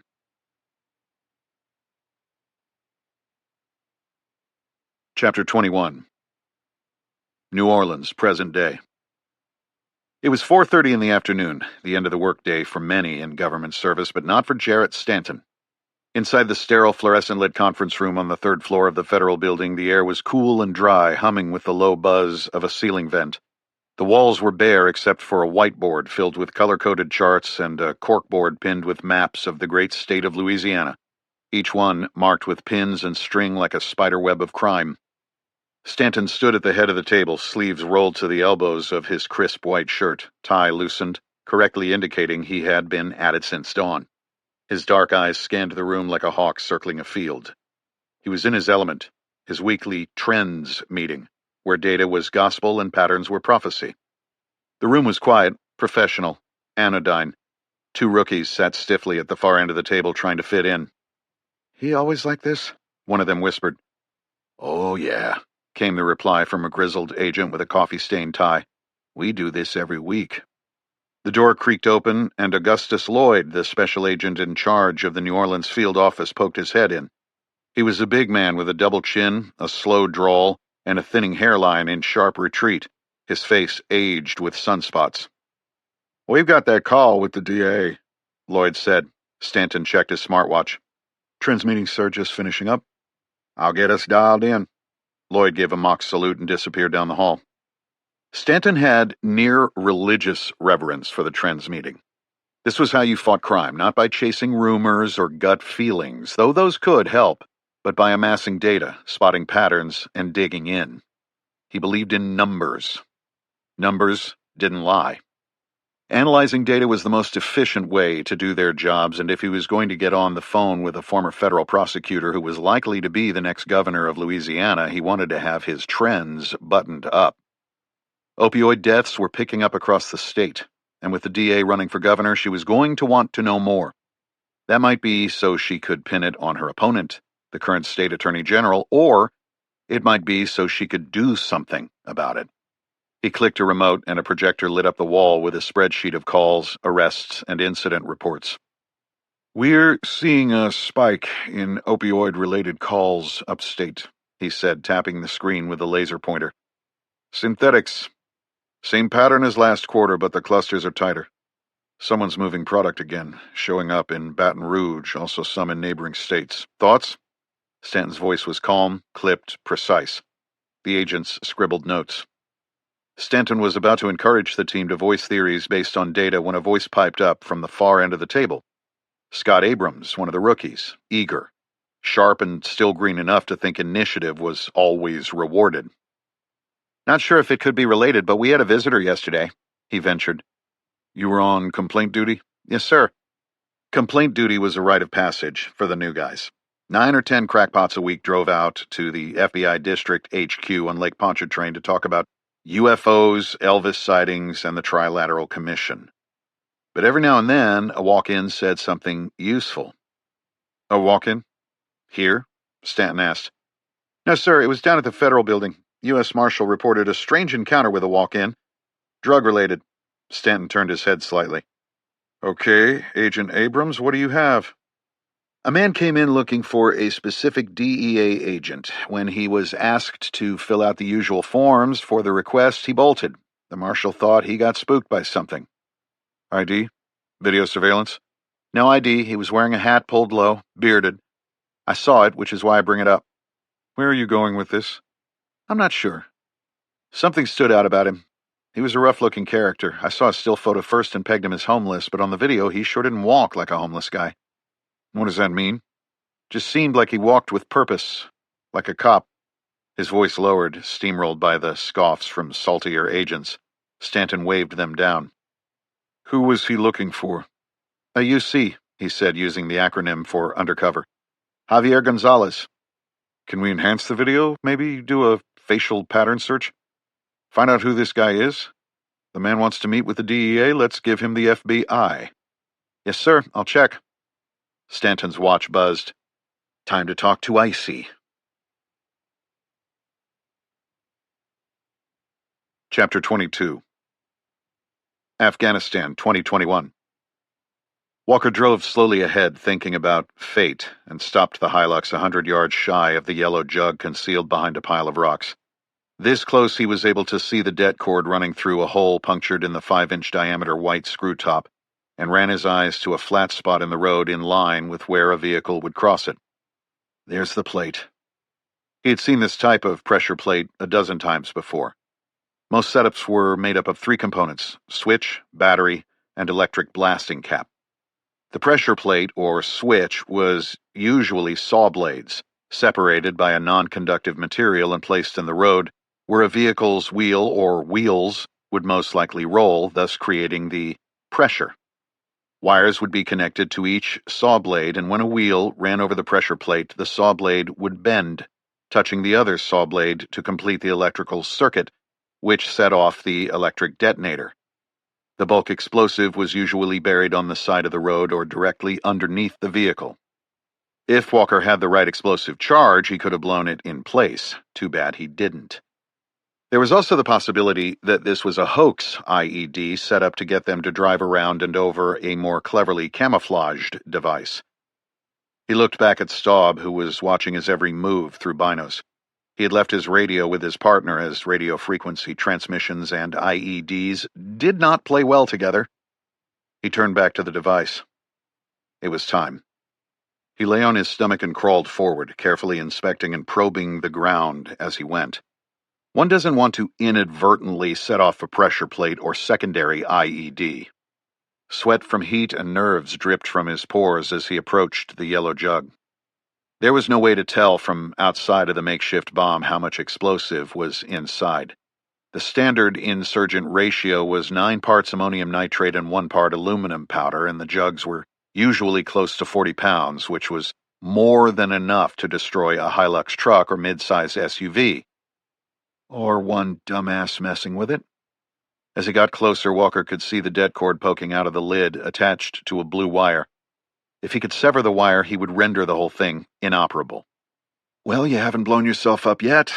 Keep going. Walker slowly opened the small hook and line kit he had taken with him. He focused on slowing his breathing as he used a pull line to attach a hook knife to the detonator wire. Still have all my fingers and toes? That's a good sign.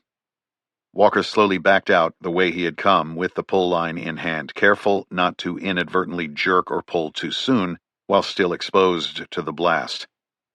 When he was about 75 yards away, he crawled behind a boulder. He looked back towards Staub but couldn't see him, which meant he was far enough away and behind cover. Moment of truth. 3, 2, 1. Walker pulled the line attached to the hook knife, remotely cutting the detonator wire. Nothing went boom. Have to check it. Walker moved back to the IED slowly and deliberately. The wire was cut. The explosive was still there, half buried against the boulder, but Walker verified the electrical circuit to set off the IED was disrupted. Next, he conducted a quick secondary search to verify there were no other explosive devices. All clear. He turned and signaled to Staub that it was safe to drive forward with the family. He stowed his kit and made his way back to his vehicle, thinking that had he been a smoker, now would have been a good time to light one up to calm the nerves. Instead, from a Nalgene bottle, he downed most of his lukewarm water flavored with powdered orange Gatorade. You good, brother? Staub asked, exiting the Mitsubishi to check on his friend. Yeah, Taliban must know to drive around it. This was set up recently, as I don't see any tracks veering off the road yet. Maybe there's a route to bypass that starts back the way we came and we just missed it. Could be. Let's get Najee and Zara back in the Hilux. We're getting close.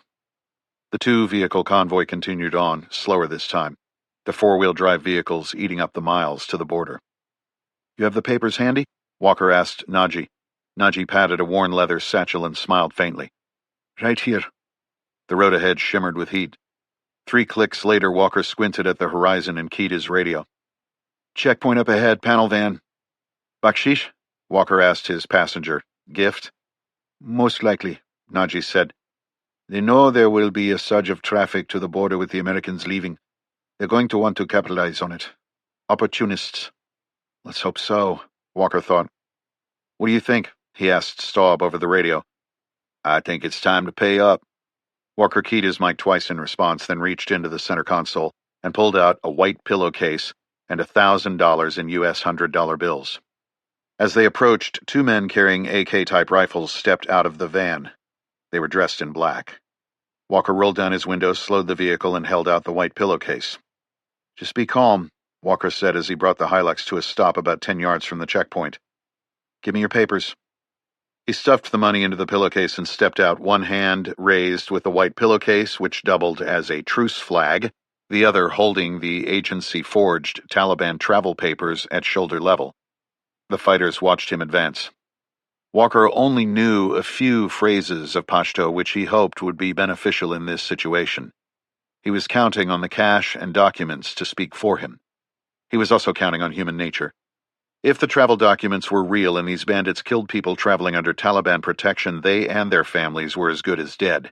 Better to accept a gift and err on the side of caution.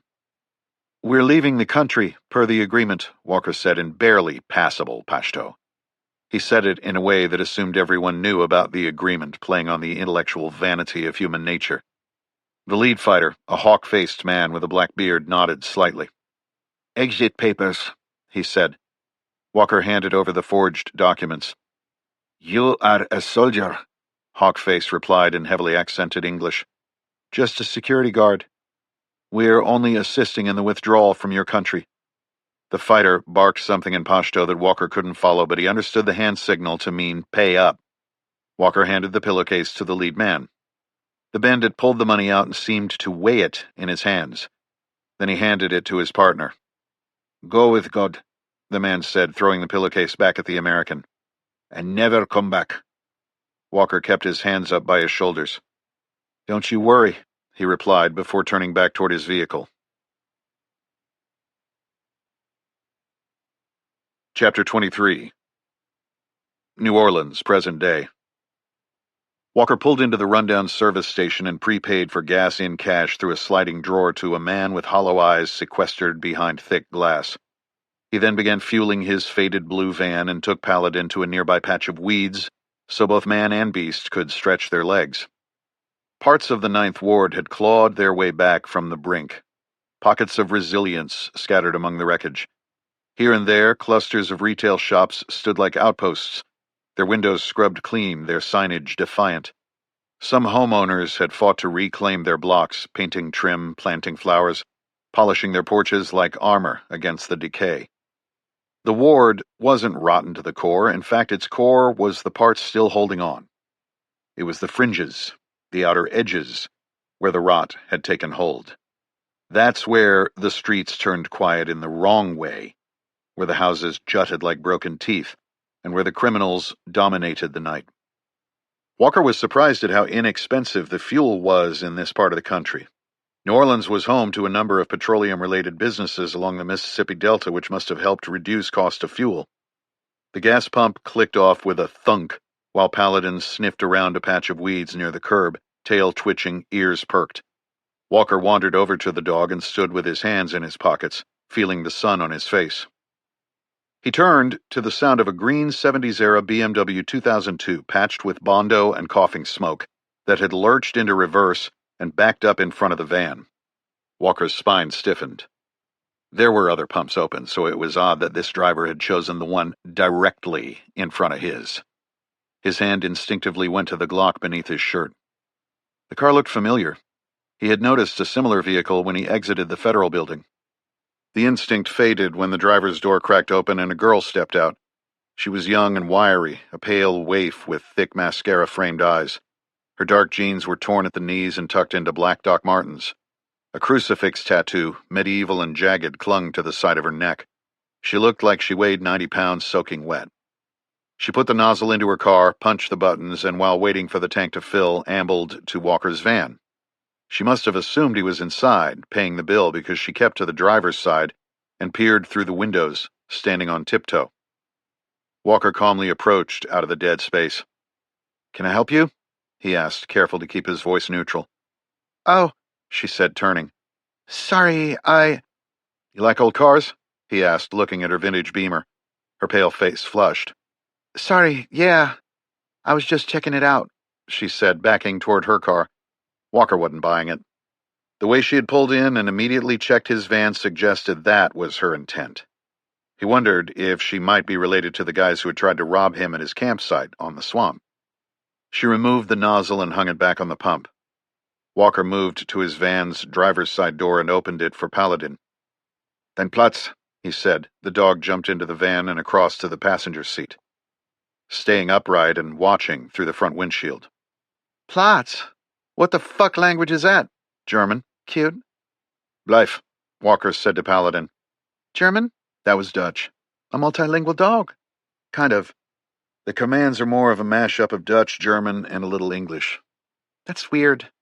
You wouldn't happen to know a couple guys who tried to break into this van the other night, would you? What? No, what the fuck is wrong with you? She placed her hands on her hips, defiant. You know, I think I've seen your car before, he said. She studied him up and down, contemplating what to say next. What's your interest in Connor? She asked abruptly. Connor who? Don't give me that. I've seen you around. Who says I have any? I do. I saw you visit his grave. This van of yours was parked on Connor's street. You were at his mom's hospital and at the federal building. You a fucking cop undercover or something? Shit, I better up my game if I only caught her once. Cop? That's a new one. Like I said, what's your interest in Connor? Why are you following me? Question with a question. Fine. It's not like you're hard to find, she said, inclining her head at the van. It was a fair point. I'm a family friend of the Staubs. You knew Connor? She asked, arms tightly crossed over her chest, fingers tapping against her elbows. I met him when he was young. I was tight with his father. He stepped forward and offered his hand. My name's Chris Walker. That's Paladin. He goes by Pal. She hesitated, then reached out and shook his hand. And I would guess you are Connor's girlfriend. I was Connor's girlfriend, she replied. But we weren't into labels. Walker noticed she hadn't led with her name. I'm sorry for your loss. Yeah, well. You hungry? He gestured toward a greasy spoon diner across the street, its neon sign flickering like a dying star. You creeping on me? No. Walker held his hands up. I'm here helping Connor's mom tie up some loose ends. I owed her husband a favor. A favor? I'm really just here to help. What does that have to do with buying me lunch? Who said I was buying? The grill was a time capsule from a happier decade. Cracked vinyl booths, yellowed menus laminated with grease, and a jukebox in the corner flipping vinyl. The scent of stale beer and burnt fried chicken lingered in the air. They slid into a booth in the back while Paladin waited in the van. Walker had parked it so the dog could see into the diner. You live around here? He asked. I thought you said you weren't creeping. Isn't that a normal question? You don't talk to girls much, do you? I mostly talk to my dog. I always attract the crazy ones. Walker shook his head. Listen, I just want to find out a little more about Connor. Yeah, well, you could start by asking me my name. Okay. What's your name? Mirabelle. Mirabelle Travois. But I go by Belle. Nice to meet you, Belle. How's that? Better. A waitress who could have been anywhere from 40 to 70 took their order and then disappeared into the kitchen. And do you live around here? Walker tried again. No. I live east of the quarter. What do you do? Day job, tattoo artist. Shop's a block off Bourbon. Drunk college kids and men having a midlife. You have any tats? Are you implying I'm having a midlife? If the shoe fits. He laughed. I do, he said, tapping his ribs. A little something from my Navy days. You don't look like a military guy. Thanks, I guess. I was going to say you look homeless. Walker ran his hand through his greasy blonde hair and beard.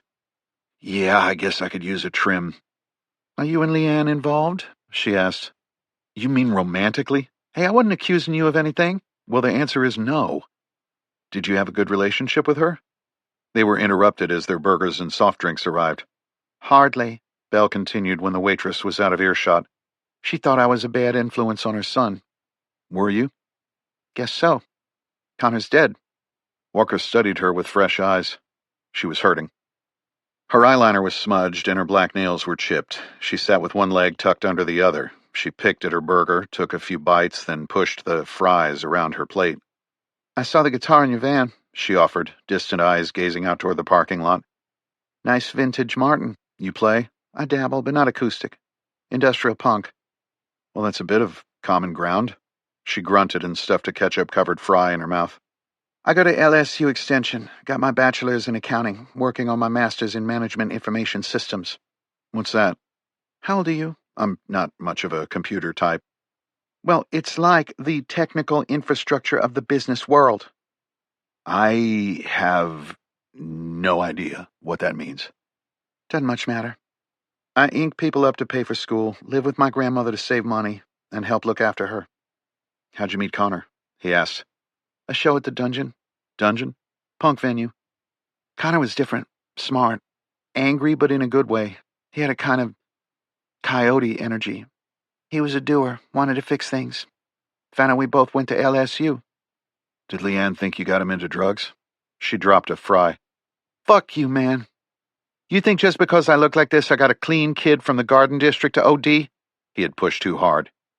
If the shoe fits, he said, echoing her words from moments earlier in a bad attempt at a joke.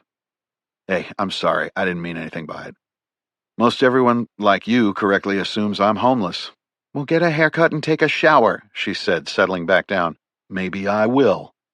And for the record, I don't do the hard stuff. Connor lost a friend to some synthetic hard shit. He hated the drugs that ripped this town apart. That's one of the reasons he was going into journalism. He wanted to bring a light to it. He was different than other kids from the Garden District. Guess I was attracted to the contrast. Walker took a breath. Belle, I wonder if you can help me. Help you with what? He reached into his bag and withdrew Connor's journal, the leather cover worn and creased. He laid it on the table and opened it to the center. You recognize any of this? She leaned in and froze for a moment when she saw Connor's handwriting. Let me see that. She flipped through the pages. So it exists. You've never seen this before? No, but I knew about it. Connor told me he wrote in code. He did. He used some sort of a cipher, a keybook that I don't have, Walker said. I know it had something to do with his dad's old work. Old work? Military stuff. That's helpful. The waitress stopped by to check on them. Belle was still picking at her food. Walker asked for coffee. He was looking for Snowball, she said. Do you know it? Of it. Leanne thinks Connor was framed by the cops for digging into this. Would that make sense to you? You're kidding, right? In this town, cops and criminals work together. Connor wanted to blow the lid off something like that, make a difference. How do you know? Know what? That he found a connection between law enforcement and this Snowball drug. I was his girlfriend. We talked a lot, but when I asked too many questions about this story, particularly around cops and the drug trade, he would tell me the less I knew the better, at least until his story broke. The waitress set down a coffee and the check and walked away. Another dead end, Walker said to Belle as much as to himself. We're in the lower ninth, Chris. New Orleans kids hit the ninth to score pills. All those empty shacks after Katrina have turned into a drug mall. I'm noting the police activity out there. She closed the journal and slid it back across the table. You some kind of private detective or something? More of an or something. How did you say you knew Connor's dad? I didn't. Did you work together? We did. At the CIA? Why do you ask? Connor didn't know much about what his dad did, but he knew it had something to do with the CIA. It was another reason he was so motivated to become an investigative journalist. I think he intended to investigate his father's death one day. Even talked about going to Afghanistan. Walker's eyes fell to his coffee cup. Hey, what time is it? She asked. Walker turned up his left wrist. I don't know. No watch? Homeless, remember? What's your phone say? I have a flip phone in the van. What century do you live in? She asked and dug into her pocket, pulling out an Android with a cracked screen. Didn't realize it had gotten so late. I've got to get going, she said, pulling the check to her. She flipped it over and wrote her phone number on the back of the receipt with the waitress's pen. Call me if you think I can help. Connor deserved better. I will, and he did. Thank you for lunch. She began to gather her things and then stopped. What are you really doing here, Chris? He hesitated. Like I said, I owe Connor's dad a favor. Chapter 24. Afghanistan, 2021.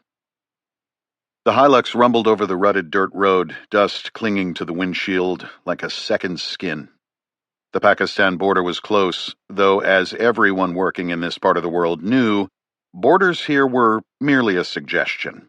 Arbitrary lines drawn through tribal lands at the height of the Great Game in 1893 meant to create a buffer zone between world powers.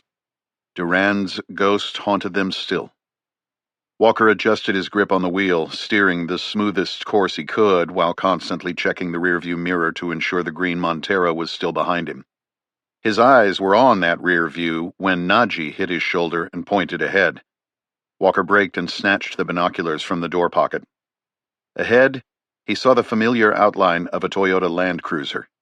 He adjusted the focus through the glare and identified 3 armed men in mismatched fatigues and scarves, black flags fluttering on a whip antenna at the back of the truck. The terrain on their left was a rocky embankment, high ground. To the right was a boulder field that gave way to a wadi beyond. "Fuck," Walker said, handing the binoculars to Naji and keying his radio.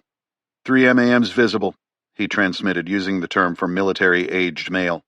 "Probably at least one more in the truck. I'd say they are Haqqani network." "How much money do we have left?" Staub asked over the radio. Walker opened the center console to look at the remaining cash. "Enough," he said. "I hope you're right." "Ask Mr. John Harina and Fatima Afering," Naji requested. Walker keyed his radio. "How are your passengers?" "All good here," came the reply. "They're good, Naji. We will be across the border soon." "You know as well as I do that the border means nothing here. It means something to Pakistan. We're linking up with a contact my organization has in the Turi tribe. They are fiercely anti-Taliban and anti-Haqqani. They are going to see to your safe passage farther into Pakistan." "How do you know they just won't kill us?" "We are going to give them $10,000. "Why wouldn't they just take it and kill us anyway?" "Because with America leaving, they want to continue to be paid. They will pass us information in exchange for compensation. They don't want to jeopardize that relationship." "And you will leave us with the Turi?" "I'm sorry, Naji, that's the best we can do. They shouldn't be much farther past this checkpoint." "It is in the hands of Allah." "Chris," came Staub's voice over the radio. "Go. These guys are getting the deal of the century out of our withdrawal. I don't see why they'd fuck." Cognizant of the child in the back seat, he corrected his language. "I don't see why they would jeopardize the deal. They want money, not heads." Staub made a good point. Why would the men in the truck screw up this truce? In another week, the Americans would leave everything. That was the dirty deal the U.S. government had made with the Taliban. The soon-to-be rulers of Afghanistan were getting what they'd always wanted: foreigners out and a modern army's abandoned equipment. The old Talibar at the Ariana Hotel would probably be their cabinet room again in a matter of weeks. Walker wanted to believe it. The simple fact was, they had already moved through one checkpoint and had been spotted by this one. "Good copy, let's buy our way through," Walker replied. He turned to Naji's daughter in the back seat. Her eyes were wide, not with fright, but with wonder. The vehicles continued forward. They rolled to a halt and switched off their engines. The checkpoint ahead was a bleak reminder of what America had accomplished in its 20-year war. Rusted oil barrels, a pile of yellow plastic water jugs, a makeshift gate of strung barbed wire, and 3 men with AKMs across their knees in the open tailgate of the cruiser. "These men look different than the last ones," Naji said. "They have the look of the devil. Let me come with you." "No, stay here with Zara. I am a rug salesman. We have a reputation for a reason," he said. "This close to Pakistan, they might speak Urdu. How's your Urdu?" "Shit." Naji turned to smile at his daughter. "I'll be right back, dear child," he said, switching to Pashto. He kissed his hand and leaned back to place it against her forehead. "Okay," Walker consented. "You have your papers?" "Yes." Walker stepped out slowly, hands raised with the white pillowcase filled with cash in one. These were fighters, not opportunists like the last checkpoint. Walker's gift was therefore a few $1,000s more. Naji followed, his steps cautious. He was ready to translate, to warm them up, just like he had learned to do with customers in his shop. He forced a smile. The leader of the group was a squat, thick-waisted man with a cheek distorted by an old wound. He hopped off the tailgate and stepped forward, muttering something in guttural Urdu. "Border tax," Naji translated, voice tight, nodding and smiling. Border, that was good news. "Does he want to see your exit papers?" Najee said something else in Urdu, his tone almost playful, his smile broad. The thick man barked something back, indistinguishable to the American. No, he just wants to know how much money we have. Tell him I can show him. Najee spoke again, and the leader stepped forward, holding out his hand. Give him the money, Najee said. Walker very deliberately reached into the pillowcase and handed over the cash, keeping his eyes low, his posture respectful. Najee and the leader exchanged a few clipped words in Urdu as the man ran his fingers through the bills. Najee's smile never wavered. The man said something else, short and clipped. He said we can go, Najee said. The man jerked his head in a reluctant nod. Back away slowly, Walker said. Najee pressed his palms together in a slight bow, then began stepping back toward the vehicles. When they were 20 yards from the truck, eyes still on the gatekeepers, high-pitched static pierced the air. The radio on the leader's hip crackled to life, barking something urgent in a dialect Walker didn't recognize. The leader's face changed. His eyes sharpened, his mouth tightened, the wound near his nose twisted. Najee froze. They know who I am. They're looking for me, he whispered, voice hollow. What are they saying? The voice on the radio was shrill and tense. The radio, they're going to kill us. One of the men on the tailgate raised his AKM. Walker's hand flew to the Glock, indexed the grip, cleared leather, and fired 3 times at the AKM-armed man on the tailgate. All struck center mass. He pivoted and went for the second target, who was now scrambling from the rear of the truck, fumbling with his weapon. Walker fired again, hitting the man in his chest, neck, and head. Get down! Walker screamed at Najee. The leader had moved to the far side of the truck with surprising quickness, stuffing the cash in his tunic while shouting orders in Urdu. A driver opened the door, stepped out, and raised a Kalashnikov.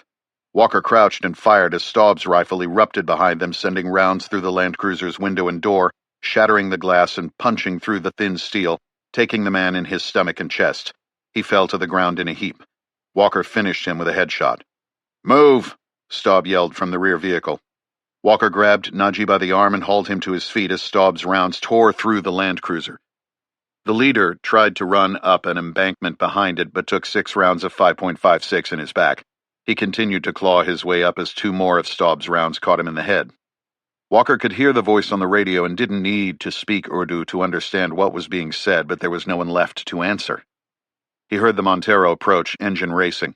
Najee, let's get to the truck, Walker urged. Najee stumbled and fell.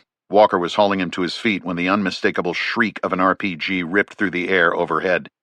The rocket-propelled grenade nicked the top of the Mitsubishi's roof like a stone skipping on a pond, then slammed into a boulder on the far side of the road, detonating on impact. Where the fuck did that come from? Gripping Najee's arm, Walker yanked him toward their vehicle. They had to get off the X. They had to move. Hitting a moving target was much more difficult than a stationary one. Go! Go! Walker yelled at Staub as he passed in front of the approaching Montero, catching Rena's eyes behind the burqa as she looked past him to her stranded daughter in the Hilux, the eyes a mix of terror and rage. Get to the truck. Get to my rifle. The sound of the second RPG was more sickening than the first. It came from the outcropping above them. It had targeted the Hilux. The truck with Zara inside. Walker was only 2 steps into his sprint when the RPG hit. The warhead impacted just in front of the driver's side door and detonated with an intense flash, followed by an instantaneous plume of black smoke that engulfed the front portion of the vehicle, the shockwave and rapid combustion of gases throwing the hood skyward. Zara! Walker turned and dropped to a knee. He caught sight of movement in the rocks above and returned fire with the pistol.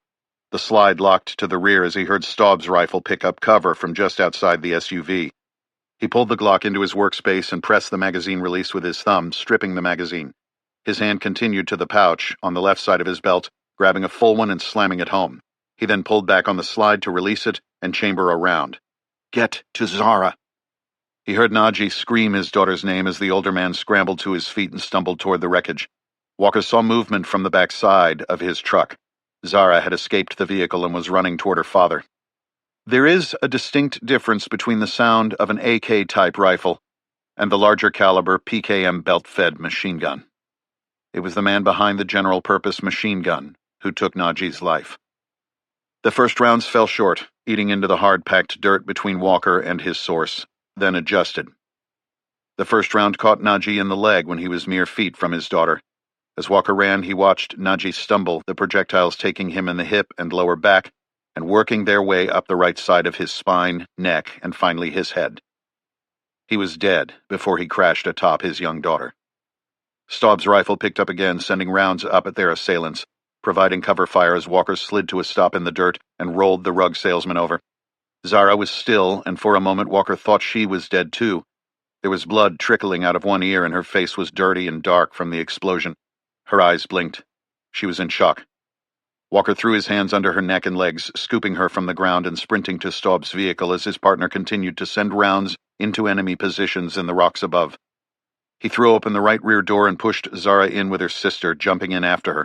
"Go, go, go!" he yelled over Staub's gunfire and Rena's screams. Staub ducked back into the vehicle and slammed the door, then threw it into drive and smashed his foot on the accelerator. As the SUV surged forward, he looked back at Walker and passed him at the crumpled figure in the road. "Fuck!"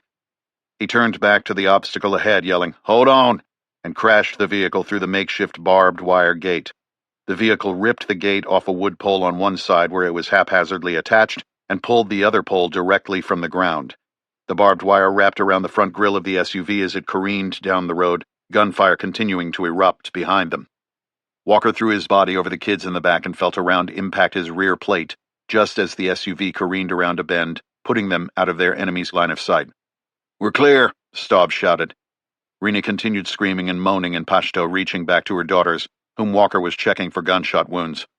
"Kids are okay," Walker shouted over Rena's screams as the car bounced over ruts in the unpaved road. "Give me your rifle," Walker said. Staub slipped the sling over his head and handed it back. Walker performed a tack reload to top it off. Neither of them noticed the plastic yellow water jugs camouflaged on the roadside. Chapter 25. The explosive charge detonated beneath the speeding SUV. Its blast created an inverted cone of gases and pressure that ripped upward, carrying with it dirt, rocks, IED components, and pieces of the vehicle. The Mitsubishi was thrown onto its side, sliding into a ditch on the far side of the road. For Walker, it was darkness, followed by pain, and a subsequent intense ringing that sounded like it was coming from the deepest recesses of a cavern. "Is this death?" Walker came to on his back, ears ringing, vision blurred and spotty. He rolled to his side. The world seemed tilted. He noticed the hard dirt of the road seemed to have loosened into sand. He wondered why. The answer came a moment later. Bomb. When you're wounded and left on Afghanistan's plains and the women come out to cut up what remains, just roll to your rifle and blow out your brains and go to your God like a soldier. He blinked his eyes, bringing Staub into focus. He was dragging himself through the sunroof and onto the road. How the fuck did I get here in the middle of the road? Must have been blown through the rear passenger door. Walker pushed himself to his knees. Where was his rifle? Staub was shouting something he couldn't hear. Blood ran down Walker's temple. His head throbbed. He tasted dirt and blood in his mouth. The ringing in his ears shifted to an angry hissing. He touched one. His hand came away with blood and mucus. Gunfire cracked from the ridgeline. A few fighters were shooting at them from behind rocks, but they were still too far out to be effective. The Montero was on its side, smoke curling from the engine block. One of the girls was screaming. Walker scrambled to his feet and ran to Staub, taking a knee next to his battered friend. Staub's baseball cap had been blown from his head, as had his sunglasses. Blood ran from his nose and ears, mixing with that from the glass shards in his face and neck. The ringing in Walker's head became the screaming of one of the children. "You're okay, buddy," he said. "Let's get the girls." Staub's eyes looked glossy. "Can you move?" The big man shook his head. "Get the girls, Chris. Rena's dead." He drew his pistol. "My legs aren't working." Walker stared at his friend. "You get the girls and get to the Tory contact," Staub said, his breathing labored. "We've got to be close." "Fuck that, you're fine. Let me help you up." "Hey, Chris, I'm not. You get the girls and get the fuck out of here. We didn't get very far. Those shitheads will be on us soon. Now fucking go." "I'm not leaving you." "Hey, you owe me a favor, right?"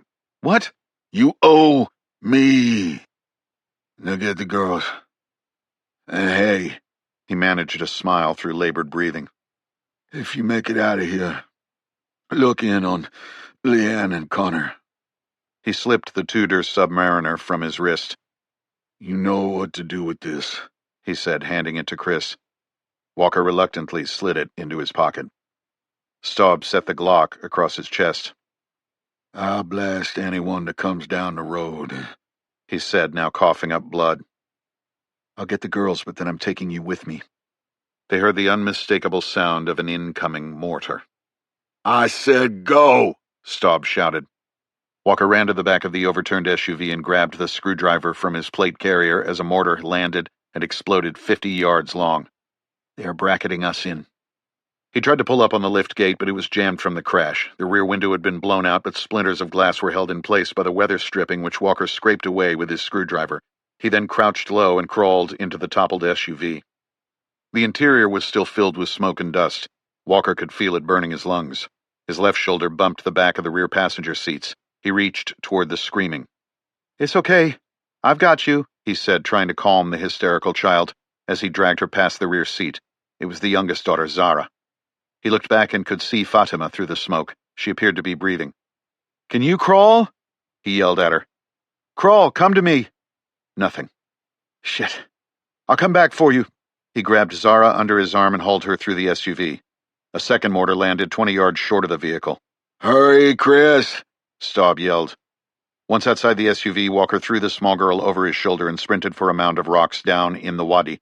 The girl had stopped screaming. She was breathing, but her face was pale. He set her down on the far side of the rocks and turned back to the SUV.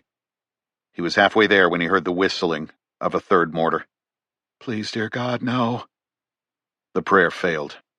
The earth rose up as if a volcano had erupted beneath the Montero. When it cleared, the SUV lay on its back. It was burning. Fatima's body had been ripped in half. It had been blown through a side window. The vehicle had rolled over onto Staub's upper torso, and one of his legs was missing. They're gone. All gone. He had started to run to his dead friend when a fourth mortar hit the SUV, covering Walker with debris, smoke, and dirt. You owe me. If you make it out of here, look in on Leanne and Connor. He gazed at the burning heap, then back at the rocks where he had left Zara. I'm so sorry, he whispered. Go, Chris. He turned and sprinted to Zara, lifted her into his arms, and set off into the wadi. And go to your God like a soldier. Part 2. The greatest conflicts are not between two people, but between one person and himself. Gaius Musonius Rufus, Roman Stoic philosopher. Chapter 26. New Orleans, present day. Why had he survived? Is that me wondering, or the philosophers? He drove through the night from the 9th Ward toward the Garden District, crossing bridges and waiting at stoplights with Paladin in the passenger seat. Leanne had never heard the whole story. Neither had Connor, and now he never would. She deserved to know how her husband had died as a hero, a protector, a guardian. That the incident happened across the wrong border and threatened a fragile truce meant it had been classified. Leanne and Connor were told that John had died in service to his nation in Afghanistan, in an engagement with insurgent forces. There was truth to the lie. It was lying by omission. Those lies continued even when John's star was chiseled into the CIA memorial wall at Langley. The agency lawyers had threatened Walker with prison for executing an illegal mission and stealing contingency funds. They hung John Staub's death around his neck where it weighed like an albatross. About that, they were right. They were right about all of it. Because of the border issue and classifications involved, there would be no formal trial. The brokered deal allowed Walker to medically retire with a combination of his years in the military and at the CIA, a victim of traumatic brain injury. If he ever spoke or wrote of the rogue incident that resulted in the death of John Staub, they would come after him, take his retirement, and prosecute him for his crimes. Perhaps Walker had agreed to the deal so he would not have to face John's wife and son with the truth. The truth that he was the man responsible for the death of Leanne's husband, Connor's father. Isn't philosophy fundamentally a search for truth? Then why are you running from it? He coasted to a stop and parked along the street a few blocks from the Staub residence. After Bell had so easily placed him at Leanne's, he decided to at least not park directly in front. You need to tell her. What good will that do? Truth. If you make it out of here, look in on Leanne and Connor. You owe me. Walker had failed his friend on the battlefield and then failed him again in death. He exited his van onto the dark street and called for Paladin to join him. Good boy, Walker said as he locked the vehicle. Would Irene Isaacson really look into Connor's case as she had promised Leanne? Doubtful. Isaacson was a politician, and politicians told people what they wanted to hear. You can still honor Staub and return that favor. If you want to avoid suicide, find something to do. Who said that? Voltaire? Maybe. His encounter with Bell was encouraging. After all, she might be the key that unlocked Connor's journal. Maybe Walker could crack the code and complete Connor's work on the Royal Deluxe in his van. Connor couldn't continue investigating, but Walker could. Maybe that, in some small way, would help fulfill the promise he had made to a dying man. Paladin looked up at Walker as they made their way under the classic street lamps, past the ironwork, gardens, and columns of the grand, historic homes, as if to ask why his master was walking so slow. Don't worry, partner. Just thinking. It was nearly 9. Leanne's ER shifts made for late nights. His conversation with Bell had reminded him that he needed to vary his routine, so instead of using the main entrance, he passed the front gate and decided to use the driveway that led to the detached garage. He heard jazz floating through the humid air. It seemed louder than he remembered, but maybe that was how Leanne liked it when she was alone. Nothing the neighbors would complain about. He stepped past the hanging tropical plants between the garage and house, noting that Leanne needed better perimeter lighting. As he was about to take the steps up to the side door, Paladin froze at his side, silently alerting, just as he had done 1,000 times in Iraq and Afghanistan. Walker stopped in his tracks. Paladin alerted when he smelled certain explosives or precursors common in IEDs, C4, TNT, Semtex, ammonium nitrate, RDX. But there was another odor that also triggered him. Blood. Chapter 27. Maybe it was nothing, but Walker had learned long ago that primal instincts should not be ignored, especially those of a multi-purpose canine. He stepped off the path and into the garden shadows between the detached garage and the main house, drawing his Glock. Still, he whispered, ordering Paladin to stay silent. Maybe it's nothing. The side entrance led into a room just off the kitchen. Warm yellow light emanated through sheer curtains. He watched for shadows, listened for footsteps, voices. Nothing but jazz. Paladin stood rigid beside him, silent but alert. The dog's body language was unmistakable. Something was wrong. Walker leaned in and murmured, Folk. Heel. He kept to the garden, pushing to the back of the house to get a good angle on the kitchen through a window that allowed someone at the sink to look out over the flowers. Oversized Edison lights hung above the island, where he noticed an open bottle of wine and an empty platter. The swinging door that separated the kitchen from the dining room was closed, unlike on his first visit. He turned back to the street, which was now partially obscured by a southern magnolia. Had there been any suspicious vehicles parked on the street? Had he not been so consumed with thoughts of Bell, John, and the CIA, he might have noticed. Or maybe not. Parking on the street was common in this neighborhood. His van was probably the most suspicious vehicle out there. Damn it, get your head in the game. He thought he heard a male voice inside the home, but when he stopped to listen, all he caught was jazz over the chirping of crickets and the long rattle of cicadas. 1,000 thoughts swarmed in his head, but an overriding one was that of Leanne's meeting with Irene Isaacson. Still might be nothing. Then what of the male voice? Leanne hadn't said anything about having another guest. Maybe it was the TV. You could just knock on the door. You could call the police. Leanne reached out to you for a reason, and it wasn't so you could call the police. She was afraid of the police. She was convinced they had killed her son.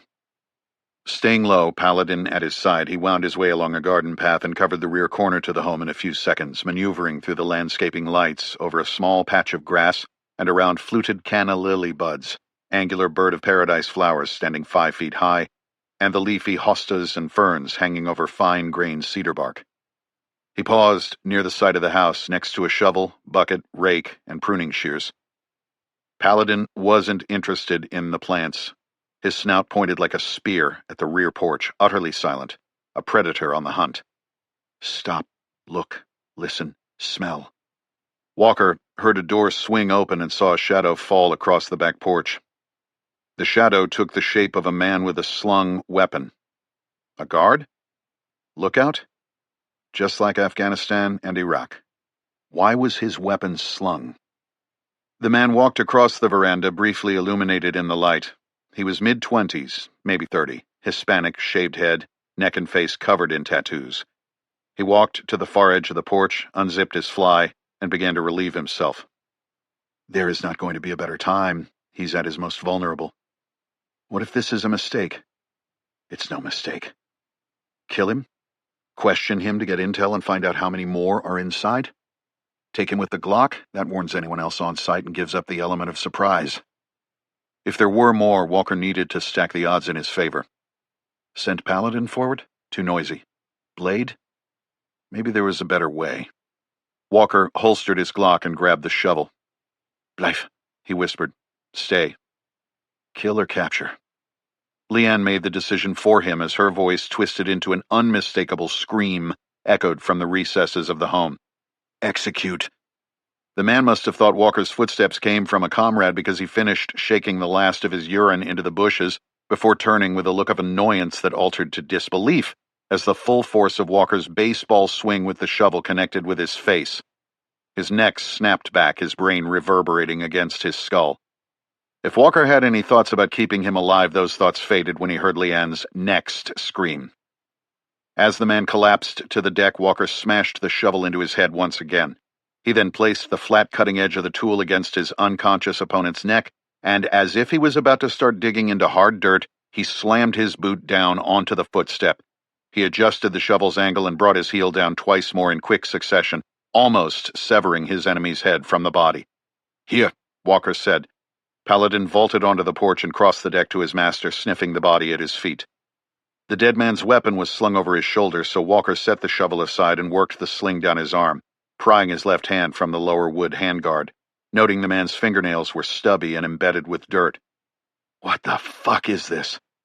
It looked like an AK-type weapon, but with a short barrel and without a stock. It had the standard banana-shaped magazine and felt heavy, which meant it was probably loaded with 30 rounds. He pulled the charging handle back slightly to confirm there was a round in the chamber, then ensured the selector lever was in the top position. I'll be more accurate with my Glock. Handguns were often referred to as defensive weapons, but as an instructor at the farm had told him, it was all about how you used it. Walker was going on the offensive. As he slung the AK-style pistol, he became aware of a peculiar, almost sweet odor with a tinge of sickness coming from the dead man. Cologne? Aftershave? Zook, Walker said, pronouncing it Zook. It was a command for Paladin to search based on the smell. Speed, surprise, violence of action. If we still have surprise. At least you have speed and violence of action. The man had left the door open when he exited to take a piss. His friends would be expecting him back. They would get Walker instead. The hunter-killer part of his soul was firmly in the driver's seat. The philosopher was relegated to the passenger side. He entered the house, pistol up and ready, searching for targets, sacrificing security for speed. Paladin slightly ahead of him, off to his right side. The screams sounded like they had come from upstairs. He stepped into a hallway lined with the Tabriz carpets John had purchased at Pan-Arabian Rugs in an alley in Kabul. Walker heard footsteps upstairs. The screaming had stopped. Now there were voices, guttural, too muffled to make out what they were saying, but it sounded like Spanish. He turned a corner and looked up the stairs into the eyes of a soon-to-be dead man on the landing. In the confines of the house, Walker's gunshots sounded like cannons as he put 4 rounds into the chest of a man with a tattooed face, in jeans and a checked shirt, a man who didn't even have time to raise the gigantic stainless Desert Eagle pistol in his right hand. Surprise is gone, push the speed, lean into the violence. Walker sprinted up the stairs, putting another round into the head of the man holding the Desert Eagle as he gained the top landing with Paladin off his right knee. There were 2 options at the top of the staircase, but it was clear that the dead man had come from the left. The sisal carpet Leanne used as a runner over the dark mahogany was crooked. A blood streak ran down the ivory wall below the family photos. A tattooed face emerged from the room at the end of the hallway. Walker's 9mm round caught him in the chin and sent him stumbling back into the room. The former SEAL followed him in, quickly scanning for additional threats and putting 2 more bullets into the man's head. The bedroom was spacious with a high ceiling rimmed with ornate crown molding. A fan rotated above a king-sized bed. One of the French doors leading to a small balcony was open. The drawers of both bedside tables had been pulled out and emptied onto the floor, as had the drawers from the dresser and armoire. Leanne sat slumped in a chair, tied, gagged, her blouse torn, hair tumbling around her face. Before Walker checked her pulse, he knew that she was dead. The clawhammer on the floor, covered with matted hair and blood, spoke to how she met her end. The mother, the son, the father, all dead. Walker took his fingers from the side of her neck and quickly cleared the attached bathroom and balcony. He heard tires squeal in the street and unsuccessfully tried to make out the type of vehicle that was so quickly departing. Walker rushed back into the room, holstered his pistol, and reached for his blade to cut Leanne from the chair. It was Paladin who saved his life. The Malinois leaped toward the bedroom door, attacking the arm holding the weapon, which, in this case, was another AK variant pistol. Paladin's teeth tore into the forearm of the over-muscled man in the black t-shirt, who squeezed the trigger and sent a round into the floor while he continued toward Walker, a primal scream emanating from his tattooed lips. The man towered over 6 feet tall and looked like he had ingested a steady diet of steroids, growth hormone, and testosterone since birth. He dropped the AK, hurled Paladin into a wall, and pressed his forward charge at the SEAL. Walker went for his pistol, but the large man barreled into him before his hand could index the grip. Walker heard glass break as they crashed through the pane on the French door that was still closed. He felt a shard slice through his skin as the big man took him to the ground. Walker was pinned to the deck by his throat, the man's massive left hand cutting off his air supply as his right rose up to strike. With his pistol and the slung AK trapped beneath him, Walker went for the regiment blade at his appendix, drew it, and punched it into his attacker's left pubic bone, slightly below the man's left hip. The banger howled in agony, his hands instinctively going to the source of the pain. Walker attempted to call Paladin, but even with the pressure released from his windpipe, his voice was temporarily stifled. In this case, he didn't need to say a word. The dog knew his job and had a running start. He hit their aggressor at full speed, attacking the bicep of his right arm, teeth crushing through skin, muscle, tendon, and into bone, a growl emanating from his throat, ancient in origin. That was the opening Walker needed. He twisted the blade in the man's pubic bone and used it as a lever as he trapped the giant's left hand while also ensnaring the man's left leg with his right. He then thrust his hips up and bridged to the right, taking the tattooed man with him. With the man now on his back, Paladin clamped onto his chest, tearing through the meaty flesh before moving to the throat. A dog biting and tearing near one's neck triggers the most primal of fears, hearkening back to the days when wolves hunted in packs, subduing and consuming their prey in a bid for survival.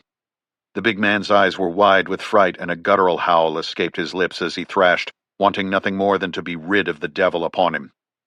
Walker rolled away from his assailant to make sure he did not accidentally cut his dog. He sheathed his blade and brought his hand to his pistol as he stood, gasping for breath. "Los!" he shouted, giving Paladin the command to release. Immediately, Paladin let go of the man's bleeding neck and returned to his handler's side. The man struggled to his knees, bringing his hands to his larynx, as blood poured from the wounds. "Hijo de puta!" he sputtered. Walker heard sirens in the distance. "Speak English?" Walker asked between breaths, as his eyes found the Trigicon HD night sights of his Glock 19. "Hablas inglés?" "Me cago en la puta madre que te parió," the man spat back. Walker glanced at the dead woman tied to a chair in the bedroom behind him and then back at the man on his knees. "Guess not," Walker said. He shifted his focus to the bright orange glow of his tritium front sight, aligned it with the man's head, and pressed the trigger. Chapter 28. Lieutenant Cornelius Bates had visited the Garden District many times in the past few weeks, though for reasons not related to police work. He was in the market and had found himself a real estate agent. He liked this neighborhood because the homes were more than houses. They had personalities. Bates thought these homes fit his personality. Good-looking, classy, charming. With their Greek Revival, Italianate, or Spanish architecture, one might even call them seductive, a word that had always appealed to him. Moreover, these homes had stories to tell, and where there were stories, there were secrets. Bates had walked with the agent down this very street, Britannia, right before they stopped at the bar near the Irish Channel, where he worked his charm, getting her tipsy enough to agree to go out with him the following week. It did not bother him that the Irish Channel was not an actual waterway. He had been raised in New Orleans, a product of the Ninth Ward, where there really was a canal, one that had broken. Over here, where the elite had put their stamp on the river lands, the canals had never been connected to the mighty Miss. Had they known? Bates wouldn't have been surprised. The police cruisers parked at the corner of 3rd and Britannia formed a phalanx around the wrought iron, playing a red and blue light show on the neighbors' walls. A handful of people were out in the street wearing robes and slippers. He thought that was good. One never knew who might be watching. This was an area that was home to judges, politicians, and the executives who funded their campaigns. Icy herself lived a few blocks down on 3rd. He had attended an event at her home a few months ago. The charm hadn't worked that time. Icy was as good as her name. Shoving thoughts of that rebuff aside, Bates decided it would be better to walk through the cordon of policemen rather than drive through as he would have in the 9th. Here in the garden, it was better to be seen, to show up as the man in charge. He stopped in the middle of the street and shifted his beefed-up Dodge Charger into park. When he stepped out, he straightened his tie and adjusted his shirt. Unlike other ambitious detectives, he rarely wore a suit jacket, even in the cool evening air or during the brief New Orleans winter. Bates preferred to show off his narrow waist and well-developed shoulders that came from pumping iron and working the heavy bag at Le Boxeur Gym in the heart of the French Quarter. Crime scenes secured? He asked a patrolman near the yellow tape. Clearly the scene had been secured. Why else was the tape there? But Bates could sense as well as see the onlookers within earshot. It was important that they knew a leader had arrived. Yes, Lieutenant, we got the perimeter set up. Bates nodded his shining bald head. He put his hands on his hips and took it in. 5 cruisers had responded. Good. It was necessary to provide a show of force here in the garden. One of them had the letters on the trunk of his specialized unit, the one that would elevate him to the top job. Cope. He wished that cruiser had been parked closer to the onlookers. Any media? Yes, sir. 3 broadcast channels. We're holding them down the street for now. Now that was a rookie move. Under Icy's sharp leadership, the NOPD budget lines had been increasing over the past few years. That funding came from the property tax dollars of the parish, much of it from this neighborhood. It was important for these people to see a swift and heavy police response. Go ahead and let them bring the cameras up, Bates ordered. We want to display full transparency. The patrolman nodded. Like all NOPD officers, he understood the force's reputation. Citizens didn't always trust the department. I'll let them through, sir. We'll set them up on the far sidewalk. Perfect, Bates responded. With his badge exposed on his belt that matched the leather of his holster carrying his Glock 22, Bates ducked under the rope. He preferred to carry the .40 caliber full-sized Glock like the patrolman. The smaller Glocks he was now authorized to carry as a lieutenant looked too small and unimpressive against his muscular body. Detective Howard Gormley stood at the wrought iron gate, his round belly casting a shadow on the home's brick path. Hey, boss, he said when Bates approached. Place is a friggin' zoo. Yeah, I know. Who all's in the house? Bates asked. Gormley tugged at the double chin beneath his stubble. He was in his mid-50s with pale skin that looked as if it had never seen the sun. His hair was full but gray, and his eyes were so droopy that the other cops called him Bloodhound, shortened to Hound. Gormley chose to believe they were complimenting his investigative skills. Detective Kyle, along with CSI techs, checking out the Vicks. Kyle's already in there? Shit. And the Vicks a Ms. Staub. Who else? Bates asked, noting the patrolman within earshot. A couple of John Does so far, look Hispanic. Because he worked in Bates's cope unit, Gormley wore a tie without a jacket, just like the boss, though he had violated the dress code by choosing a short-sleeved shirt. I'll take a look, Bates said, snapping rubber gloves over his hands. NOPD had 8 districts, the equivalent of precincts, that covered the greater New Orleans area. Technically, this crime scene should have been processed by the head of the 6th district, since they were in the garden, but Bates had made a few calls and talked with the superintendent of police. He explained that the principal victim and homeowner, Leanne Staub, was the mother of a stiff they'd picked up over in the 9th, tied to the heroin trade. With what was reportedly a shootout at her home, Bates suggested it might have been retaliatory gang activity. The Supe knew Bates had the ear of the DA and agreed with his assessment. Bates was going to make this his scene. He slid cloth booties over his shoes and crossed the mahogany foyer with the Persian rugs. Philip Kyle, a detective with the 6th, was standing there eyeballing the scene and taking notes. "What's up, Kyle?" Bates said as he approached. Detective Kyle flipped his notebook closed and stepped forward carefully, staying on the wood floor so as not to alter the impressions in the carpet. "Fucking mess, I'll tell you that." "Looks that way. But let me make your night. Cope is taking this one." Kyle studied the man who had intruded on his scene. "We're in the 6th, Lieutenant." "Cope follows the leads wherever they go. That's here. We got this." "I can't agree to that. Not unless I hear from my squad, or maybe homicide." Kyle had been an Army Ranger and still had the haircut. He wouldn't respond to intimidation, but did understand the chain of command. "This is coming from the Supe," Bates replied. Because he thought this might come up, he had asked the superintendent to send an authorization on the secure text circuit. Bates handed his phone to Kyle. "Yeah, okay," the detective responded after a few seconds, handing the phone back. "Scene's yours. You want me to stick around and help? I don't mind. There's a lot to process here." Bates shook his head. "I've got Gormley and a Cope patrol unit here, but if you could assign your 6 officers to the cordon, I'd appreciate it." Bates paused and scanned the rest of the room. 2 crime scene techs were at work taking photographs of the dead man on the back porch just past the open French doors. "Have the techs been upstairs?" Bates asked. "Just a quick cursory scan to confirm the Vicks. They haven't processed anything yet. One of yours was first on scene, an Officer Dupuis. I have him securing the 2nd floor." "Any security cameras in this house?" "Negative." "Too bad. Anything else stand out to you?" "No, Lieutenant." "Okay. Thanks for the head start, Detective." Kyle remained standing for a few seconds, as though imprinting the scene on his memory. Having lost the pissing contest, he nodded at Bates and pulled off his gloves as he headed for the door. Gormley entered, grinning. "Did old Kyle take that hard?" he asked. "He took it as an order. Army boys are good that way." "Hound."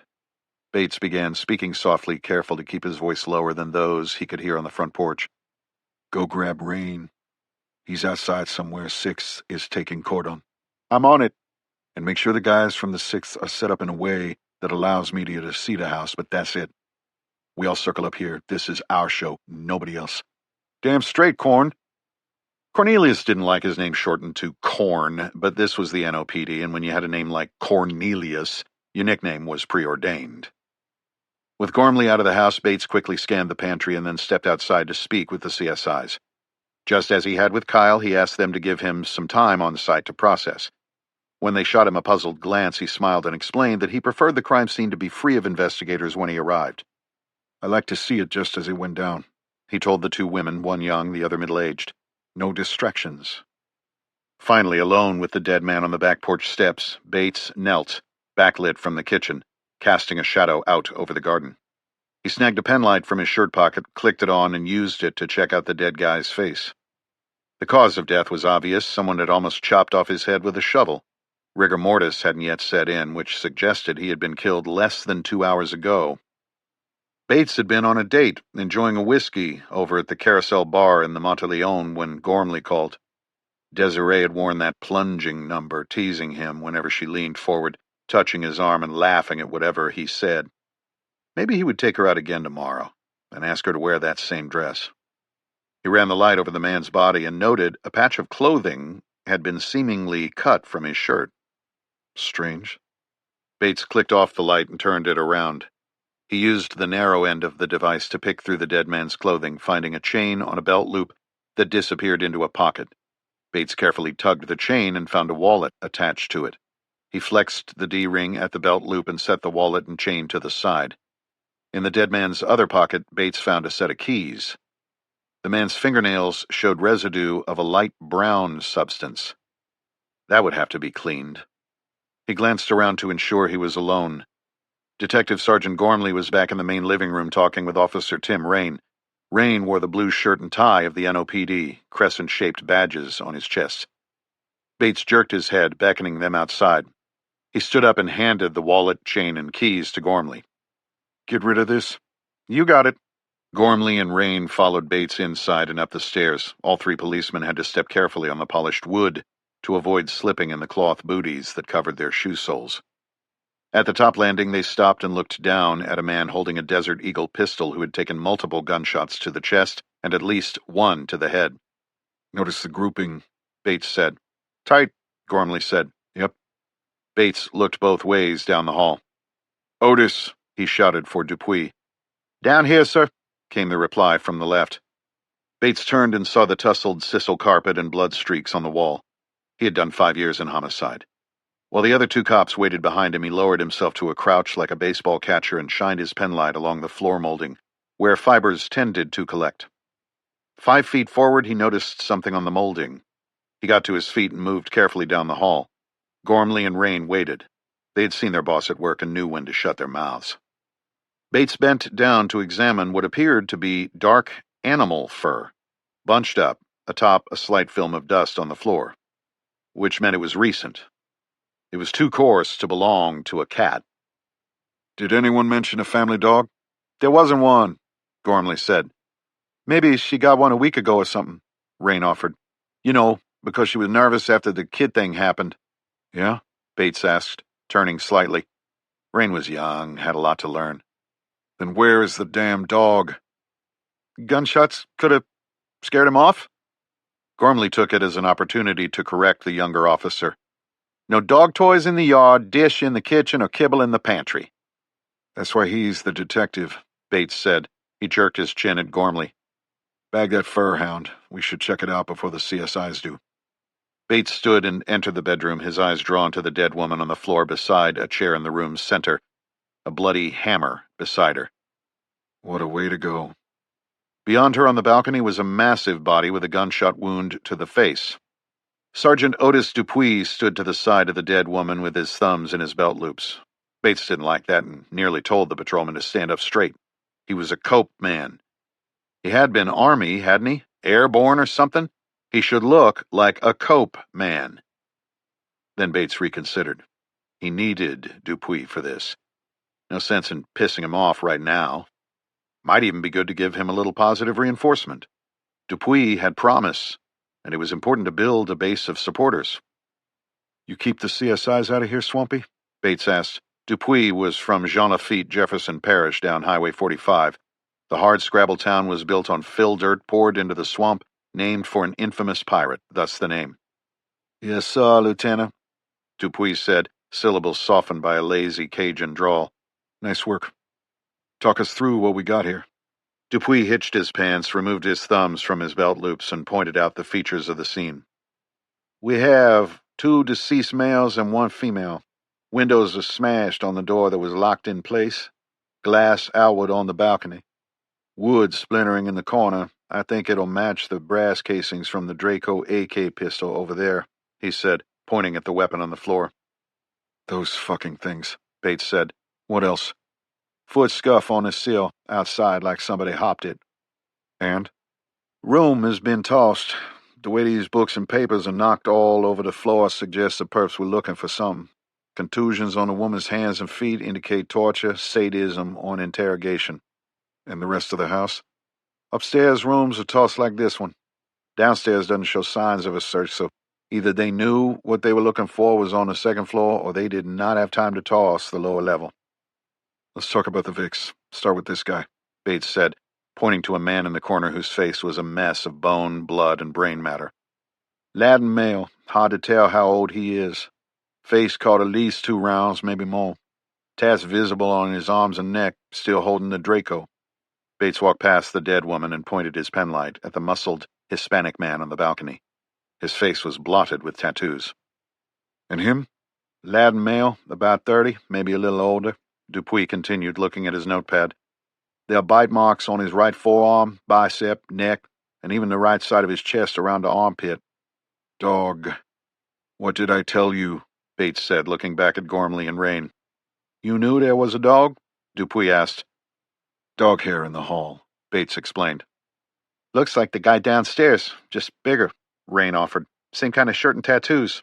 Same smell, too, Gormley added. I was getting to that, Dupuy said. So who killed him? Bates asked. Dupuy flipped his notebook closed and looked at the other officers. Same person who killed the dude on the landing and downstairs on the back porch. Why kill downstairs man with a shovel and these 3 upstairs with a firearm? He wanted to keep it quiet downstairs, Gormley offered. Why didn't the John Doe downstairs have a piece? Excuse me, sir, Dupuy said. Draco AK pistol on the floor over there probably belongs to the stiff who got chewed up by Cujo. This poor fucker without a face is still holding his. Dead asshole at the top of the stairs has a Desert Eagle cannon, but the guy outside is unarmed? Maybe our perp killed him with the shovel and took his weapon. Used it on the rest of the crew, Rain said. Maybe, but who does something like that? Did you find any brass? Just 1 casing from the Draco so far. Think this guy cleaned up after himself, grabbed his brass? A more thorough search will tell. He lowered his eyes to the dead woman, her hair matted and tangled in a drying pool of blood. What about her? Multiple contusions to the feet, shins, knees, hands, and wrists, Dupuy said. Will probably match the bloody hammer on the floor. Ligature marks on her limbs and the plastic ties indicate she was zip-tied to the chair at her ankles, arms behind her back.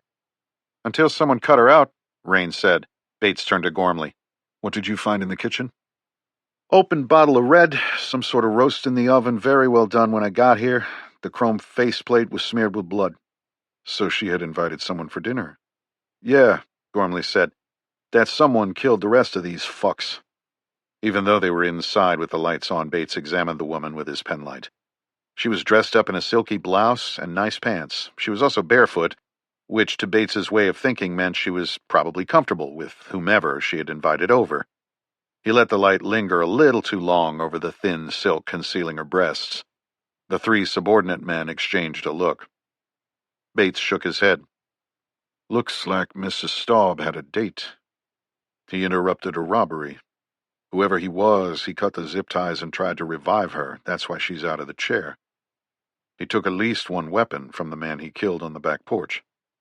And why did he leave? Why not call 911 and wait for the cops? Be a hero? Dupuy asked. Maybe he knows how we treat heroes. What? Never mind. Maybe he spooked, or maybe he's on probation, doesn't want to get caught up in some shit. Who the fuck knows? How do you want to handle this? Gormley asked. Bates spotted the vintage Tudor dive watch on Leanne's wrist. He remembered when it was on Connor's. Did anyone else come up here?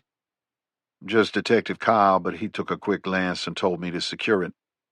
Bates knelt down, removed the watch, and slid it into his pocket, noting how loose it was on her wrist. It had been sized for a man. She must have a jewelry box in here. Take everything shiny. That's the story, Lieutenant? Gormley asked. Robbery? Connor Staub lived here. He OD'd. So we have a direct drug tie, but maybe he was also dealing to kids in the garden. This could be a hit from a rival in the 9th looking for Connor's stash. They tied up poor old Mama Staub and asked where she hid her valuables. When she didn't deliver, they tortured her and killed her either on purpose or by accident. In the middle of all that, there's an argument or somebody on the crew gets greedy. He turns on the others, takes the jewelry, splits it with the getaway driver. I'd buy that. We've seen shit like this before. That works, but what about her dinner date? Gormley asked. Bates thought for a moment. That guy could be a problem. What do you want us to do? Find him. Then eliminate the problem. Chapter 29. Walker twisted his shirtless torso so that Belle could better see the wound on his upper back. You are going to need stitches, she said. No stitches. Just pour some peroxide in, cover it with gauze, and tape it up. If we need to, you can squeeze in some super glue. I wouldn't have called you if I could reach it myself. They were in Walker's van, parked at a new location along the river, sitting on the bench seat in the back. Paladin watched them from the passenger chair. Walker grunted as Belle poured the peroxide into the wound. Oh, don't be a baby. You were supposed to warn me first. Sorry, she said. I've never picked glass out of someone's back before. She was dressed in her uniform, Doc Martens, dark jeans, and black tank top. I think there might still be some shards in there, Walker said. I'll get them, she said, blowing a strand of raven black hair away from her eyes. Belle set the bottle down on the swing-out table and picked up the tweezers. She adjusted the headlamp Walker had given her and pulled the wound apart with her left fingers, probing for glass shards. Take your time, Walker said with a hint of sarcasm, focusing on the ticking of an old clock by the bookshelf. Fuck you, I'm doing my best. I'm just kidding. But really, try to get them all. You Jacques Cousteau? What? What's all that scuba stuff in the back for? Breathing underwater? I know that. I'm just trying to keep your mind off the pain. That's thoughtful of you. Ah, there's one, she said, picking at it with the tweezers. Walker winced. Stay still, she warned. Almost got it. Damn it! There, see, I got it. She dropped the glass shard in the bowl with the others, poured a little more peroxide into the wound, covered it with gauze, and then taped it in place. Just like bandaging a large tat. Like that one, she said, touching the bone frog tattoo that covered Walker's right rib cage. I remember, Walker said, turning to face her. The artist did a good job. What is that thing, anyway? It's a bone frog. What's a bone frog? Like a frog, but just its bones. Why? It was a military thing. I don't get it. It's a tribute to those we've lost. Like Connor's dad? Yeah, like Connor's dad. Well, that's depressing, says the woman dressed in head-to-toe black. Fuck you. I thought you were going to take a shower, but it doesn't look like you have one. You smell worse than you did at the diner. Walker smelled his armpit. I guess I do. And hey, you owe me for a couple tats I would have done tonight. The quarter was full of drunks looking to make some bad decisions. Walker laughed. I got you. Don't worry, he assured her. Walker had escaped out the back of the house and through the garden as the first squad cars arrived, bolting through a neighbor's yard and working his way to his van, which was parked well outside the initial cordon. With the wound on his back unreachable, he called the only person he thought he could trust in New Orleans. He had told her about the evening's events as she pulled glass from his back. So what now? Belle asked. Now? I pay you for the tats you missed out on tonight, along with a healthy tip for patching me up, and you go back to your life. The fuck I am? Chris, whoever killed Leanne was looking for those journals, she said, pointing to the leather notebooks on the van's sink. We can't be sure. I thought you were in the CIA. I never said that. Yeah, well, you didn't have to. She rubbed her eyes, smudging her thick mascara further.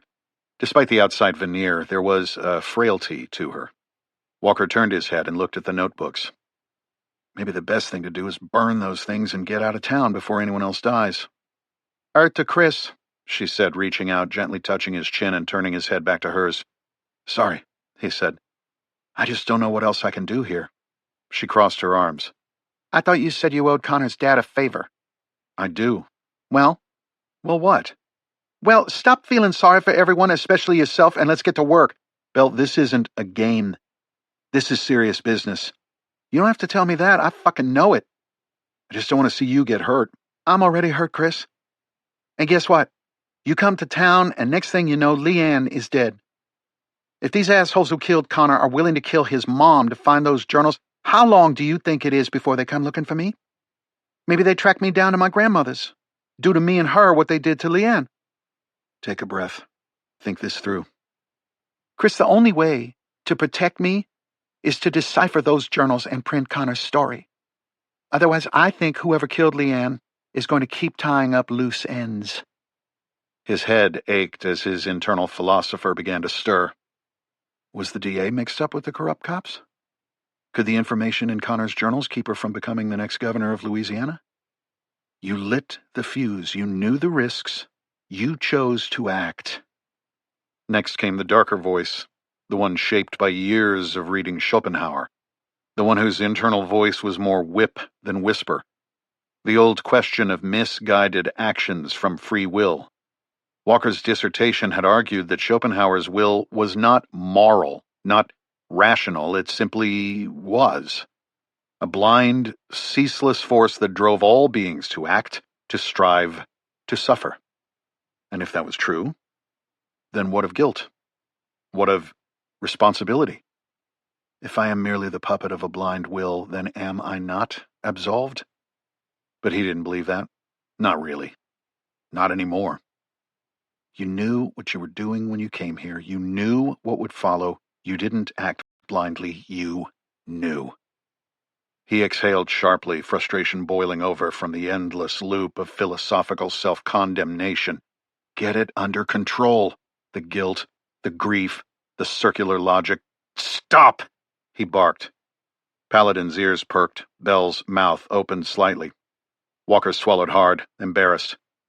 Sorry, he muttered. Sometimes I overthink things. I need some fresh air. He moved to the sliding door and pulled back on the handle. Put some clothes on. The mosquitoes will eat you alive, she said, grabbing a denim shirt from a pile of dirty clothes and throwing it at him as he stepped from the van. Thanks, he said, slipping into the worn button-up. Now build us a fire, she said. We need to plan. You don't take no for an answer often, do you? I don't even know what that means. Camping means a campfire, and it means bourbon. You have any bourbon in this relic? Yeah, in the galley. Okay, get a fire started. Maybe she was right. Maybe the only way to end this was to finish Connor's story and expose the corruption. If not, anyone who knew about the journals remained a threat. And stop feeling sorry for yourself, she added. She was perceptive. Here, Walker called, pallid and bound from his seat. Hey, while you were out there, grab my leather jacket from my car. His eyes flicked to the Martin guitar in its ceiling rack. Bell caught him looking. I'll even let you play for me. He pressed his lips together. I don't really play for anyone but Paladin. You are a strange character, Chris. Hot tip, when a girl asks you to play for her, play for her. Now start a fire. I'm going to find that bottle. Perched on a hunk of driftwood, Walker gazed at the faint glow of the city beyond the swamp, where the haze blurred the stars and the skyline shimmered like a mirage. Bell poured 2 fingers of whiskey into the only 2 cups he kept in the van. With Paladin curled at her feet, Bell sipped the whiskey and stared through the leaves at the ink-black water. I've lived my whole life in this city, she said, her voice low over the crickets. I've heard stories about when it was grand. You can still see it, the bones of something beautiful. People used to take pride in what they built. Now? She shook her head. Now it's partiers on Bourbon Street looking for their next high, addicts in the streets. We call them homeless, but most of them are just lost in a fog. The city's rotting from the inside out, and the people in charge? They're selling it off piece by piece. That's the bullshit Connor was trying to expose, she added. The rot. She glanced at him over the rim of her cup, one leg bouncing on her knee. You're into philosophy, right? I mean, that's what the rolling library is about, isn't it? I studied it for a while. Where? NYU. You know, she continued softly, people love to get philosophy quotes inked on their skin. I did a bad hand of cards across a guy's back once. What does that have to do with philosophy? I asked him the same question. He said it was from Voltaire. Each player must accept the cards life deals him, but once they are in hand, he alone must decide how to play them. It's not really Voltaire, Walker said. I looked it up. Google says it's Voltaire. Google's wrong. It's from a book about Voltaire. Oh, well, somebody has a 7-2 offsuit tattooed on their back for life and is telling people it's because of an 18th century philosopher. They both laughed. You're not cursed, Chris, she said. You're just someone who's been dealt a brutal hand. But you're still here, still choosing. That means something. He looked away, but her words lingered. Voltaire's words. Not guilt, not fate. Choice. Philosophy is about how human nature doesn't change. Isn't that the gist of it? Bell asked. Some people think so. What you are is what you were when, she said. Massey. Impressive, he said. What is? That you know Massey. I went to college. Though he's a sociologist, not a philosopher, but yeah, I'd say that's it. So what were you doing when? Is this where we get to know each other? This is what normal people do, Chris. Okay. My when stage. I was with my mom in the van behind you. She wanted me to see the country. That's it? Well, there's more. Spill it. She was my foster mom. And she was dying. What? The doctors gave her a year to live. She never told me. She took me out of school and we traveled the country in the van. She didn't want our last trip together to be overshadowed by her diagnosis. How old were you? 11. We were on the road for 2 years before going back to Oregon. She made it until I was 16. The doctors couldn't believe she survived as long as she did. Then I was on my own. Chris, I am so sorry. I didn't know any different. And your dad? I'm adopted, but the guy who would have been my dad split early on. I don't even remember him. So you joined the military to find a family? You are perceptive, aren't you? It's not a big leap, Chris. Well, did you? Did I what? Did you find the family you were looking for? Walker thought of the SEAL teams, the CIA, and the man who bridged them both, John Staub. I guess I did, he said, feeling the alcohol warm his system. Then why did you leave? I mean, you are old, but not that old. She smiled. Afghanistan. I lost Connor's dad, and then we lost the country. Abandoned so many people who helped us fight a lost cause over all those years. So it's about abandonment? What? For a philosopher, you are not very observant. You have abandonment issues. So do I. So cheers. She leaned forward and touched Walker's cup with hers. Every generation thinks the next one's doomed, she continued. That they're soft, lost, hopeless. You think the world's gone to hell and that we're all just dancing on the ashes, but you got it backward. He raised an eyebrow. Enlighten me. She tilted her head, studying him by the firelight, petting Paladin, who had taken a liking to her. You got screwed, she said, slicing through him with surgical precision. You were told to fight for a country, and instead of finishing it, they let you wallow in shitholes around the world while defense contractors got rich and you got hollowed out. And now you think the whole thing's beyond saving, so you want to leave it behind. Who is this girl? She sipped her whiskey, eyes on the water. But it's not. You don't see the ones who are still trying? People like Connor? People like me? Paladin shifted beside her. She reached down and ran her fingers behind his ears.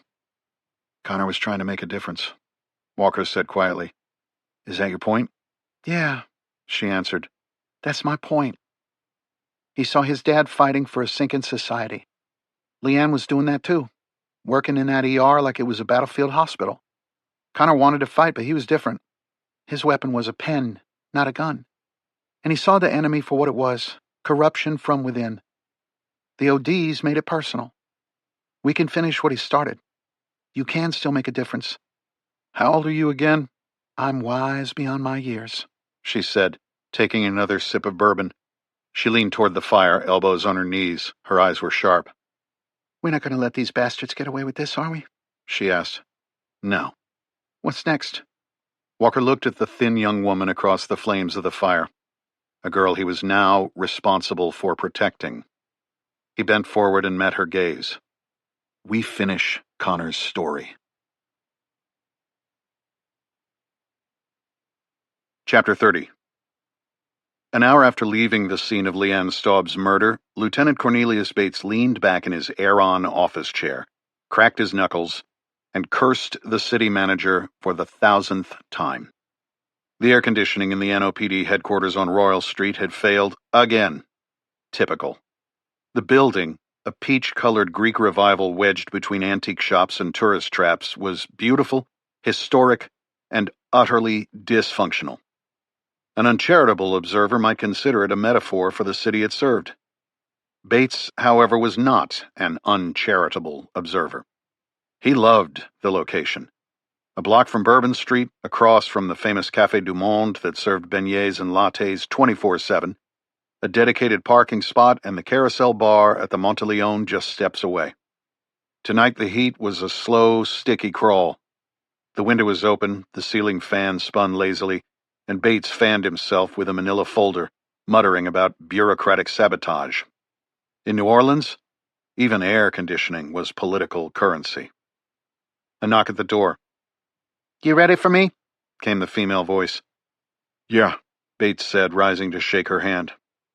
Tilda Marchand, the department's public relations officer, stepped inside, sharp-eyed, sharp-tongued, and always 2 steps ahead. She took the seat across from him, smoothing her crisp blouse. You can hear the music from here, she said, nodding toward the window. A trumpet wailed over the humid air, followed by the thump of a bass drum. Perks of the downtown office, Bates replied. Be nicer if I could close that damn window. Maybe we should leak that to the press.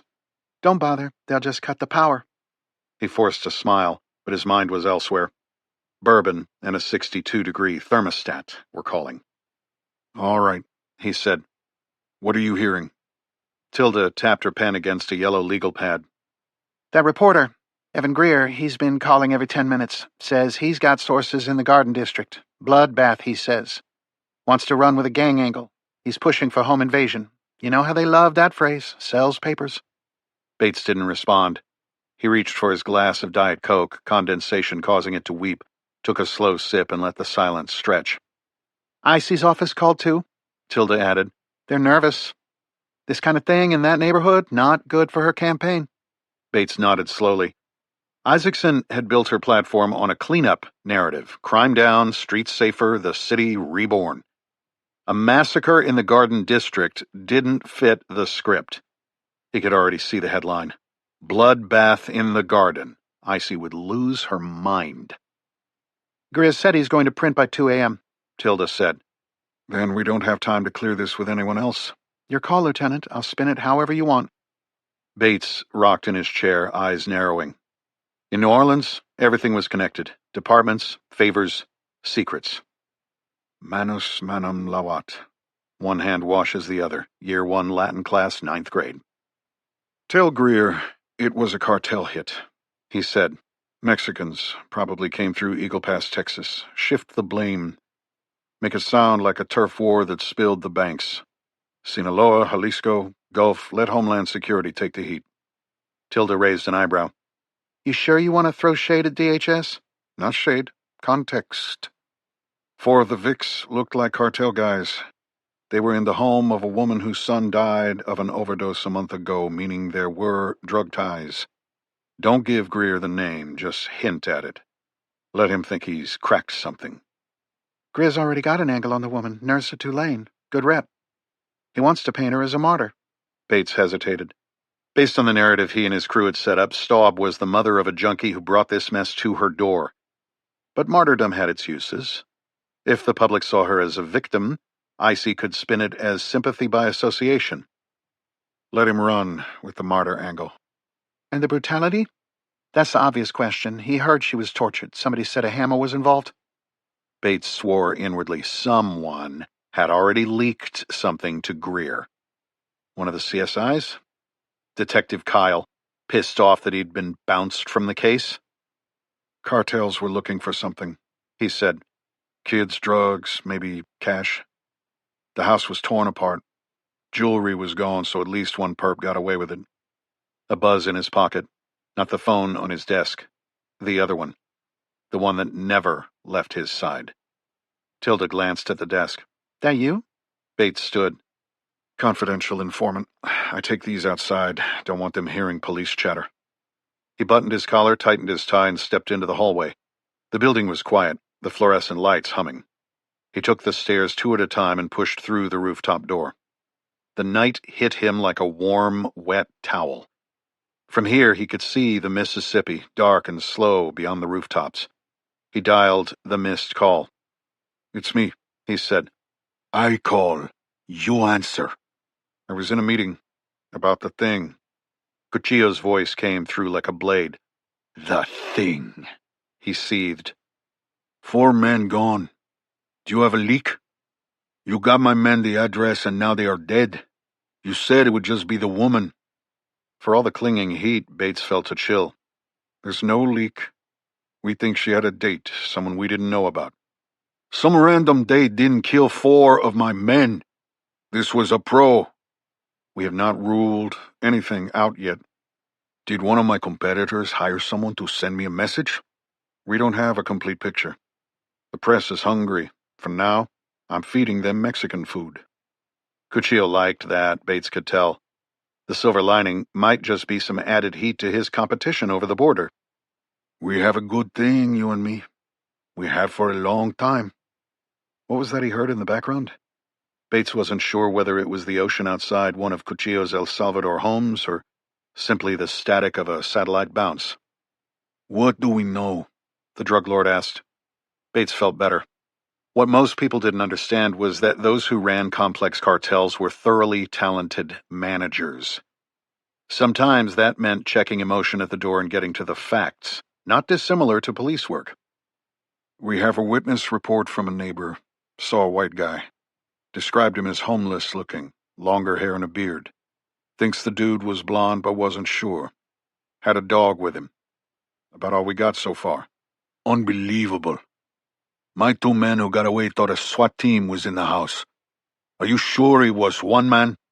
That's what it looks like. Regardless of who it is and who they work for, it's not good for my reputation. You need to find him. I will. I've got a boat coming up river tomorrow. Cuchillo said. More of my people. Use them to help. Bates stiffened. He didn't need a war in New Orleans. We'll find him. Good, when you do, Cuchillo added. My men need to be the ones to kill him, and it needs to be visible. Ugly. It must send a message. Reputation is everything in this business. The line went dead. Bates stood there for a moment, the phone still pressed to his ear, the sweat on his brow cooling in the night breeze. Below, the city pulsed with life. Drunks shouted, sirens wailed, streetcars clattered. He pocketed the phone and turned back toward the stairwell. Cuchillo had it right. Reputation was everything. He was also relieved not to have been pressed about the way in which Cuchillo's men were dispatched. He did not want to be the one to tell the drug lord that one of his hitters was almost decapitated by a garden shovel. Chapter 31. The call came at 2:41 a.m.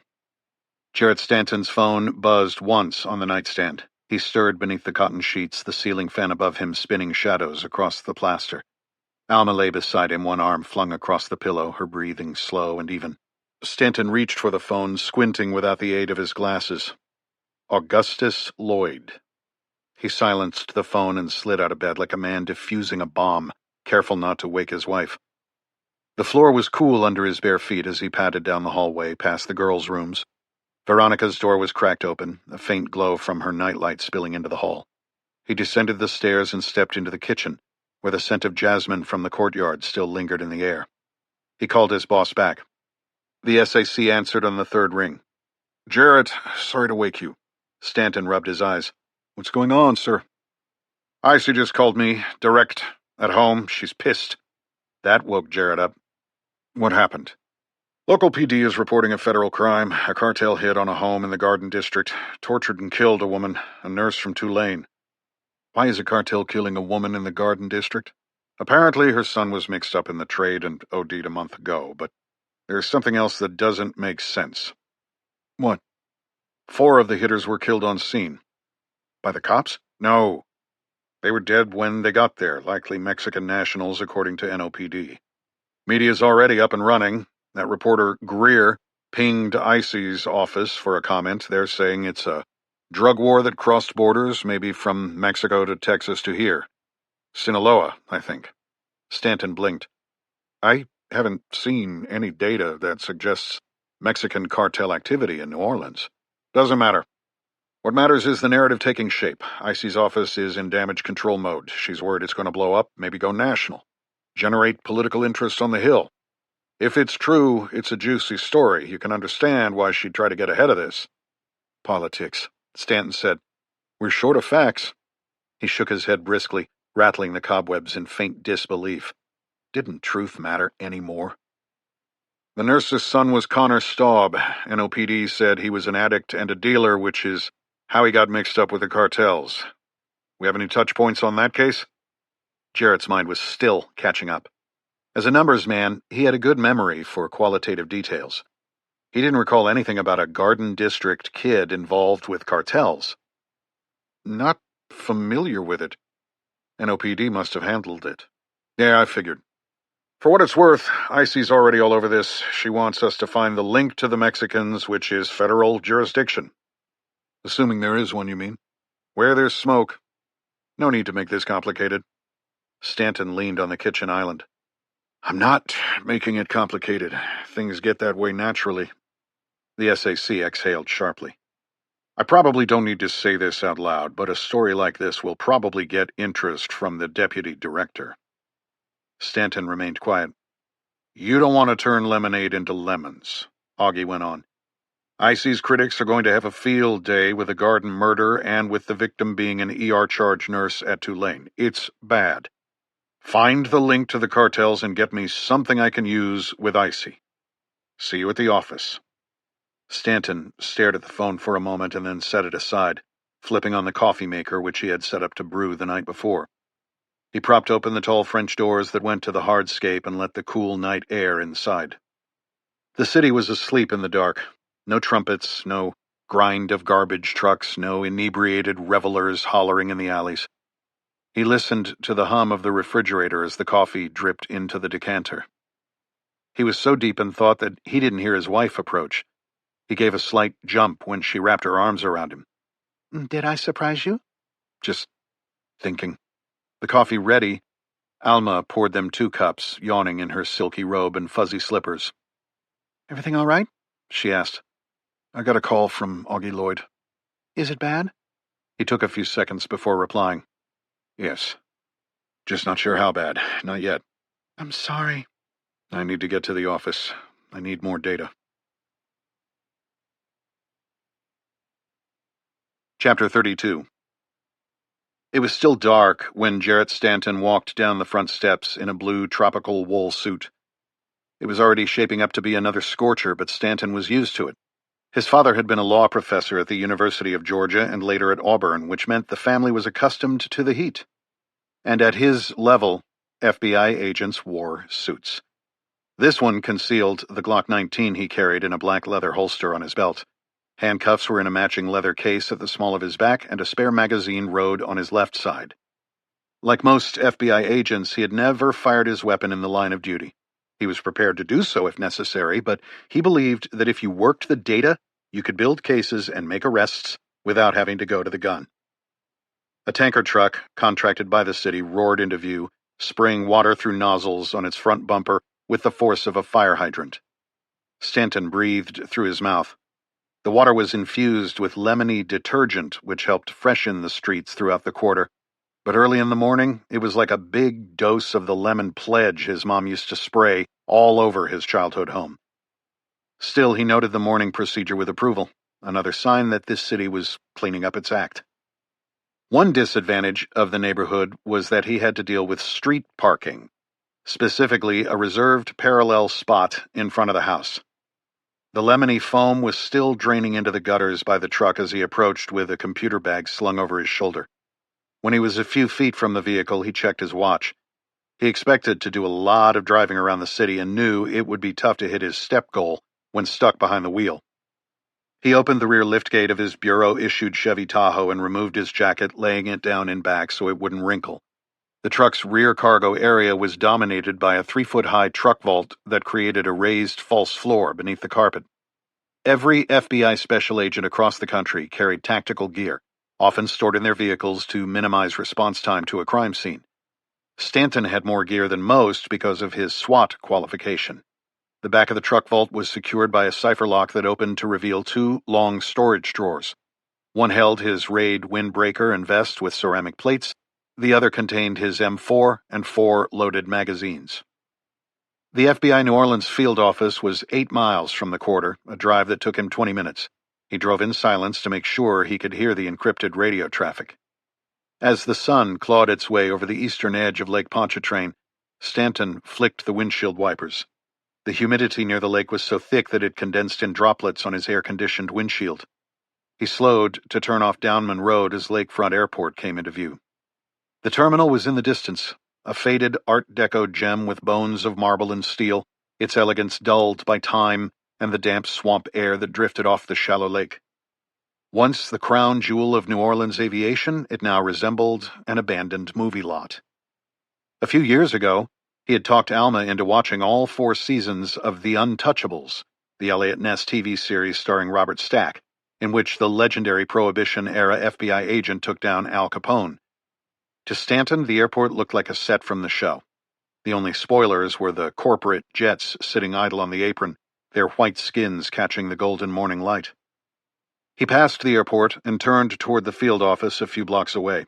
The building loomed behind a perimeter of vertical iron fencing, each bar rising like a spike from a medieval palisade. Stanton slowed as he approached the gate, eyeing the security cameras and the reinforced concrete barriers. The place didn't look like a federal office. It looked like a prison or a fortress. Maybe that was the point. He parked the SUV in the spot reserved with his name, worked his way through security, and navigated the hallways, saying his compulsory hellos before taking his position behind his desk.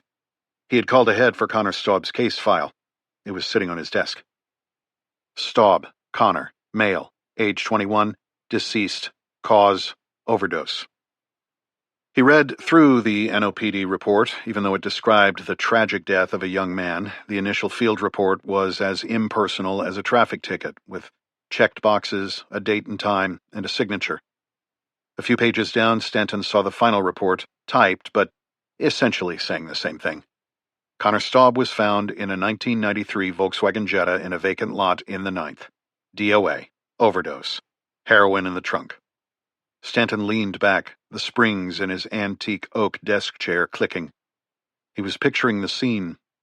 A cop sees a car, shines a light in the window, sees a dead kid, doesn't bother to call EMS, but searches the trunk first. That might make sense. The kid might have been blue, stiff as a board. But what about the vehicle search? The officer just happens to pop open the trunk before another unit arrives? The report did not indicate that it was a canine unit. A dog could have smelled drugs in the trunk.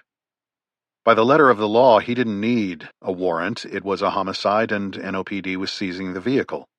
They would search it once impounded, though they usually got a warrant to remove one argument from the defense attorney's playbook. Stanton filed away the NOPD officer's name. Officer Tim Rain. The report was countersigned by his supervisor, Officer Otis Dupuis.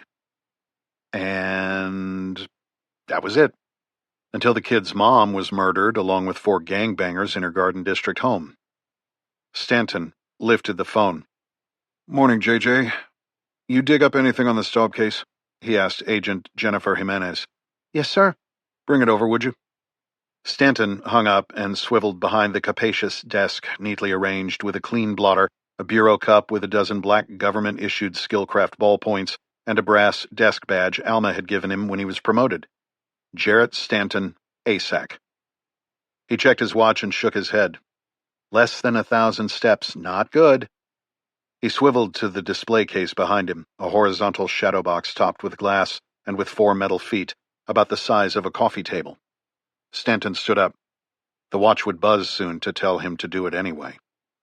He looked through the glass at the sacred object, a hunk of parchment paper with faded ink, 28 by 24 inches.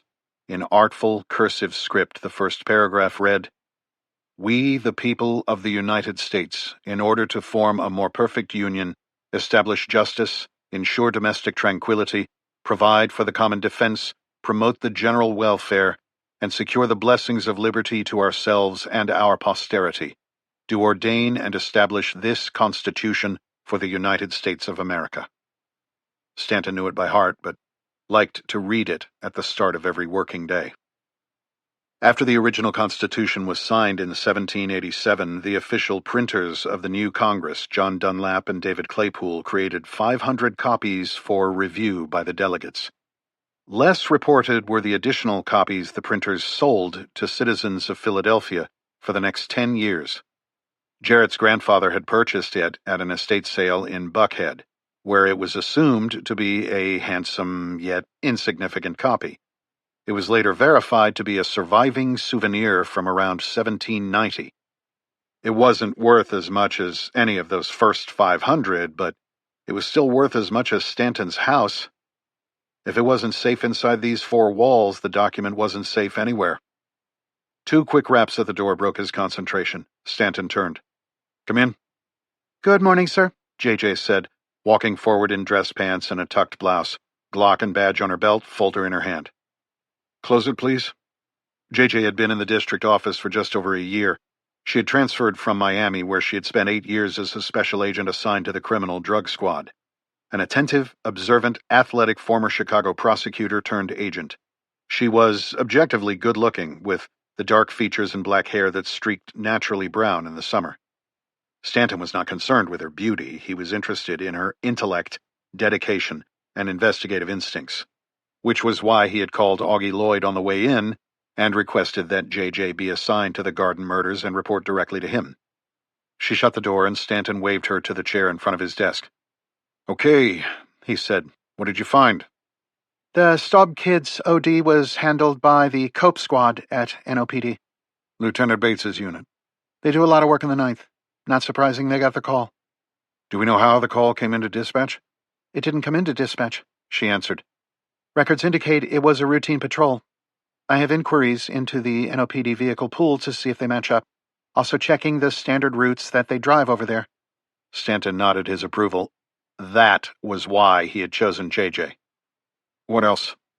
"Like you said when you called earlier, sir, no probable cause listed when the officer, Rain, opened the trunk, but as it was a homicide, he didn't need one." That had been nagging at Stanton.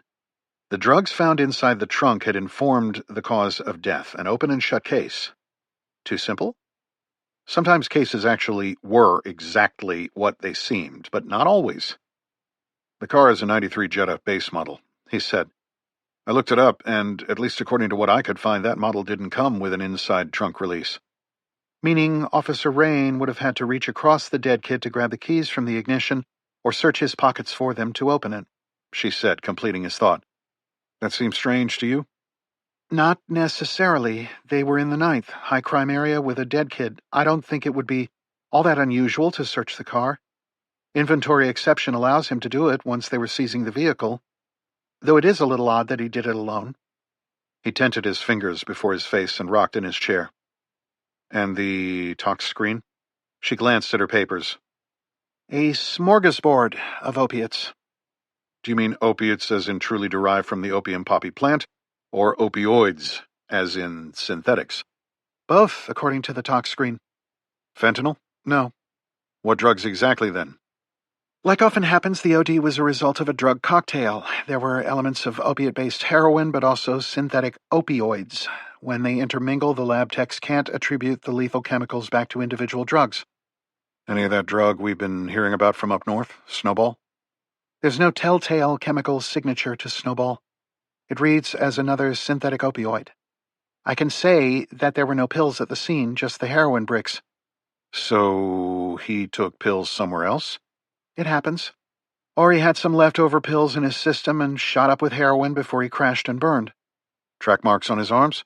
"None noted in the ME report, but that's not all that unusual. He could have cooked the heroin and smoked it elsewhere, or injected it in hard-to-detect locations."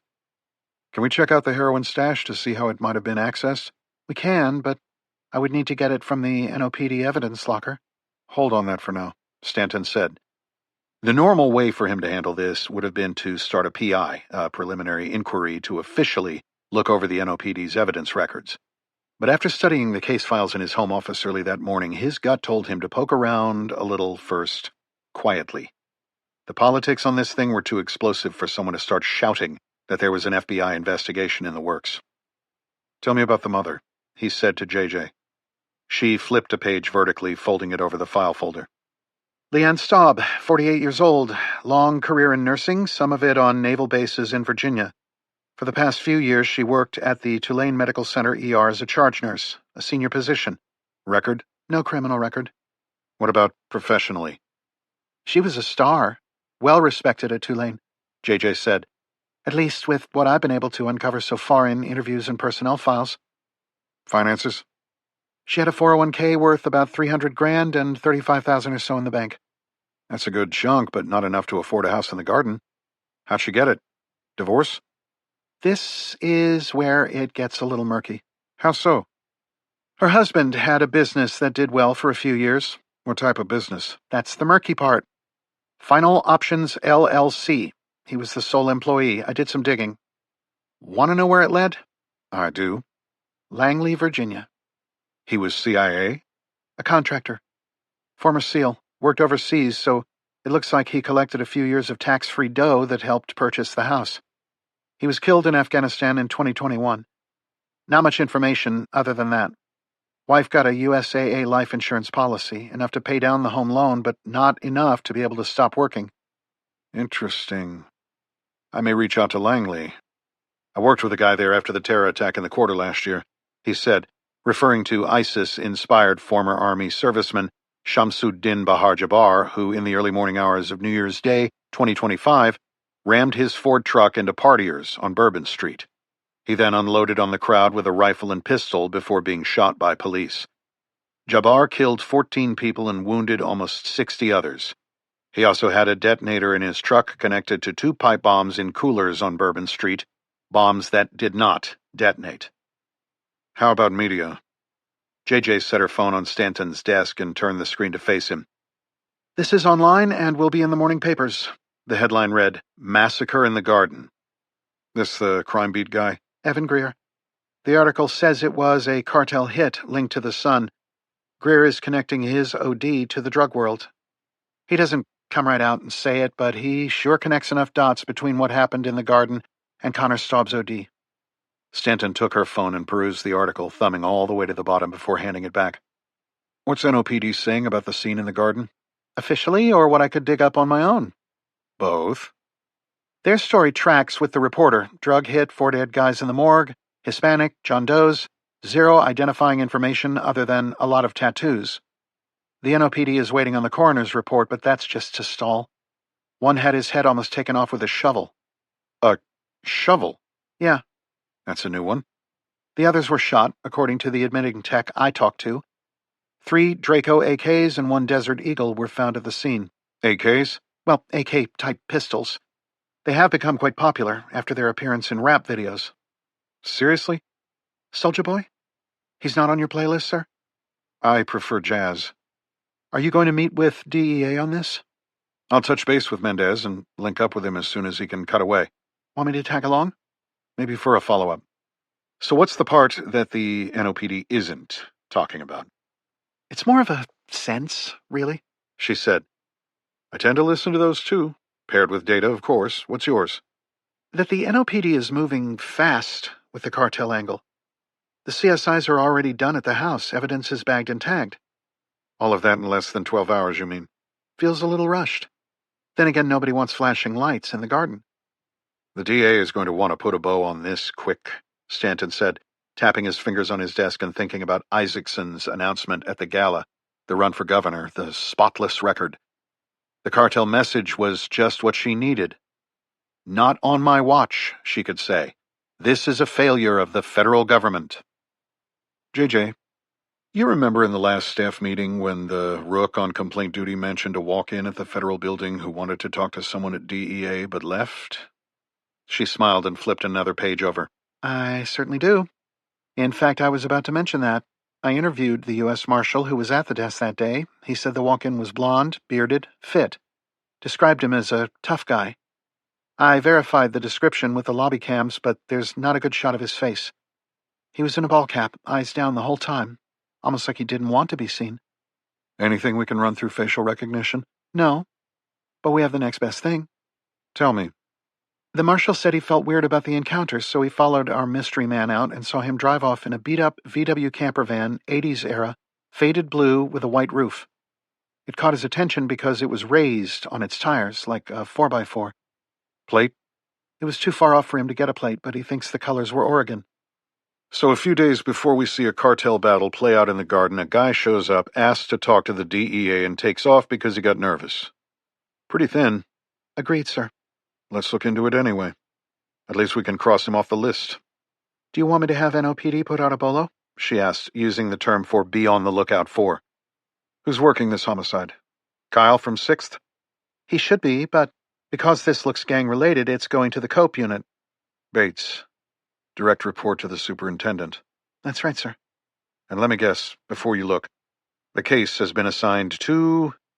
JJ's cheeks flushed as she flipped through her hastily assembled file. The officer who processed the original Connor Staub crime scene. He continued. Officer Tim Rain. She sighed. Yes, Rain, I should have caught that. You've been on this for 2 hours. You're seeing a potential conflict of interest? Why assign it to the same guy?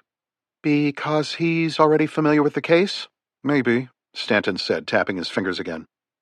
You're not going to want to run the search for Van Man through NOPD, are you? No, Stanton said. Let's take a drive. What are you thinking? Let's talk to some of these neighbors in the garden and walk the crime scene. I'd like to drop by the morgue and talk with that marshal over at the Fed building. If the NOPD is going to make this federal to deflect blame from the DA, we best have our ducks in a row.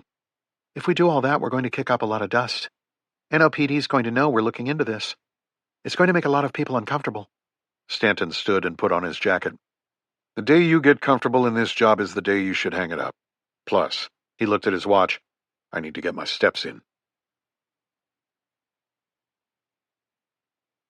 Chapter 33. Derek Matheson didn't like waiting, but if he had to, there were worse places than the leather-wrapped cabin of his Bombardier Challenger 3500. The mid-sized business jet was 4 years old. It had a few creases in the upholstery and scuffs on the trim that went with the miles it had flown before and after its acquisition by Walt Kimball from a distressed leasing firm. He finished off the last of his kombucha. No coffee, no alcohol. He didn't touch drugs of any kind. Drugs will kill you, he liked to say with a smile, a line that always landed well coming from the founder of a cutting-edge pharmaceutical empire. He checked his Breitling, cufflink flashing with the Genera logo. Kimball was late. Not like him. The longer the delay, the more Matheson's mind wandered to the headlines, the fallout, the implications. The murder in the Garden District had already made the front page of the Times-Picayune. The narrative was forming, and if they didn't control it, someone else would. The cabin door hissed open, and a gust of Lake Pontchartrain's humid air rolled in. Kimball stepped aboard, tie loosened, bag in hand. He stuck his head into the cockpit to tell the pilots they could take off, then dropped into the seat opposite his boss. The engine spooled up, and the jet began its slow taxi. Matheson leaned across the aisle. So? Kimball exhaled. It's not good. Why? Vargas is furious. At us? No, at our friends. Matheson relaxed slightly. The NOPD? Kimball nodded. They botched it. Or someone interfered. Matheson gestured to the phone on the tray table. I read the article. Sounds like a drug war. That's the line. Is it true? Could be. Either way, it's the perfect note for Icy. She'll have both senators screaming for action. Divert blame to the administration, and it plays right into her law and order platform. She can claim that she cleaned things up locally and that it was the feds who screwed up. Promote her, and she'll clean up the state the way she cleaned up New Orleans. Matheson faced the window as the jet bumped toward the runway. He thought of Icy on the dais at the Four Seasons announcing her run for governor. She had looked unstoppable. Now she was pulling strings behind the scenes, shaping narratives, bending institutions to her will. God damn, she was good. He should have married her. She's going to win this thing, Matheson said. I've been thinking the same. We need to get on the record.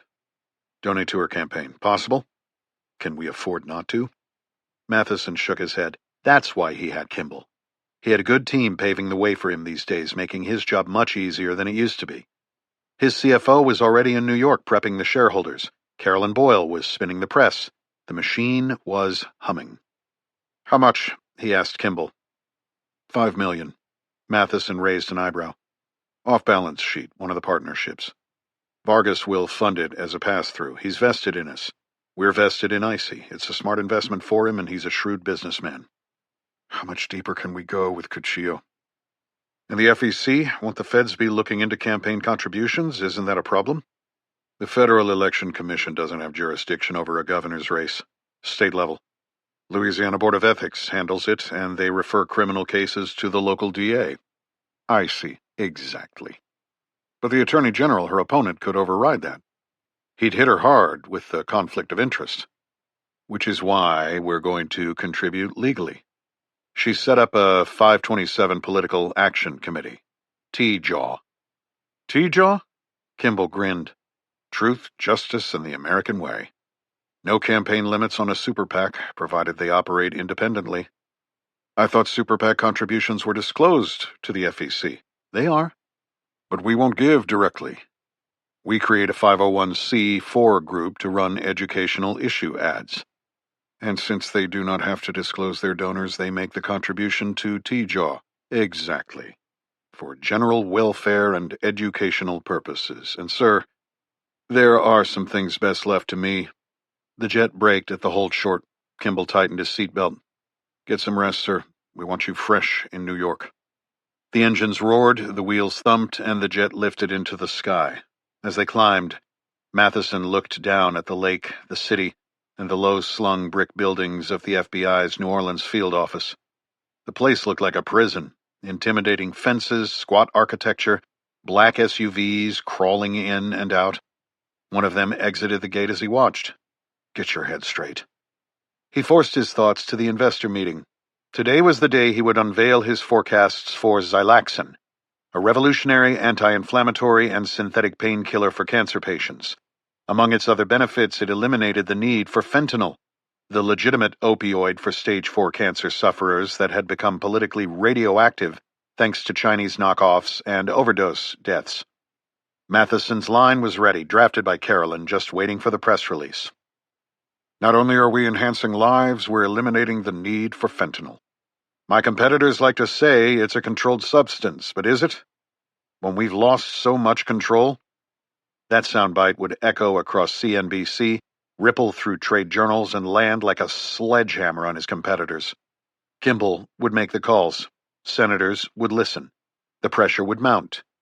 Fentanyl would become a drug of the past, and Xilaxin, his drug, would be the only alternative. 10 years on the patent, 10 years of dominance. He wouldn't just be a multi-billionaire, he'd be untouchable. He glanced around the bombardier's cabin at the worn leather and scratched chrome. Fake it till you make it. The old mantra flickered in his mind like a neon sign. He'd faked it once upon a time, everyone had. But then he met Fulgencio Vargas, Cuchillo, and everything changed. Vargas had made him an offer he was not strong enough to refuse. Vargas had offered him the world. As much as he knew he needed to stay focused on Xilaxin, his mind was drawn back to the Garden District. Is the story true? He asked. Was it a rival cartel hit? Kimball hesitated, then leaned closer. You really want to know? Matheson raised an eyebrow. Word is that some guy with a dog showed up and took out most of the crew like a pro. Bates said they're keeping it quiet. A professional? Current theory is he's a sicario, maybe hired by a rival. No one knows who, but it's not in the reports.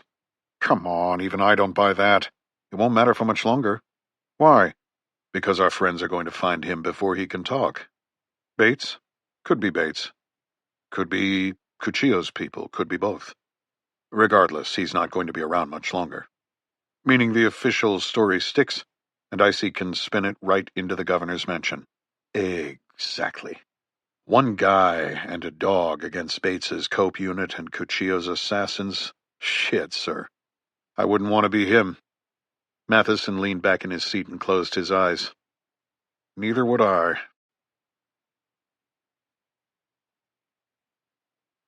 Chapter 34. Walker downshifted to second gear to slow Bell's old BMW, killed the headlights, then stepped on the clutch, allowing the car to coast slowly to a stop along the curb. Nice, Bell said. They teach you the silent approach in the CIA? He glanced at her in the passenger seat, her face illuminated by the glow of Google Maps. You sure this is a good idea? You thinking straight? He checked the rear view. Clear. Ahead, A few street lights leaning on crumbled foundations still tilted in the direction Katrina's floodwaters had forced them 20 years earlier. Walker had once read about an old mining town in the California Sierra foothills that had been forcibly abandoned to make way for the Folsom Dam. Later, during a drought, the reservoir got so low that the old buildings were visible again. In the pitch black of 1 a.m., this section of the 9th looked like that, a city of ghosts. Learn what in the CIA? He asked her. They had spent the past 4 days poring over Connor's journals in the van. When she went to work at the tattoo shop, he remained behind, clacking on the old typewriter, connecting dots and thinking through the plan. Then, in darkness, he surveilled their target. Roll into a stop in the shadows, Jason Bourne. What did you think I meant? I knew what you meant. Let me see this sat photo. She handed him the phone. He pinched in on the satellite overlay. Is that where you set up the past few nights? She asked. Yeah, it really wasn't enough time to establish patterns. And that's where you'll be on Overwatch? Overwatch? Where'd you hear that one? Call of Duty Modern Warfare 3, like a decade ago. No, I won't be able to get to you in time if something happens. I'll be closer. I told you, Chris. Kids score here all the time. She reached to release her seatbelt. No, not yet, he said. I want to make sure nothing's changed. Get some G2? She asked, smiling. Yeah, G2, Intel. Call of Duty? Get in the driver's seat. I'll be right back. The interior light on the old car had failed years ago, so Walker didn't need to worry about that. The door, however, creaked like a rusted ship hatch when he opened it, making him wince. Sorry, she said from inside the car. He pulled up the collar on an old surplus army jacket and kept to the shadows, walking past graffiti-marred homes with plywood-covered windows to an abandoned store that had been his hide site for the past few nights. He checked out the interior through the broken windows to be sure no one was inside, noting the empty, overturned racks were positioned just as they had been 24 hours earlier. A few faded posters for liquor sagged behind the register. At the edge of the building, he paused to observe the street. The only cars were abandoned, missing wheels and any semi-valuable parts. They were now just hunks of rusted metal with rotting seats, some providing shelter for the homeless or giving addicts a place to shoot up. He found the overstuffed dumpster by the shop. It had been there so long that it was recognizable from the satellite image. Walker dug the toe of his boot onto a hinge and hoisted himself up. He jumped up and caught the edge of the roof, pulled to his elbows, swung a leg up for leverage, and rolled over the lip. Knowing that he might present a silhouette, he stayed low, moving past a long-dead AC unit, vent pipes, and a giant hole with jagged wood splinters. When he'd asked Bell about the hole after his first night of surveillance, he learned that a lot of people in New Orleans kept axes in their attics. When the stormwaters surged, those who had heeded that advice had chopped holes in their roofs and waited for help. Help that often took days to arrive. He stopped at the far corner and swiveled his ball cap so the visor faced backward and dug a monocular night vision optic from his jacket pocket. He turned it on and brought it to his eye. Sure enough, as with the past 3 nights, the same 2 military-aged males were at the front of the house, one in a yard chair out front, another on the porch. Stop thinking of them as military-aged males. That's exactly how you need to think of them. The man in the chair was black, shirtless. Even from here, Walker could see that he was jacked. His chest and shoulders were wide and chiseled, a bandana tied around his head. He rested his feet on a full-sized cooler while he screwed around with his phone. His friend on the porch looked younger, skinnier, and wore a flat-brim ball cap on his head. No lights escaped the house. Like most of the others in the area, it was still without power. Walker shifted his focus back to the street as a car approached. A modern Jeep Wrangler with Arkansas plates pulled to a stop in front of the house, a Razorback mascot sticker on the back window. The guy by the cooler gestured and the Jeep's headlights blinked out.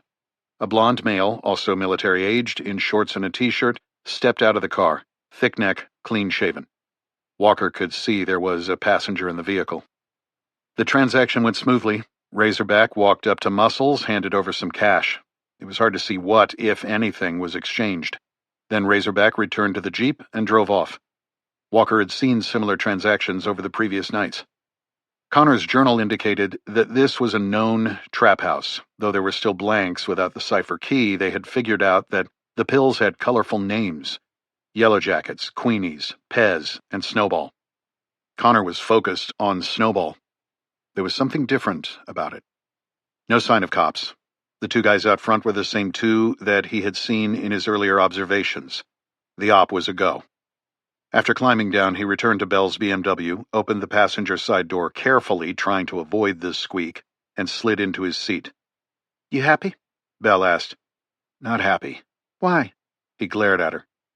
Just nervous. Oh, come on. Girls buy out here, too. They're often the ones that show up with drugs at the pill parties. Dealers are in it for money. They want repeat customers. And besides, I totally look like a junkie. Bell had played up her makeup, giving herself a sickly pallor. From his research on the opioid epidemic, he knew that the drug created an immediate physiological dependence. That was what drove the business. For increased highs, pills were cut with fentanyl. 1 or 2 grains too many in the powerful painkiller designed for cancer patients would stop the heart. Addicts continued to service their physiological cravings, and as the government had cracked down on fentanyl, a new drug had appeared on the scene. It was called Snowball. We talked about this, Bell said, reading the doubt in his eyes. Even though you look homeless, you move like a cop, like you're on a mission or something. They'd peg you for a narc in a heartbeat. You don't know the language. I do. Trust me. They won't sell to you. I can handle this. During his surveillance, Walker had noted a derelict vehicle in the front yard of a vacant house, from where he could observe Bell's buy and act as a quick reaction force if necessary. I don't like it. They want the money, Chris. Come on, let's do this. Hand it over. All we need to do here is confirm that they sell Snowball. The only way to do that is to buy some. Let's go. Walker handed her $800 pulled from the stash in the van. Give me 5 minutes to get in position, he said. Then drive up, make the buy, and get out. Anything looks off, trust your gut, don't push it. Walker turned around and slid a wool military surplus blanket from the back seat, revealing his Bravo Company AR and Ops Corps helmet. Jesus, Chris, we are not here to kill everyone. Sometimes your adversary has other ideas. I'll be close if you need me. Make the buy, don't loiter. Then meet me back here when it's done. Walker stepped from the car and slid the sling over his head. He then attached his monocular nod to the helmet, again wishing he had liberated a bino or quad nod from the agency instead of the monocular, and adjusted the helmet and optic on his head. He tested his IR laser. It was working. He then removed the helmet, tucked it under his arm, and wrapped the wool blanket around his shoulders to obscure the helmet and weapon. What do you think? This tactical homeless look is surprisingly similar to your normal, everyday homeless look. Perfect. Remember, the buys I've seen go down this week are quick and smooth. Cash in exchange for what I think is a small Ziploc bag of pills or powder. Stop worrying. I got this. Give me 5 mics. 5 mics? 5 minutes. Roger, good buddy, she said in an attempt to take the edge off. Dial me in.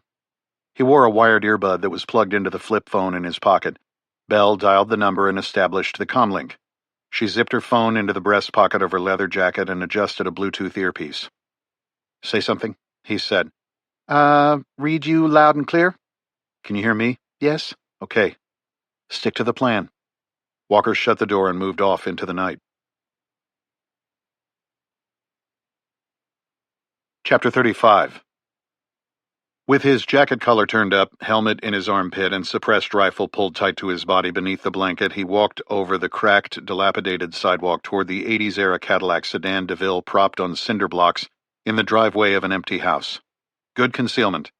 The passenger side door was missing, so Walker slid into the seat without excess movement. From here, it was 70 yards to the dealer's house.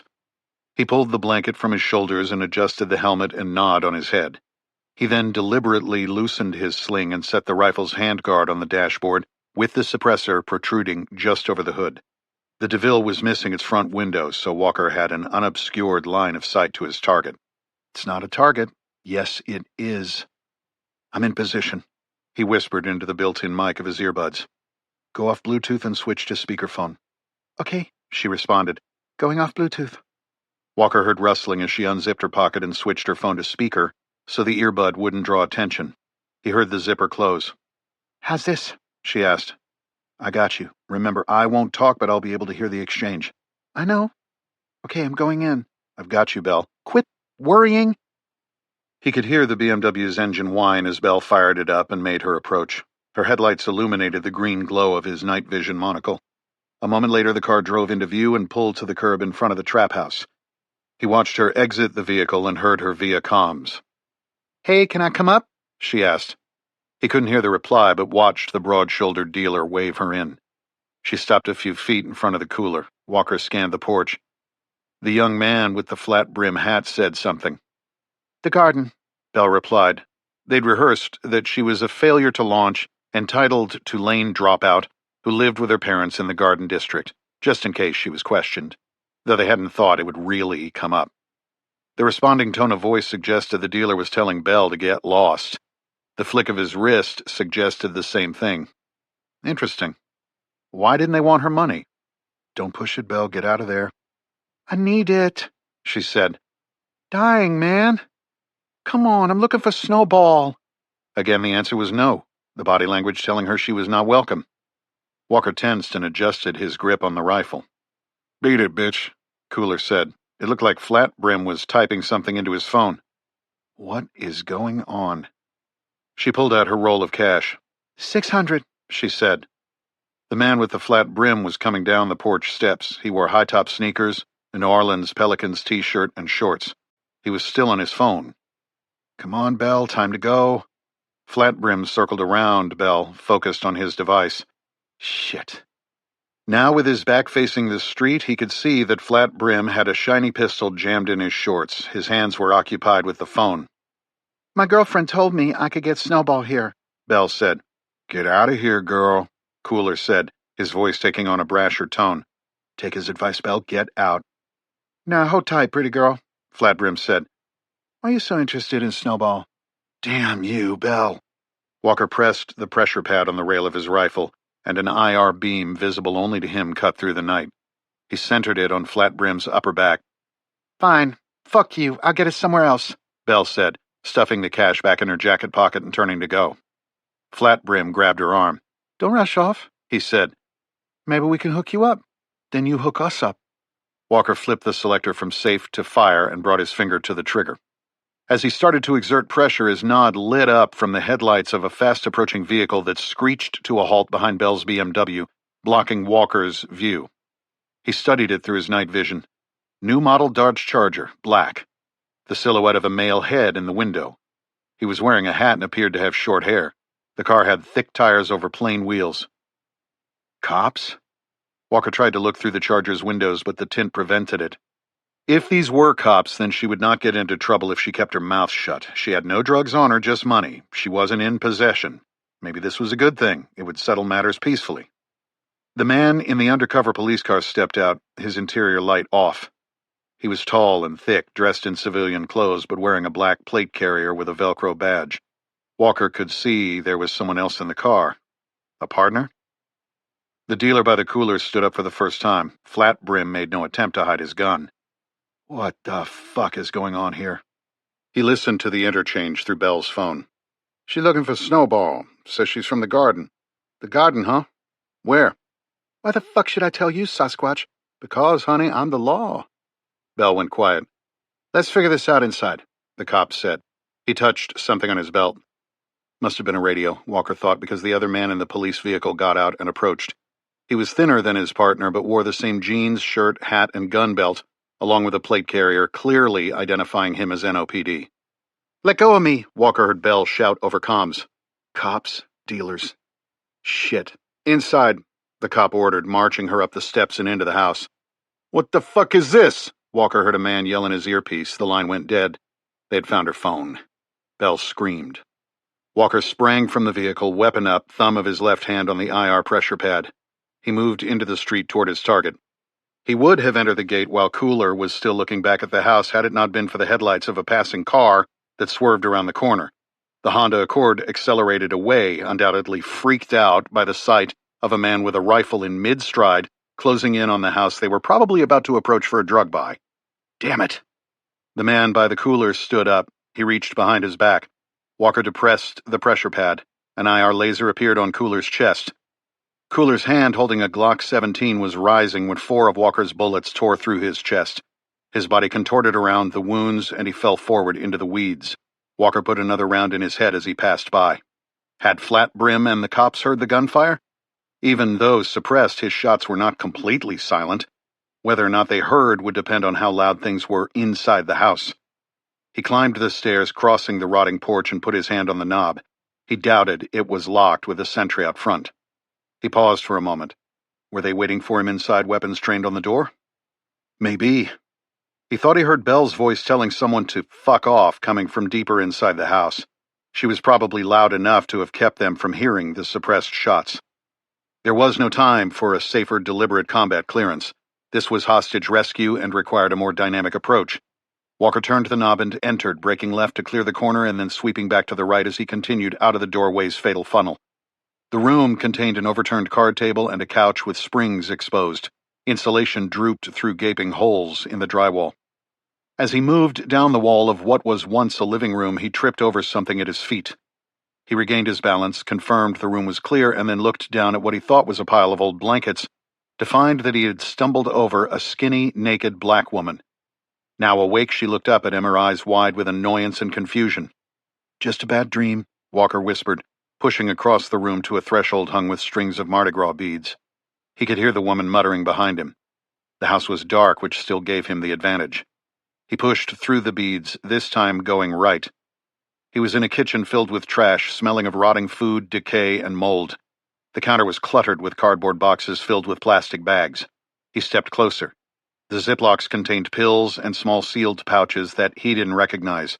The pouches were about the size of ketchup packets at a McDonald's. A stairway was to his left. He heard male voices and stepped past the still swaying Mardi Gras beads. "I'm coming, Belle." The blow landed on the back of his helmet, which took the brunt of the hit. Walker staggered forward and spun to see the naked woman he had left behind holding a wooden Louisville Slugger. Her scream was almost as painful as her first hit.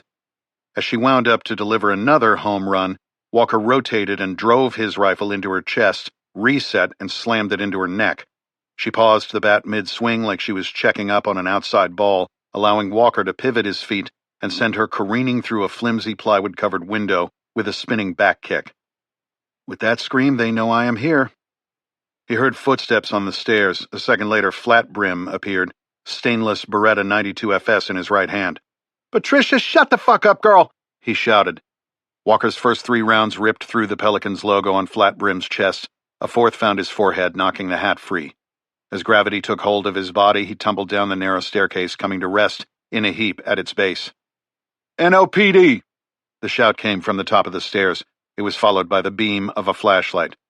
"Drop your weapon and show me your hands!" Same voice, commanding with a tinge of arrogance like it came from someone whose orders were usually obeyed. "Coming up, don't shoot," Walker said. "Hands!" Walker stepped over the dead body at the base of the stairs, pressing the IR pressure pad twice in quick succession, which engaged the IR laser's constant mode so that it stayed on without the pressure of his left hand.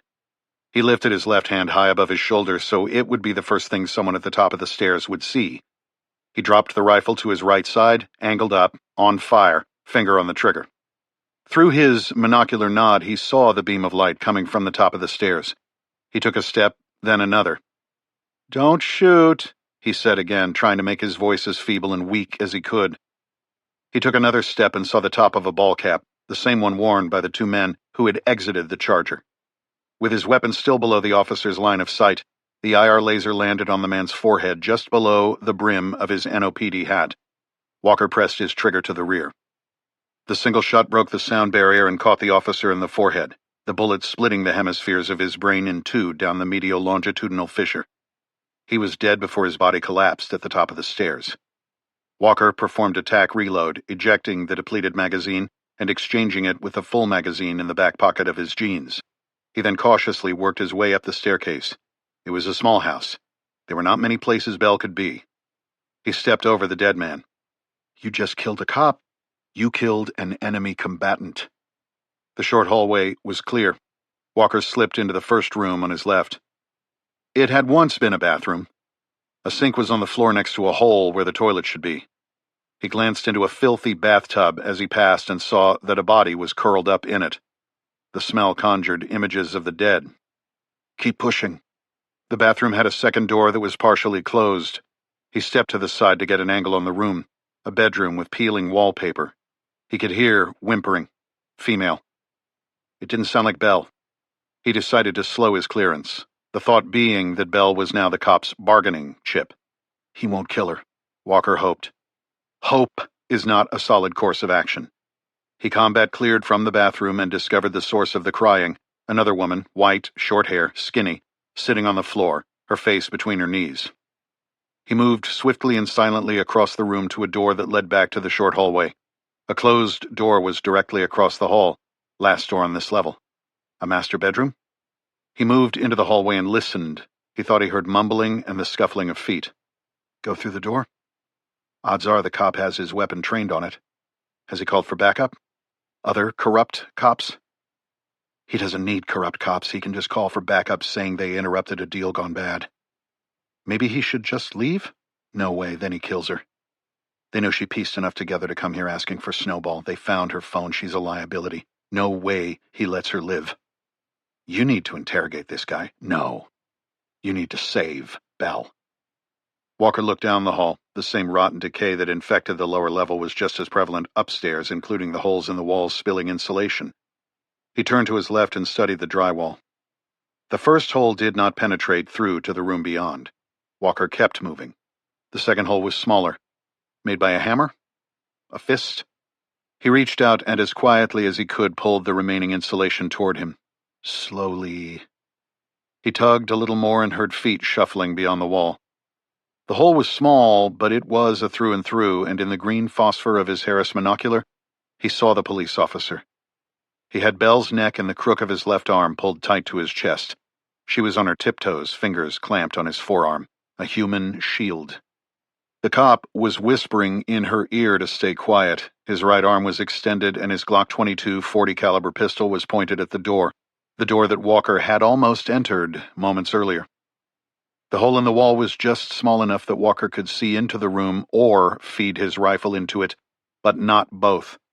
He needed the barrel of his rifle and the IR laser on its rail to have a perch along with a clear line of sight from his nod so he could align the laser with his target's head. Think. What the 2005 floodwaters had not destroyed, they had left to rot. That rot had infected everything. He reached out and felt the drywall in front of him. It crumbled in his hand. The other side must be the same. Hope again? No, it had to be. He heard sirens. Shit. Walker positioned his suppressor on the edge of his side of the drywall. One punch and start sending rounds or slowly work it through so there is enough room to see the target, align the laser, and take the shot? Slowly, that would work. With the cops and Belle's heavy breathing and elevated heart rates and the physical exertion of holding her in place, Walker figured he could maneuver his rifle into position. All he needed to do was push out a piece of drywall just below the already existing hole, making it larger. He took one last look and was about to exert pressure against the inside of the wall when the cop let Belle go, pushing her onto the floor in front of him. Walker watched as he shifted the Glock to his left hand and reached for the inside of his left ankle. He was going for a drop gun. There was only one reason for him to do that. To kill a witness. Change of plan. Walker punched his rifle forward, but it didn't penetrate the drywall. The cop heard this sound and spun in Walker's direction, raising the Glock and a smaller revolver from his ankle, pressing both triggers in wild abandon. With Belle on the ground, Walker's shot required much less precision. It didn't need to be an accurate headshot. All Walker needed was rounds on target. His finger found the trigger and he sent round after round through the drywall. His first shots impacted the wall to the cop's left. Walker quickly adjusted. He continued to fire, his bullets finding a knee, then a thigh. As the cop stumbled, Walker pressed his attack, sending rounds into the officer's pelvis, then into the body armor that protected his stomach and chest, then through his exposed neck and face. Walker pulled his rifle from the hole and sprinted down the hall to the bedroom door. Throwing it open, he marched past Belle and put another round in the cop's head before rushing to Belle's side.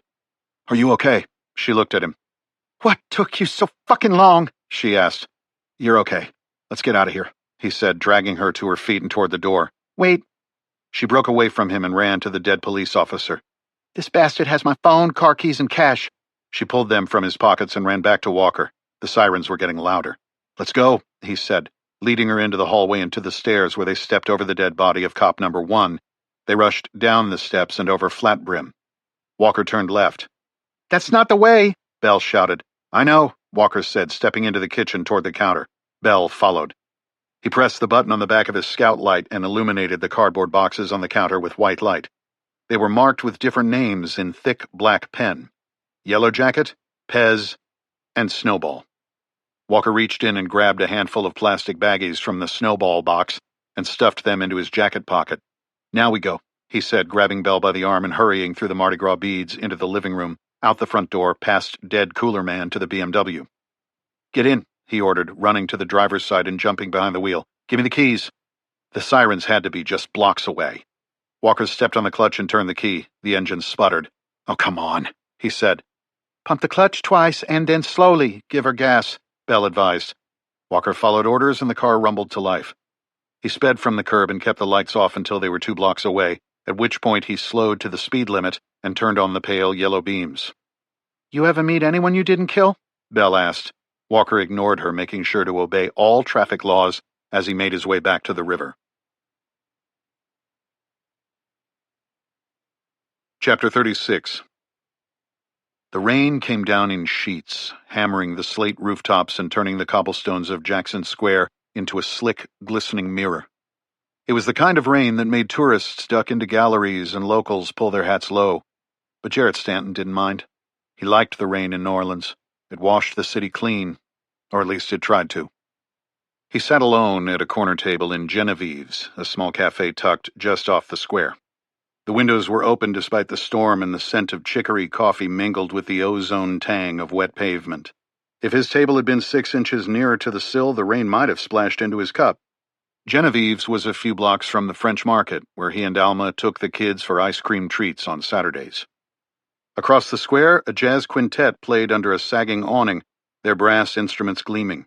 The drummer tapped out a quick rhythm, unfazed by the weather. The band played on, dancing, moving, performing with gusto. He checked his watch. 12:04 p.m. 2,000 steps. Long way to go. A man in a colorful shirt hurried over the bricks, anxious to get out of the downpour. "Alvaro," Stanton said, rising as the DEA agent shook water from his shoulders like a golden retriever coming out of a pond. "Looking dapper as always, Jarrett," Alvaro Mendez said, running his fingers along his 2-day-old stubble. His Hawaiian shirt was half-buttoned and speckled with watermarks. The chains that held the badge around his neck somewhere below the shirt were tangled in his chest hair. He wore grungy Chuck Taylors and faded jeans. Special Agent Alvaro Mendez reached into his back pocket and withdrew a brass case. At first, Stanton thought it was a flask. Mendez snapped it open. Cigars. He offered Stanton a stogie. Stanton waved it off. "Really?" Mendez said, surprised. "It's a Cuban. Perk of the job, straight from Havana." Mendez struck a match against a book from a bar in Juarez. The logo, a jaguar lounging in a tree. Puma Club. It took the DEA agent 3 matches to get the cigar lit. The breeze off the square kept breaking the flame. As in the rest of the country, smoking was prohibited inside restaurants, but the Big Easy was just that, lax on rules. The waitress said nothing as she took their orders. Mendez, a double cheeseburger. Stanton, a garden salad. "I appreciate you meeting in the quarter," Mendez said, puffing smoke toward the slowly turning ceiling fans. "I got in late." "Mexico?" A shrug. Stanton knew better than to push. DEA agents lived in shadows, and sometimes they forgot how to step into the light. "Have you seen the local news?" Stanton asked after a sip of water. Mendez puffed and blew. "What story?" Stanton pulled out his phone and opened the Picayune article. The latest headline showed the Staub home wrapped in yellow tape. The headline, "Garden District Residents Shocked by Drug Violence."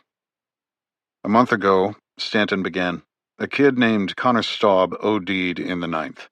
NOPD found bricks of heroin in his trunk. Now, a few nights ago, his mother, Leanne Staub, a charge nurse at Tulane, was murdered in her home. Garden District. 4 Latin males found dead at the scene." Mendez read the article, cigar clenched in his teeth, his eyes narrowing. When he finished, he stubbed the cigar out in a spoon with a sharp twist, preserving 3/4 of it for later. "A turf war between Sinaloa and Jalisco? In the Garden District?" "Maybe," Mendez snorted. "The article plays into Isaacson's hands." "The DA favors that narrative," Stanton agreed. "I'm sure you can imagine why." It's bullshit. There's no cartel activity in town, I'd know. Stanton paused and looked at the rain, thinking. The cartels have been cooking Chinese fentanyl into opioids and smuggling them in through Texas, New Mexico, Arizona, and California, Stanton said. We're not that far removed. There has been a huge crackdown on fentanyl. Deaths nationwide are down. Fentanyl deaths are down, but overdose deaths overall are not. Something new is coming in to take its place. There's always something new, Mendez said. Keeps us in business. Bureau is getting reports on a drug called Snowball. Could be coming in from the cartels. We aren't seeing anything like that in this district. No one from the DA's office reached out to you about this cartel angle? Not to me, but I'll ask around. Fucking politics. It's not about compromise, it's about blame and division. Fuck these people. The waitress returned with their food. Genevieve's was quick, which was one of the reasons Stanton had chosen it. Between his official responsibilities as ASAC and this investigation into cartels operating in New Orleans, he was short on time. The DEA man wrapped the dead cigar remnants in a napkin and popped it back in the brassy case before attacking his burger. They ate in silence for a minute. The rain drummed steadily on the awning over the open windows. The jazz band played on, hitting the standards when a knot of tourists showed up with umbrellas. Oh, when the saints go marching in. There's more, Stanton said, dabbing his mouth with a napkin. Not in the papers yet, but it will be. Mendez looked up from his meal. Another hit, Stanton continued. 9th Ward, West End, abandoned home over by the old levee. Those bangers can't go a day without killing each other, usually low-level street stuff, meth. This was different. 2 dead NOPD officers, an officer named Tim Rain and a rookie named Keith Hendrick. They were both COPE unit patrolmen, but here's where it gets odd. Officer Rain was the responding officer to the Staub kids' OD. Mendez paused and dropped a fry back on his plate. How were they hit? Waiting on the ballistics. The dealers in that area tend to move around those houses a lot, staying nomadic. Does NOPD have a line on them? That's the question, Stanton said. For now, we are keeping Bureau interest as quiet as we can. Who's read in? Mendez asked. Agent Jennifer Jimenez. JJ, she's solid, Mendez said, going back to his fries. The investigating detective Gormley hasn't shared much. Agent Jimenez tracked down the CSI techs who worked the scene. They told her something noteworthy. What's that? They think the scene had been cleaned up. Cleaned up? Yeah. Either 2 wounded individuals left the scene or someone removed 2 dead bodies, one from outside and another from the base of the stairs inside. Now, why would someone remove 2 bodies but leave 2 dead cops? That's what I'm asking you. Mendez set the burger down. Weird shit happens around here all the time, Jarrett. You know that. Yeah, I do. But this time that weird shit is being manipulated to fall back on the Bureau and DEA. Mendez pushed his plate to the side and leaned back. He might play the burned-out Fed, but his mind was razor-sharp. So the story's going to be that the drug war is escalating, he said. The media will make it sound like New Orleans is the new Medellin because the feds aren't doing their job. That's Isaacson's play. It seems so, Stanton said. But here's the thing. Though it's a convenient narrative for her, it doesn't mean it's wrong. At the Staub house, the 4 Latinos working on the mother get iced by someone with sharp pistol skills, Mendez said, walking it through in his mind. Similar M.O. to what goes down a few nights later in the 9th. Dealers, users, cops, and an unknown party crasher who doesn't leave witnesses. That's the thing, we do have a witness. Yeah? No one saw anything the night of the murders. Let me guess, J.J. Presses. She pounded the pavement, knocked on doors, and tracked down a junkie who claims to have been in the trap house. Girl, 17, high as a kite. Strong witness, Mendez said, his tone thick with sarcasm. She's not credible enough for a jury, but she saw something. She was crashing when Jimenez found her and called EMS. Paramedics gave her naloxone and the ambulance probably saved her life. J.J. interviewed her in the hospital. Does NOPD know about her yet? Not yet. It looks like she wandered into a neighboring house and collapsed in a drug-induced haze until Agent Jimenez found her. If this girl is telling the truth, that's right. But she did say something, well, different. What? She said the shooter looked like a cyclops. One eye, killed everyone with, in her words, a gun that made no sounds. Mendez raised an eyebrow. A cyclops with a silencer? Yeah. Stanton pulled a folder from his bag and slid it across the table. Best sketch artist in the district, he said. Mendez studied the pencil sketch, looking at a man in a tactical helmet, a monocular night vision device over one eye, and a long-barreled rifle. He let out a low whistle. Helmet, mononod suppressor, looks like something out of a fucking Clancy novel. What do you think? Stanton asked. I can see why you have questions. Sicario? Some sort of contractor? He looks military. We have reports of former U.S. mills selling their training to the cartels for top dollar. We've seen those too, but this feels different. Feels? Jarrett, you're not going soft on me, are you? What about your data? Try this on for size. A few days ago, a guy walked into the federal building looking to talk to the DEA. When he was given the appropriate forms to fill out for a contact, he got spooked, bolted. The U.S. Marshal on desk duty said he drove off in a blue VW camper van. Sicarios don't drive VW buses, and they don't ask to talk to the DEA. Who was he looking for? Javier Gonzalez, you know him? Gonzo? Yeah, I know him. Hasn't worked Cajun country for a few years. Not sure where he is now, but I can find out. Did some interagency time back in the day. What kind of interagency work? Stanton asked. The CIA type, in Afghanistan. No shit? No shit, Jarrett. That's not unusual. You bureau guys did a lot of that too. Stanton lowered his voice. Do you know what Leanne Staub's husband did for a living? I have a feeling you are going to tell me. Former SEAL who worked for the CIA. Now it's my turn. No shit? No shit. Where's he now? Lafayette Cemetery No. 1, killed in Afghanistan. I'm not as smart as you bureau guys, but I'd say that constitutes a clue. Agreed. You got video of this DEA visitor from the federal building? Yes, but it's not great. Back of his head, he wore a hat. We knew he's white, bearded, with long blonde hair. There's something else, isn't there? There is. NOPD has a statement from a Staub neighbor saying they saw someone matching that description in the area the night of the murder. And? And we have Ring doorbell footage of a VW van parked a few blocks down, arriving before the first calls came in and leaving before the cops arrived. Too far away for facial recognition.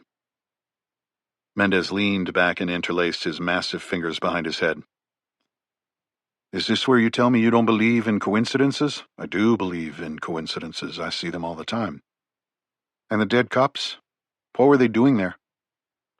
Department is hailing them as heroes, rushing into a violent scene. Could be. We don't know. Somebody knows. Somebody always knows. And in this case, that someone is skilled in the art of snatching souls. It would appear so. I need another burger. What's your theory? Instead of answering right away, Stanton tapped his foot to the beat. The tourists were clapping. Stanton liked tourists. They were a sign the city was healthy. Do cartels ever hire people on this side of the border? Hitters? They might. They're very results-oriented, but they tend to keep that kind of talent in-house. I see. Stanton said. My gut is that there's no cartel war here in New Orleans. Nothing's come out of Venezuela since January. We've got the Gulf locked down. Coast Guard, DHS, and the Texas border's tighter than it's been in a long time. We're shutting down fentanyl and precursor labs internationally. Now, if we were in El Paso or Brownsville, maybe I could see a cartel war shaking out, but here? He shook his head. This is Isaacson trying to shift blame so she can keep her hands clean on the way to the governor's mansion in Baton Rouge. Stanton knew that Mendez had run ops in Mexico and countries farther south for years. If the man said there was no spillover, then he was inclined to believe him. There is something, though, Mendez said. What is it? You buying lunch? Stanton nodded. We have someone on the inside. So high, even I don't know their identity. A CI in the cartel? Stanton asked, using the acronym for confidential informant. I don't know, but I have my suspicions. My point is, I can file a query through HQ. With moms, kids, and cops dying in New Orleans, they just might tap him for information. We would at least know if what is happening here has a Mexican cartel connection. No promises, but I can give it a shot. Thanks, buddy. Can I keep this? Mendez asked, holding up the Cyclops sketch. Yeah. And Jarrett, be careful. I know I don't need to tell you this, but these people don't fuck around. Stanton stood and dropped 320s on the table. Get that second burger, and do me a favor. You hear anything about that van, give me a call. Because you want to talk to your man before NOPD? I have a feeling that if NOPD finds him first, we'll never get the chance. Stanton buttoned his jacket and stepped back into the rain, his mind cycling through data as the jazz band continued to play, their notes rising above the gurgling gutters and the applause of tourists. Chapter 37. 15 miles away as the crow flies, 22 by riverboat, Detective Howard Gormley felt the vibration of his burner phone against his hip. He shifted on the slick aluminum bench of the airboat, rain pelting his poncho like buckshot, the wind clawing at his soaked gray hair. The flat-bottomed boat was propelled through the night by a large caged propeller at the stern that looked like it belonged on a vintage aircraft, allowing the boat to navigate the shallow marshes and swamps of the bayou. The Hamilton Standard propeller screamed like a B-17 over Berlin. Otis Dupuis sat behind Gormley on the elevated helm in waterproof Helly Hansen rain gear and extra-tough fishing boots. Gormley's rubber muck boots rested on the backs of two corpses. One was shirtless, muscles still taut in death. The other was a wiry man in a Pelicans t-shirt and sagging gym shorts, his face blue, tongue swollen, eyes bulging. Gormley pulled the phone from his poncho pocket. "Kill it!" he barked over the roar of the Lycoming 0540 engine behind him, slicing the air with his hand. Officer Dupuis eased off the foot throttle and flipped the kill switch. The propeller spun down with a metallic whine. The rudders behind it shifted as the airboat coasted into a slow drift across the marsh, gliding over sawgrass and shallow water, the sound of the engine replaced by the hiss of rain and the distant croak of bullfrogs. Gormley pressed the phone to his ear. "Okay, I can hear you now. What's up?" "Jesus, Hound," came Bates's voice. "You sound like you just drove through a hurricane. "Feels that way." Gormley could picture Bates sitting dry in his corner office on Royal Street, probably sipping chicory coffee while the quarter buzzed outside his window. Meanwhile, he and Dupuis were out here on an airboat doing the wet work. "How's the boat?" Bates asked. "Solid. This rig is a beast. Got a 6-cylinder Lycoming, fast as fuck." They had launched out of Jean Lafitte and taken the long way through the Barataria. They were looking for a suitable location to dispose of their cargo. "I had to listen to Army Boy go on and on about his weapons collection," Gormley said, looking back at the younger man. Dupuis laughed as he scanned the waters ahead. "Listen," Bates said. "You sure there were no witnesses at that house in the 9th where Rain and Hendrick bought it?" "Took us 15 minutes to get there, so I can't be 100%, but I don't think so." "The chick with the bat you put down with Rain's drop gun was the only witness?" "Yeah. There was that kid upstairs in the tub, but he was out cold. He didn't see shit." Steam hissed off the engine cowling as Rain hit the hot metal. Gormley glanced at Dupuis, who gave a subtle nod. It hadn't been the easiest cleanup, but they'd seen worse. Gormley didn't like Bates's long pause back there in his comfy office. It felt like a rebuke he didn't deserve. "We cleared the scene," he said. "Bodies, brass, why? You nervous?" "Got a call from the Bureau. That agent Jimenez, she wants to talk to me." "Jennifer Jimenez?" "Yeah." Gormley wiped the rain from his eyes. "She came sniffing around me, too. I told her it looked like a cartel war. No witnesses, no leads, our jurisdiction. Think she bought it? What else can she do?" Now, if they'd identified these two boys at my feet and found out they were our informants, that would look suspicious as fuck and could have led back to us, especially with someone like Jimenez on it. This way, that connection disappears. We did the right thing, boss." Dupuis tapped Gormley's shoulder. "Hey." Gormley cupped the phone. "What?" "Gator nest, see that mound? Mama's guarding it." A low rise of mud and reeds sat just off the bow. A pair of amber eyes glowed above the waterline nearby. There's a bull floating off the bow, Dupuis said. 12-footer easy. Gormley nodded. Perfect. He brought the phone back to his ear. Gotta go, we found a good spot. All right. Make sure they don't float. They won't. Gormley ended the call and slipped the phone back into the pocket beneath his poncho. He stood, the airboat rocking slightly beneath him. The bull gator's eyes didn't blink at the waterline. Come and get it, Gormley said into the storm. They reached for the first body. Chapter 38. The Bombardier rolled to a stop among the other private jets. PJs, as Matheson's friends called them, at the New Orleans lakefront fixed base operator flight line. Matheson looked out the window and admired the other planes, their size, livery paint, and parking positions. The FBO managers parked the jets in order of size, and Matheson's was at the far end. The wrong end. Not for long. The earnings meeting with the shareholders and analysts at the Plaza's Grand Ballroom had gone well. Interviews were conducted by reporters from national outlets, and all of them led with Genera Pharmaceuticals exceeding earnings targets and had developed a radical new treatment for suffering cancer patients to replace fentanyl. They explained that fentanyl had become a controlled substance in 1968 as a powerful opioid analgesic for palliative care, and that other derivatives like Actic followed, but even that drug needed a trace of fentanyl to be effective.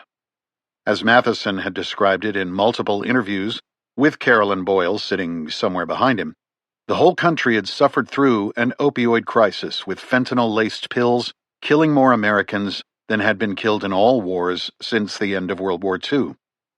Fentanyl was snuffing out America's youth. Matheson would be their savior.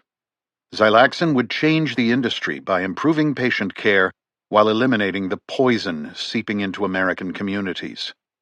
As he had repeated in one closing line after another, Genera is about saving lives, and not just those of cancer patients.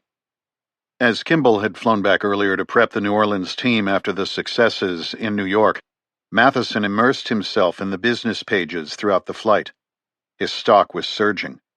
More satisfying, the reporters were calling him both a business wunderkind and a leader in cancer care research. About damned time. The co-pilot opened the door and heavy, salt air rushed in off Lake Pontchartrain. Though called a lake, the enormous body of water was a shallow marsh estuary, connected to the Gulf via the Rigolets and Chef Mentor passes. Matheson was born in Louisiana to unknown parents, adopted and raised by a kind couple who still lived on the far side of the lake. His adoptive father, an HVAC dealer, insisted they fish together for speckled trout on this estuary, dropping lines from a steel boat. Matheson had never been interested, waiting out his father's lectures and provincial career advice with silent irritation. The old man wanted Derek to join him in the air conditioning business. "People always need to be comfortable," he'd say. "There's a future in that." A future of shitty houses, bland women, and Chevrolets, Matheson would think to himself. When he returned from an exotic vacation or an important meeting, that swamp air remained a salient reminder of his roots, taunting him that no matter how hard he tried, his feet would always remain stuck in the thick, swampy mud. Today was different. Matheson welcomed the thick air. He was returning triumphant. Carolyn had told him that now was the time to play up his modest Nolans background, his working-class roots, the Budweiser to Moët story. She had remained in New York, making sure the previous day's sound bites stuck. As he descended the stairs and felt the heat on his shoulders, a familiar wave of irritation washed over him. She'd better make that story stick. This was the moment, the golden opportunity. In the interval between the FBO lobby and the driveway, he developed a scowl, annoyed by the smell of the baking asphalt. His mood changed when he saw his driver standing in front of a new Tesla Cybertruck, the angular stainless steel body glinting in the sun. If he were to be seen as a tech disruptor, He needed to upgrade from black SUVs. While Dale stowed the luggage in the truck's bed, Matheson admired the vehicle in the warm breeze. This was his day. But just as every rose has its thorn, every cherry has its pit.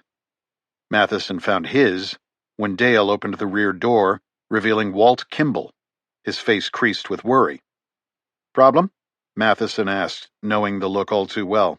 Kimball answered by jabbing a thumb at the flight line. "See that last Gulfstream over there?" Matheson slid inside and looked through the tinted glass. "What about it?" "It belongs to Vargas. We're on our way to see him." "Please inform Mr. Vargas we're here," Kimball said to the woman behind the desk at the New Orleans Four Seasons Hotel.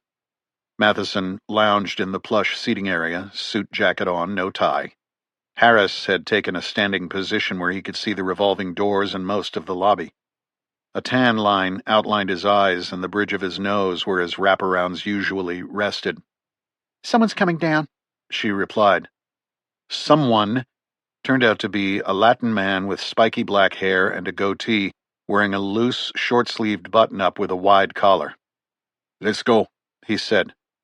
Kimball signaled Harris to step forward. Vargas's man shook his head. "He stays here." In the elevator, Kimball and Matheson were subjected to a frisk. "Is this really necessary?" Kimball asked. The man didn't answer. He simply went about patting them down, checking their pockets, treating them like they had been selected for secondary screening at a TSA airport checkpoint. Well, well, Vargas said when the door to the presidential suite opened. "It has been a while, hasn't it?" Matheson was forced to squint to get a good look at him. The far side of the room was nothing but glass, a view over the Mississippi River